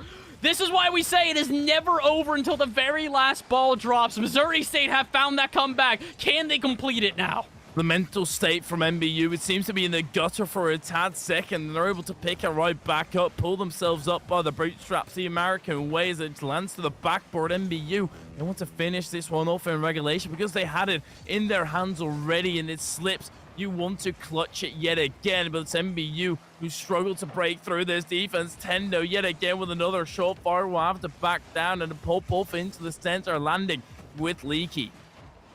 Ooh, 45 seconds left, though, and Missouri State seem to have an offense building here. If they can get one last blow before the end of regulation, it would have been massive, but instead they now have to play some defense. Leaky pops that one out of the half. With 30 seconds to go here, MBU now have the final pressure of this ballgame, or at least I thought so. All of a sudden, it's sent the other way! Off the backboard, is anyone there? No! Missouri State just a little bit trigger shy, but they can't afford to. They are only going to get a couple more chances, and that probably is the best one all game. Dust puts the shot a little bit wide, but with 15 seconds left, MBU are looking like they don't have as definitive of a grip on this game as we might have thought.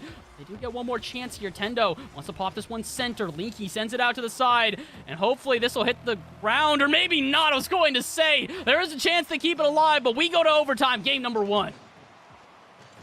Missouri and Missouri in an overtime. Who would expect that they're from the same state, homegrown, and it is MBU to finish it off. Tendo diving from the edge of the box.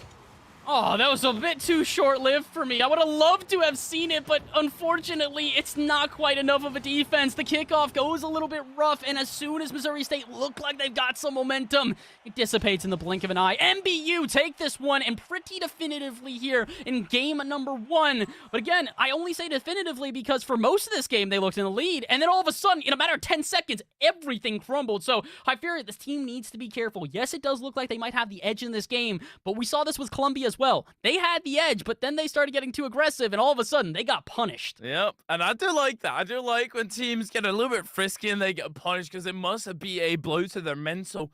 And it's one of those things where if it goes unpunished, because then they get to the free reign of the play, right? And then it's all of a sudden not that fun anymore. It's rather one-sided. But as soon as they are being punished for their mistakes, for their oversteppings, then you have a close regard.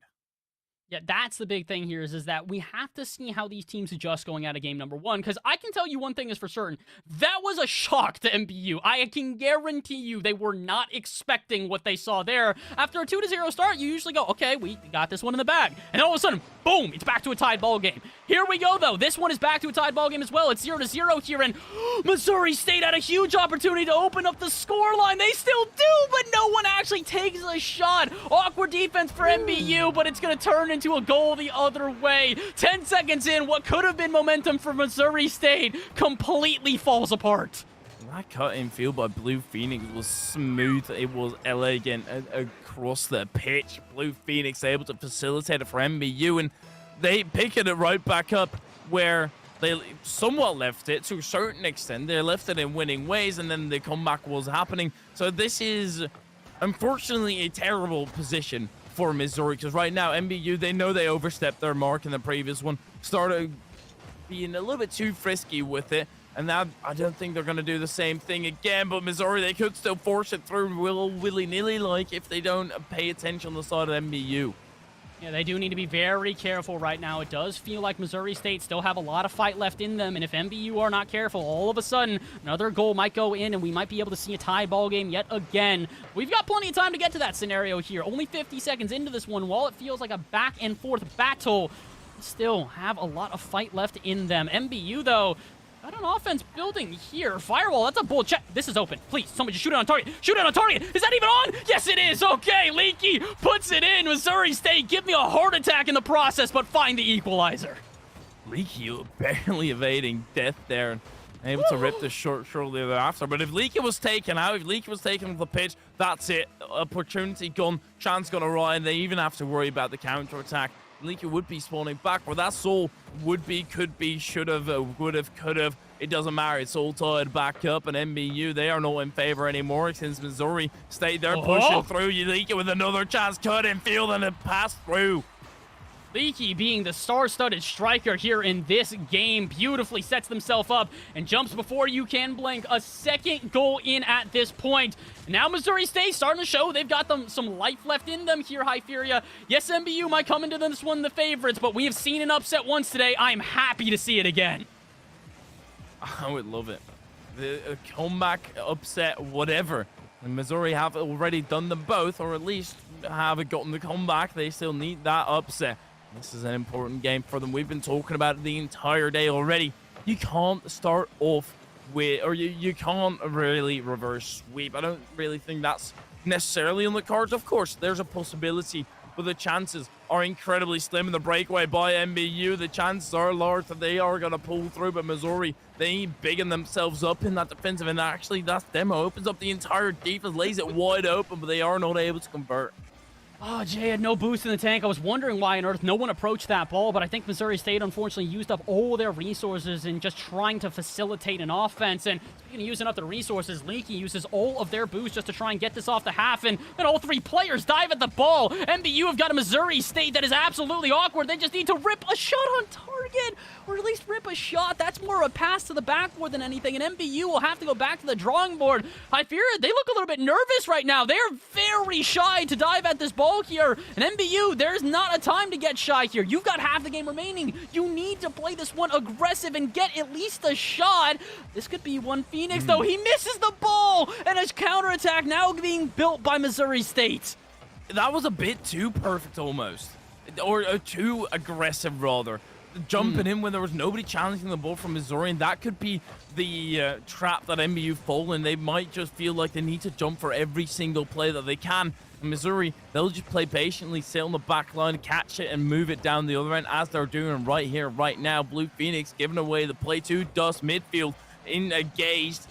Oh, Leaky, wow, that's a free shot out of nowhere.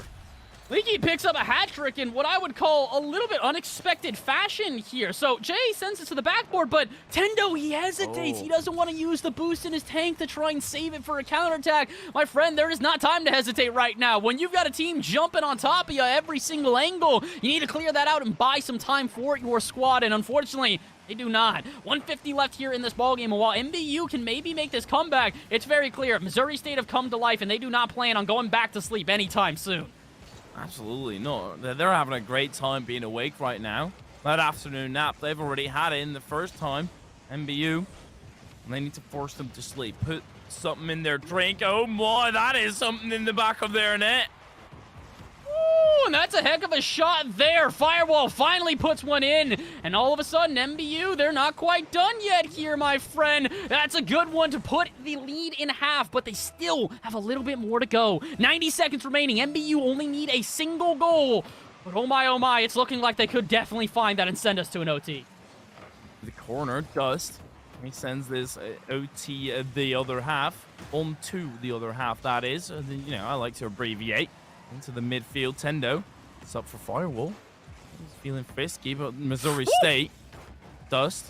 Into the midfield still. Tendo either getting battered from behind, but it still breaks through the cracks and then swats it wide himself. That is an unfortunate one. He might still be able to recover, but the double commit still goes up high. It is a reluctant state for MBU.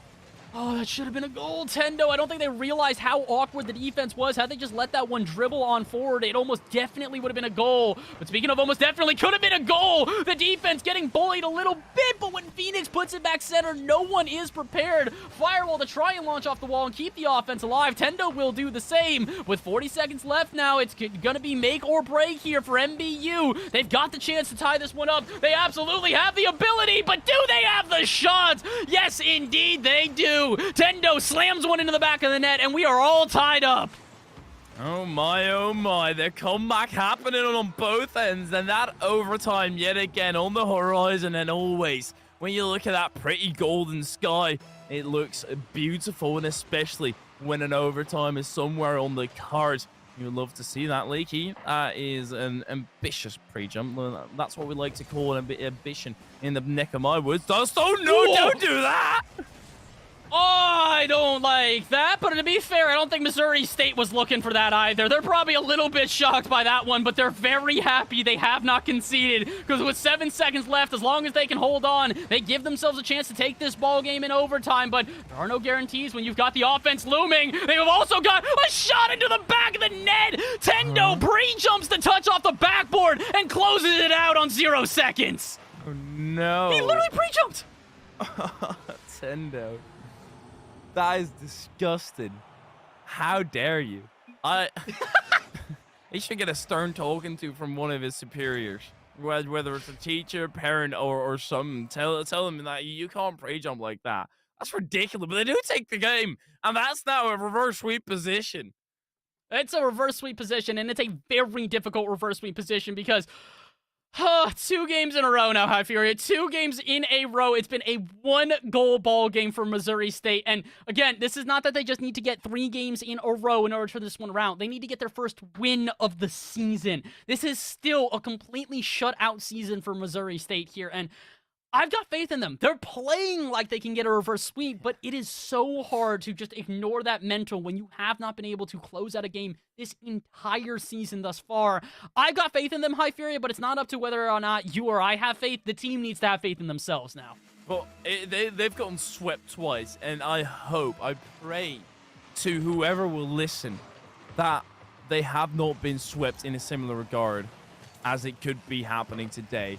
2 times where they get ridiculously close to at least making it to overtime, and once even making it there, and then they concede. It's a completely different picture than you see right when you look at the score. But MBU, they've gotten the pace of going, and they would like to start this game off with a lead. Well, they're trying their best here. They're also putting shots like that on target. Blue Phoenix, are you kidding me? He recognizes the defender's in net, so rather than bang it on target, bounce it off the ground and make it awkward. Beautiful shot. That is ridiculous. MBU, that's just a problem that they're facing right now on the side of Missouri State White.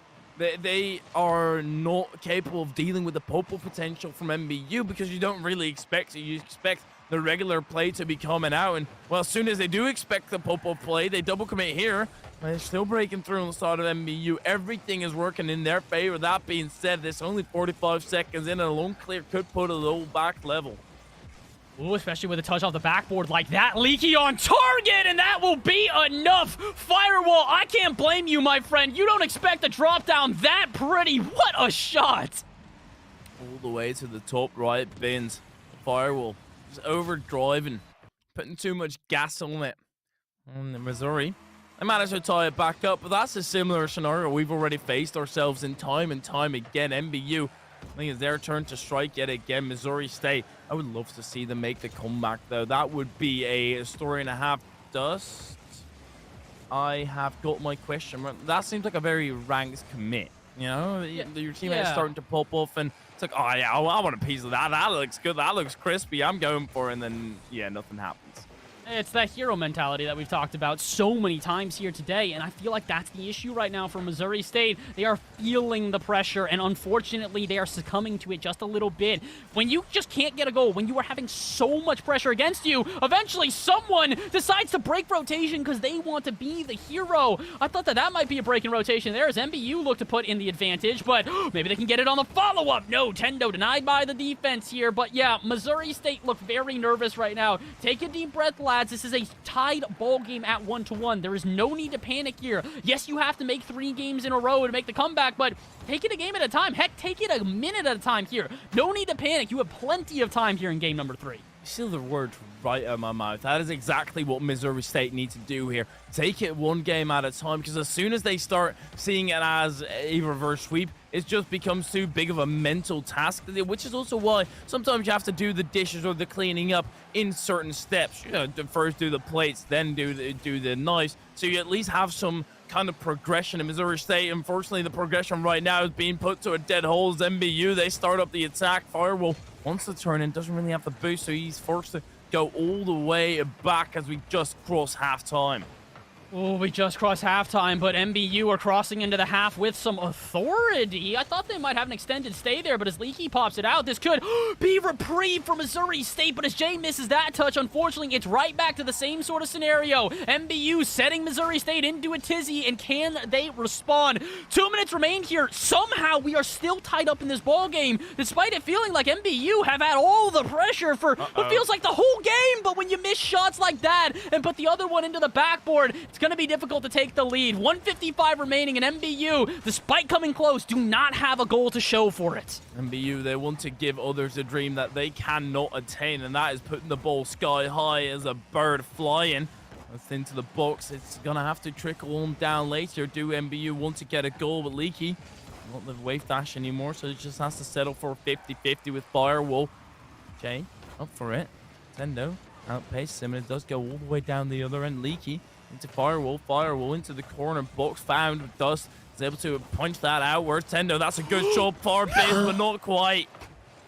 That could have been the one. That could have been the dagger here in the series, let alone the game. But as it ricochets off the post, the woodwork will come to the defense of Missouri State. And now they need to do it justice. A minute left. Missouri State have been given a second chance, but they will not get a third. If they lose this game, it is all wrapped up. So this needs to be a shot instead. Dust sends it to the backboard, and so does Jay Ball. 2 shots in a row, and the woodwork now comes in clutch for MBU. On the woodwork, and this No! counter-attack would work as well for MBU if they do it properly. Dust with a shot should be saved out, but there's Jay who's just diving in for the play with 40 seconds left. That's exactly what you want. This is what we say when we mean leave it all out on the pitch. Jay, this was all or nothing. Either that 50-50 worked out in his favor or it was an immediate counterattack from MBU. But when there's 40 seconds left and you are staring down the barrel of a sweep, you gotta send the house. And Missouri State have done so successfully. But now they need to play some defense. 30 seconds to go. And if they concede a goal now, MBU can send us to yet another overtime. And with shots like that, they just might. Leaky makes the save, but the pressure is on for Missouri State. Absolutely, and as soon as the pressure is on, you might just start bursting. Tendo struggling to get that round the side, though. That's a good tap. Finally gets it over the top of Jay. That means his 2 other teammates. Oh my word, a shot coming through! Tendo still there. Was that another pre-jump? You know that is not. I am saying that right now, young man, or you will be put in timeout. Is he up for this one early? We have no idea. Okay. No, he just reads the play perfectly, sees the lack of a touch off the backboard, and that will be enough to dive. It is all or nothing here with 11 seconds left. Missouri State trying to hang on and survive, and MBU looking to close the series outright. But can they do it before the end of regulation? One more offense here for MBU. They pop it up. This one's going to be off the ceiling. Blue's going to be there, but he will not get the shot. It hits the ground, and we head to overtime. That would have been gut-wrenching if Missouri ended up losing that, but it might not last very long. Hey, Ball, be careful swatting that in front of your own net. You don't want to hit a crazy redirect. Oh, my word, 50 as well. This is so scary for Missouri State. They're on the back foot, and Missouri, they're about to be tipped over by MBU, but they're holding strong. They're balanced. Oh, no, not like this. And that's the ball game, folks. Blue Phoenix puts one into the back of the net, and in unfortunate fashion, Missouri State see one break in their defense, and MBU strike. That is GG's. That is curtains on this game. It is done and dusted, and MBU will take the 3-0 victory and further extend their season. They are now 2-1, and unfortunately, for Missouri State, I fear they are still hunting their first game victory on the season. That's another sweep. I feel so bad for them. It's not fair. 3 1-goal losses in a row, mate. 3 1-goal losses. 2 went to overtime.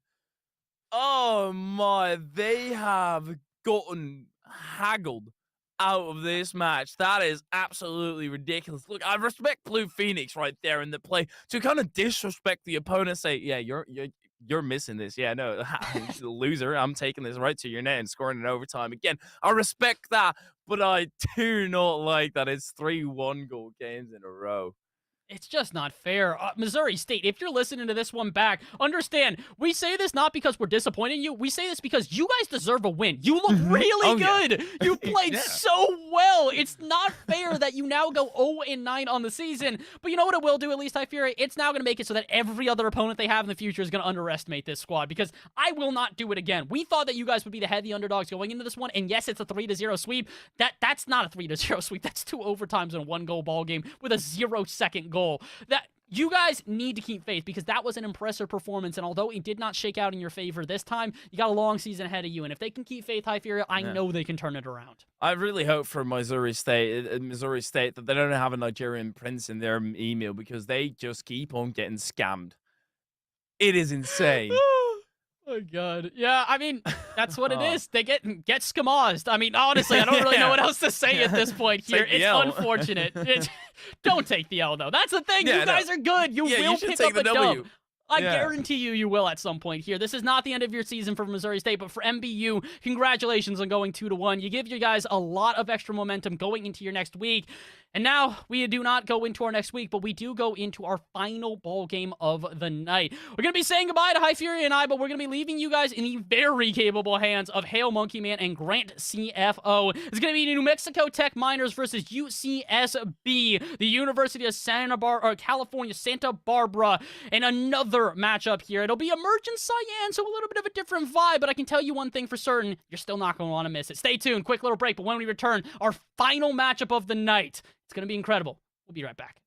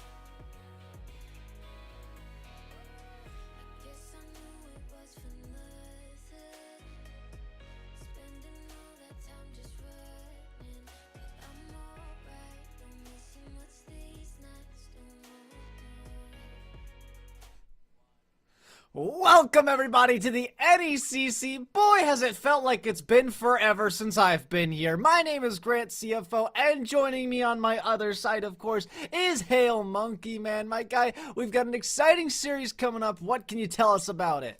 Oh man, it is going to be wacky. It's going to be wild. It's going to be a pair of squads that is looking to be able to end out our night with some fine action. Let's check out the lineups. First, we're going to go over to New Mexico, the Tech Miners. This lineup of Dreadful Monkeys, Hysteromania, and Call Me Flux is showing a lot of promise in the engineering side of things. I like some techies out there, some good old work that these guys will be able to put through, but they're going to be facing off against the University of California, Santa Barbara. This emergent Cyan division matchup has some very, very academically inclined seniors. You got some applied math as well as computer engineering is Gage's O'Malley and Guy Vetts. And you know what? It's one quick thing that you got to know about Gage's. He quit playing basketball to pursue Rocket League, so the man knows how to dunk. Got to be able to see if he's going to be dunking on the net. And they're already dunking through with a 2-0 record, which the Miners of New Mexico, they're trying to be able to see if they can be able to pull one up and finally get their first one on this evening. Hopefully they can get that first one, but I mean, looking at across at those majors, like you said, academically inclined, specifically in math, because engineering also requires maths, things that I am just not good at, so I marvel. I don't envy them though, because I am terrible at math. But hey, if basketball translates into seeing some dunks, I am more than happy to watch that play out on the pitch. My question to you now, Monkey, is what does it look like when we're stacking these two rosters up against each other? We know who plays on them, but what about other things? What about their records? How are these going to compare when they clash on the pitch in a second? Well, the Miners of New Mexico Tech have definitely gone the distance in a couple of their matches so far. They went 1-3 against the Bulldogs, and then they went 2-3, so all the way to that game 5 minutes white. So I want to see if they can really force University of California Santa Barbara to finally go a little bit further. Against those exact same Bulldogs, they swept them. Against UH Premier, they went to game 4. Going the distance, having that level of experience, and of course, just being able to utilize a kind of a stamina that maybe hasn't been tested just yet. Going to this week 3 will be testament to how well they can play. Goodness, I was going to say certainly, but my life had other plans for me. But Call Me Flux, other plans for this offense, setting it up from that right side. Dreadful Monkey out into the middle. Hysteromania has it up and back down. Lots of struggle as they make work of that back wall, using those flanks as well, but unable to put any shots on target, leaving them empty-handed. Now we're missing contact, allowing NMT to possibly lay up something just way off target. They've got some good approaches, and a few of these have just been nearby. Both teams flirting with the idea of getting a proper shot, but so far, just kind of laying back, seeing what the defense will bite on. And playing off of reaction is always pretty good. But you want to be able to start slowly but surely making your way through a big 50. That challenge will come off and boop someone in the nose. But again, it's just a lot of boomer ball. We're getting a lot of volleys up and down the pitch. Nothing that's really threatened the goal line stand. Got to see when that one will come up or be able to go into the goal line. It comes out to that dump and chase mentality. Lots of whiffs on the defensive end, but UCS bit a little too hard, a little too quick. Maybe could have controlled it a bit longer and maybe had themselves a little bit more success as well. See, Gage's up to that one. Unfortunately, they get caught out, but nothing that the defense can't quite handle. And MT still looking for offense, and really this has become the biggest game of tennis, although it feels more like volleyball as it barely has touched the floor. That feels like the first time in a while that it has done such a thing. Lots of misses here, and we talked about this as well. Effectiveness as a player in Rocket League. You have to be able to touch the ball in order to progress and be efficient as a team. And when one person's missing that, you're not going to find much production on any facet of the pitch. And New Mexico is slowly giving up ground. They've been able to move forward. They've been taking a few of these extended shots, and then they finally put something threatening nearby. But O'Malley, one fun fact that we didn't talk about him, he's able to make that defensive stand. He's got a 40-inch vert, so the man can definitely jump up, and they're going to have to be able to get around that both on and off the pitch. But with 2 minutes coming up, we're starting to see a little bit more of this pressure, and New Mexico, oh no, that's going to be a big save. It's Romania nearly on target. That was the first really good look at net we got from either team, so obviously your brain's going to have to favor New Mexico a little bit here. They'll set up their next opportunity, though. Dreadful Monk taking this to the air, just has to go under one with that dunk over the top. Not the person we were looking for when it comes to dunks, but the fact that it's in the arsenal for anybody on the pitch, especially on defense, is still a good sign. Trying to be able to get this wide angle. That was a cut that could have turned into more, but it's hits to Romania. That's able to keep this one on the back half.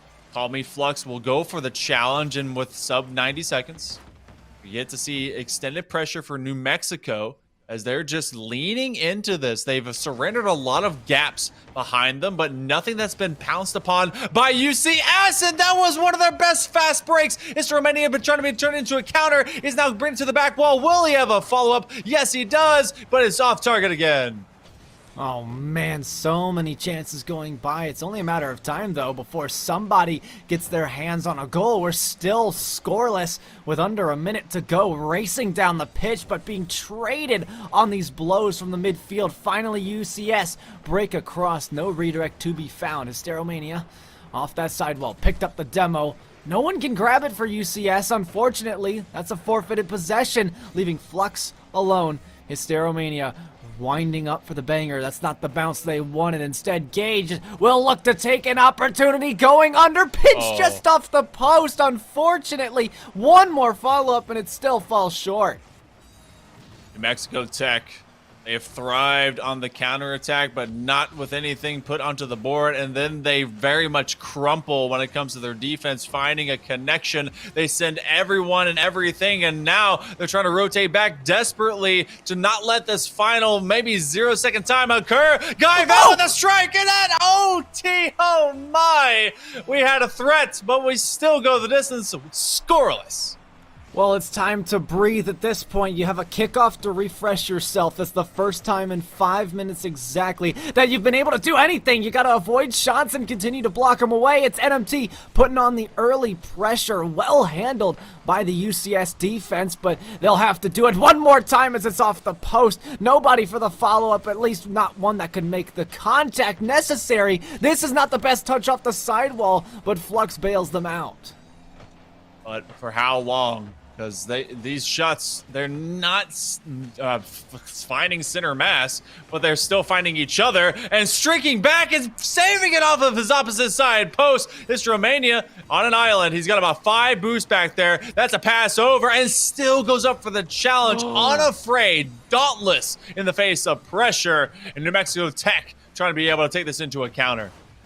Wow, there were so many times on both sides that we thought this could have gone either way. Guyman wants to turn it around with the 1v1. They're unable to. The follow-up shot not successful either. Whiz by the ball, though, leaving Dreadful to get a 50 with Guy. Hysteromania takes to the skies yet again, wants to finish it all here. Just nobody around. You see how desperate they are for the passing plays as well when it comes to that offensive zone, but they aren't letting themselves be there. They're not looking for anyone. No one's even there at times. You have to make a connection with someone that is present. And that's going to be a pass out to the top shelf. Oh, Dreadful Monkeys. Very much thankful that one doesn't go a little bit higher, as you had all the defenders waiting it out. Gages winning a couple big 50-50s. It's Romania on a breakaway, but has no extra boost, and so this one's going to stall out all over again. Call Me Flux just trying to maintain possession. He feeds it to everyone on the opposing squad, and now in a one-on-one, Gage is left alone until all the cavalry return.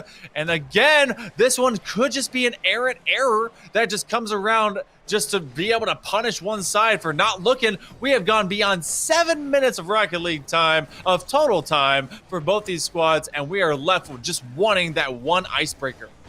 All it might take is just one shot to be on target. You have an upcoming opportunity, especially after that miss, and O'Malley won't miss at 2:24. That's how long it took. Almost 7.5 minutes of gameplay. They finally find the opening. Dreadful Monkeys was just a little bit too close. He was able to find that corner, but he had to find that leap, and the surface to it never came to his wheels quick enough. It flies right by, and leaping upon opportunity is UCS. My goodness, we saw nearly 8 full minutes, both in regulation and out, for both these squads to be able to find a goal. What kept them from it? It just seems like they constantly just left possessions and opportunities fly by.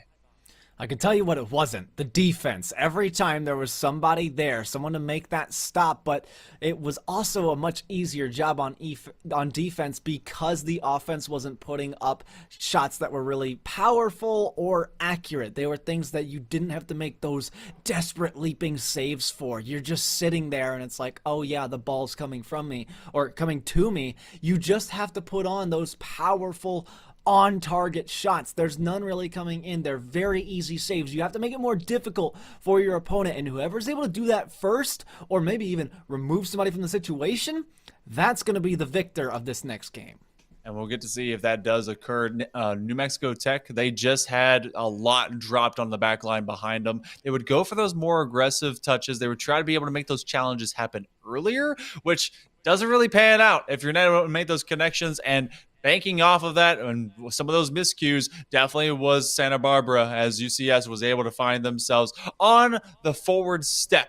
Now, a couple different times they were put under pressure. I want to see more of that from the Miners, but we head into game number 2 of our best of 5 series. Maybe we'll find a strike within regulation here, Grant. It's all about that bounce back. I've already laid out the foundation for what you gotta do. How about that for the bump plays? Could have started off UCS a little better. They'll get by with one whiff. O'Malley can't finish it off. That was the one who finished it off in overtime. Now looking for some more, unable to get what they're looking for. It's Guy Vet in the midfield. Can't find the shot. And that's what we're talking about, is making contact. A lot of factors go into this. It all comes down to whether or not you are hitting the ball or not. And as we got to see, apparently there have been some subs that have actually gone out. I believe New Mexico Tech has Doofenshmirtz in now. So they're trying to be able to bring in some new peeps, trying to see if that does change up the arsenal. Will it be able to pay some dividends? We will find out, as they're already applying some more pressure. Looking for a centering touch. Hysteromania has a chance. It goes over. I believe that's Doofenshmirtz that's trying to put it on target, and everyone will fly by. Now trying to be able to regain for the counterplay. Opening minute of play and more, and we're still with an empty score.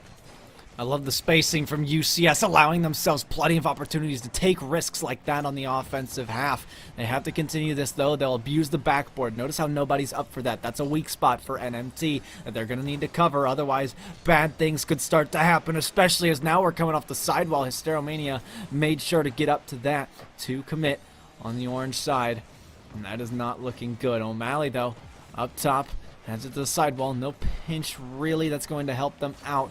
So we're talking about these passes aren't as creative as they would like. They're just banging them off the walls, but the defense is ready for that. Same thing happens for the UCS side when they're on defense. There's nothing surprising the defenses, and that's the problem as to why we are still scoreless. Oh, but they're trying to get one through.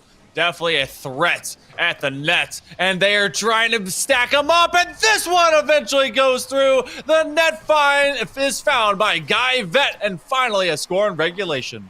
Enough times you abuse the pass plays, you abuse the back wall. Sure, you might find it over that last defender, and that's exactly what ended up happening there. 1-0 in favor of UCS. Pretty even kickoff that goes to the side, allowing Doofenshmirtz to go across. Open net, though. Who's there? Literally no one. Are you kidding me? You gotta send somebody forward. Be aggressive. That's all it's gonna take. Your defense is fine. Trust your teammates. I promise you, if you go forward on this offense, you are going to find the goals you are looking for.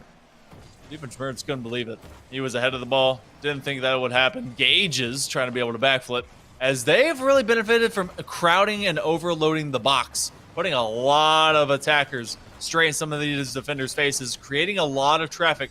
They're just not prepared to be able to absorb. And now with 2 minutes coming up, Dreadful Monkeys trying to be able to make a connection. This will be on target. That'll be Doofenshmirtz saving the day. O'Malley, no dish to be able to give. So Hysteromania will get a counter clear in the other direction. And the Miners looking for that one goal. They have not scored one yet, be it OT, be it regulation. Doofenshmirtz, though, trying to put in that effort. Certainly a lot of effort that has to be put in. Hysteromania, though, over the top. Melly not able to quite reach it. We see the ball side rotations that could bite the defense if you strike now. You try to put it behind, but Guy Vet bails out their teammate. I don't know that they necessarily needed to. Sure, it worked for now, but how many resources do you got left in net as this New Mexico offense begins to build? Guess you've got enough for now. Midfield again, and it's just right into their hands. They've sent each and every single one of these shots straight to where the defenders are. So, I mean, maybe next improvements, at least send them away, but placement shooting has just not been on target for either one of these squads. Doofenshmirtz trying to maintain possession, good dribbling. He does call himself off. That turns into a pass play. It goes over Mr. Romania, over to Dreadful Monkeys, but that demo will thin out the offensive counter. That's a double commit, but it at least is found by Hysteromania. Guy Vet to collect. He's been very sure-handed. The challenge at least forces it backwards. But again, great amount of real estate just given up, and New Mexico Tech left with a goose egg on the board. Maybe one more, and just the second man can't get there. You got to take out that third man if you want those demo plays to work. You take out the first man, you still got two behind you. Now Gages with nobody in front of them except O'Malley and their teammate to secure game 2, at least possibly. They got to be able to get something going, and when these pass plays are reading your defense like a book, like a pamphlet at a doctor's office, then you're going to find it very tough to keep them out of your net. That is a great second goal. We find both in favor of Santa Barbara as UCS takes control of game number 2. 20 seconds to go, and the Miners have yet to be able to score. Hysteromania out to that sidewall. If you need one now. Dreadful will send this one upfield. You've got to get it by. They do. Who's there? Doofenshmirtz off the backboard. No third follow. And that is going to end the hopes and dreams of New Mexico Tech for game 2. And they'll have to fight their way back in a reverse sweep in this best of 5. I like the personnel they brought in. Doofenshmirtz, they made a big ruckus, a big statement to be able to give themselves a little bit more life. But they surrendered a little bit more defense in the other direction that they hadn't before. And so, Gages, O'Malley, and Guy Vet just keep to the course, reason and ample force, and they're able to make that one work well for them. They're now in sweep territory as they get ready for game number 3. And they're looking for the perfect sweep at this point, as long as they can just keep the Miners out of their net. I think they've got just a little bit over the top. A little bit is enough for them to take down these Miners. That is what's really working for them, is just that offensive pressure that goes far enough to where they don't really have to worry about anything. They're just playing their game and it's working. I fear for them, though, if the New Mexico Tech Miners can do something about it. If they can stop those shots coming in, and if they can transition onto offense, I fear how things are going to be able to adjust for the other side. Who knows? I mean, we get a lot of speed, but the speed is what you need, and you need efficiency indeed. New Mexico Tech playing from behind. They're going to need a reverse sweep in order to take this series. I need them to stand up strong, and we have yet another sub. Hysteromania stays in. Both Dreadful Monkeys and Doofenshmirtz sub out as Call Me Flux comes back, and that name is amazing. It's Kopisimu. I think that's how you say it. Kopisimu. Well, we're not going to have to worry about that because we're going to have to gauge the situation as Gages will bring it from the top rope. Wow, beautiful down from above. It's what we're talking about. It's just enough, a little bit over the top, and that's what's allowing them to succeed. The New Mexico Tech defense, not quite there, though. They are failing to get up to that backboard to prevent, a double tap from even coming in. They'd rather all stay on the ground because they're not comfortable up there. Well, I guess, newsflash, you kind of got to get up there because UCS loves to use your backboard, and without the proper defense, you're going to continue to struggle. This reverse sweep will be next to impossible. You'll have to start exploiting them from the ground and do it rather quickly. Hysteromania just trying to be able to do exactly that. But oh my goodness, Guy Yvette doesn't even get the pleasure of seeing his own strike as this one goes into the net very quickly. O'Malley has set up both of these goals, and it's by just use of the boards, of the corners, and overtaking the zones when the Miners least expect it. The defense is very quick to leave for the Miners as well, and that's a very alarming thing. You don't want to push out so eagerly. Wait, just be patient. That's all it requires of you to have those solid fluid rotations. Now Hysteromania in a difficult situation yet again. Flux as well, being that second man. That's exactly how we saw it break down in the last play, although the patience pays off in a counter-attacking opportunity. Hysteromania waiting for Gage's touch, looks to bite now, it's over their head. Moving down into that blue half and forward. Guy Vet in the midfield has a setup, it's up, Flux with a backflip, that's a potential opportunity. They need to get it midfield, they're unable to, they try the walls and nothing works out for them. It's a breakaway that is always cut short. O'Malley maybe with a third dish for a third goal. He will maintain at least this offensive push, and a double commit does not find an exit as Kapisimu is able to make a big challenge. That one's on target and is dangerously near. He's going to hang out in the corner, try and see if he can center it up, but O'Malley again, so sure-handed, denies anything and everything, enables his team, disables the attackers in sub 3 minutes. He's that guy they need to isolate and shut down. Certainly needs to be kept on the down low, because otherwise things are not going to go too well. It's another 50-50 that goes in favor of UCS. They've been really good at that kind of stuff. Gages with a shot on, blocked by the defense. Something we don't see prepared too often, but luckily enough, they get it out. But under halftime now, like we said, this is a very time-sensitive manner. The fact that UCS has beaten you 2-0 in the last game and 1-0 in the one before that, the fact that NMT have not found a goal yet is very, very alarming. They've got to get something, and they need to do it now, or they can't even break out of their own half quite yet. Still stuff left to defend. This is going to turn into a 45 that comes back in. Gage is just kind of nearing by, as UCS is just in control. They don't have to do much more than what they got right now. They can get more insurance goals, but they got to feel pretty confident. Their opponent has not scored on them in over 13 minutes of Rocket League time.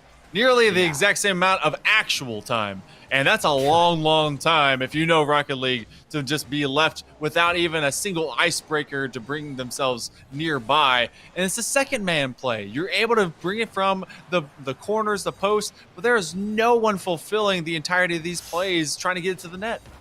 And if one more goes in for UCS, I fear this spells the end for New Mexico. They've had a couple of opportunities on offense, but now they fight back yet again on the defensive end, and that second touch won't come around for them to continue forward. What's happening right now is New Mexico is already up, UCS is already up in the face of New Mexico. That's what's happening. They're getting up so quick to these challenges, and NMT aren't really that quick to match their pace, and that's why they have this suffocating pressure applied to them and why they can't really escape as much as they want to. Still trying to break free. Hystero looks for a demo. Flux got it over. It's to the backboard, but no third is around except right here. And it's off to the side. 35 seconds to go. You need one now at least in the next 15 seconds so you can have that kickoff chance.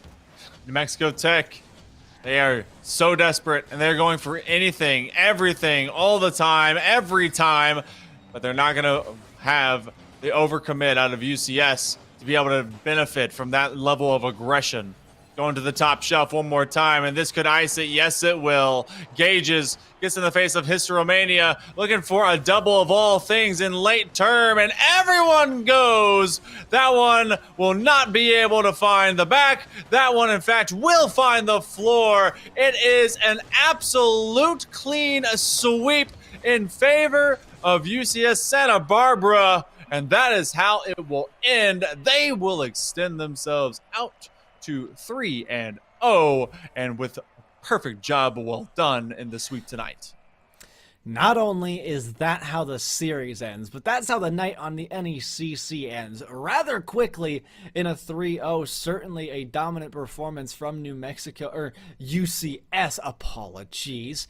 New Mexico, lots of things to think about. I think I've already covered some of them. Some of the points that I talked about were the defenses, I mean, they were fine. No one really needed to do anything, but there were times when they got a little antsy, and then there were times where they were way too patient. They were like, yeah, I can just watch this and wait for it to come to me. And then, I mean, look what happened. Goal after goal for UCS that really benefited that yellow/orange side. I don't know. The colors aren't matched up. The scoreboard's weird, and my mind is playing tricks on me. But, man, congratulations to UCS for the success that they just had. Job well done indeed. And you know what? We get to end our night for NECC. It's been a fun one. We got to see the Emergent Cyan division, be able to round everything up. Hopefully the Miners will be able to pick up and recover going into later term. But Grant, we get to end it before midnight, which is always nice. Thank you guys so much for being with us this evening. If you want to be able to see some more Rocket League action here for NECC, well, this happens every Tuesday. But if you want to be able to see some more NECC action, it's going to be happening tomorrow. It's Rainbow Six Siege, so make sure to check them out. It's around the same bat time, same bat channel, of course. This is the NECC Esports Network. I'm Hale Monkeyman. That's Grant CFO. You're an amazing person. You guys have a great night.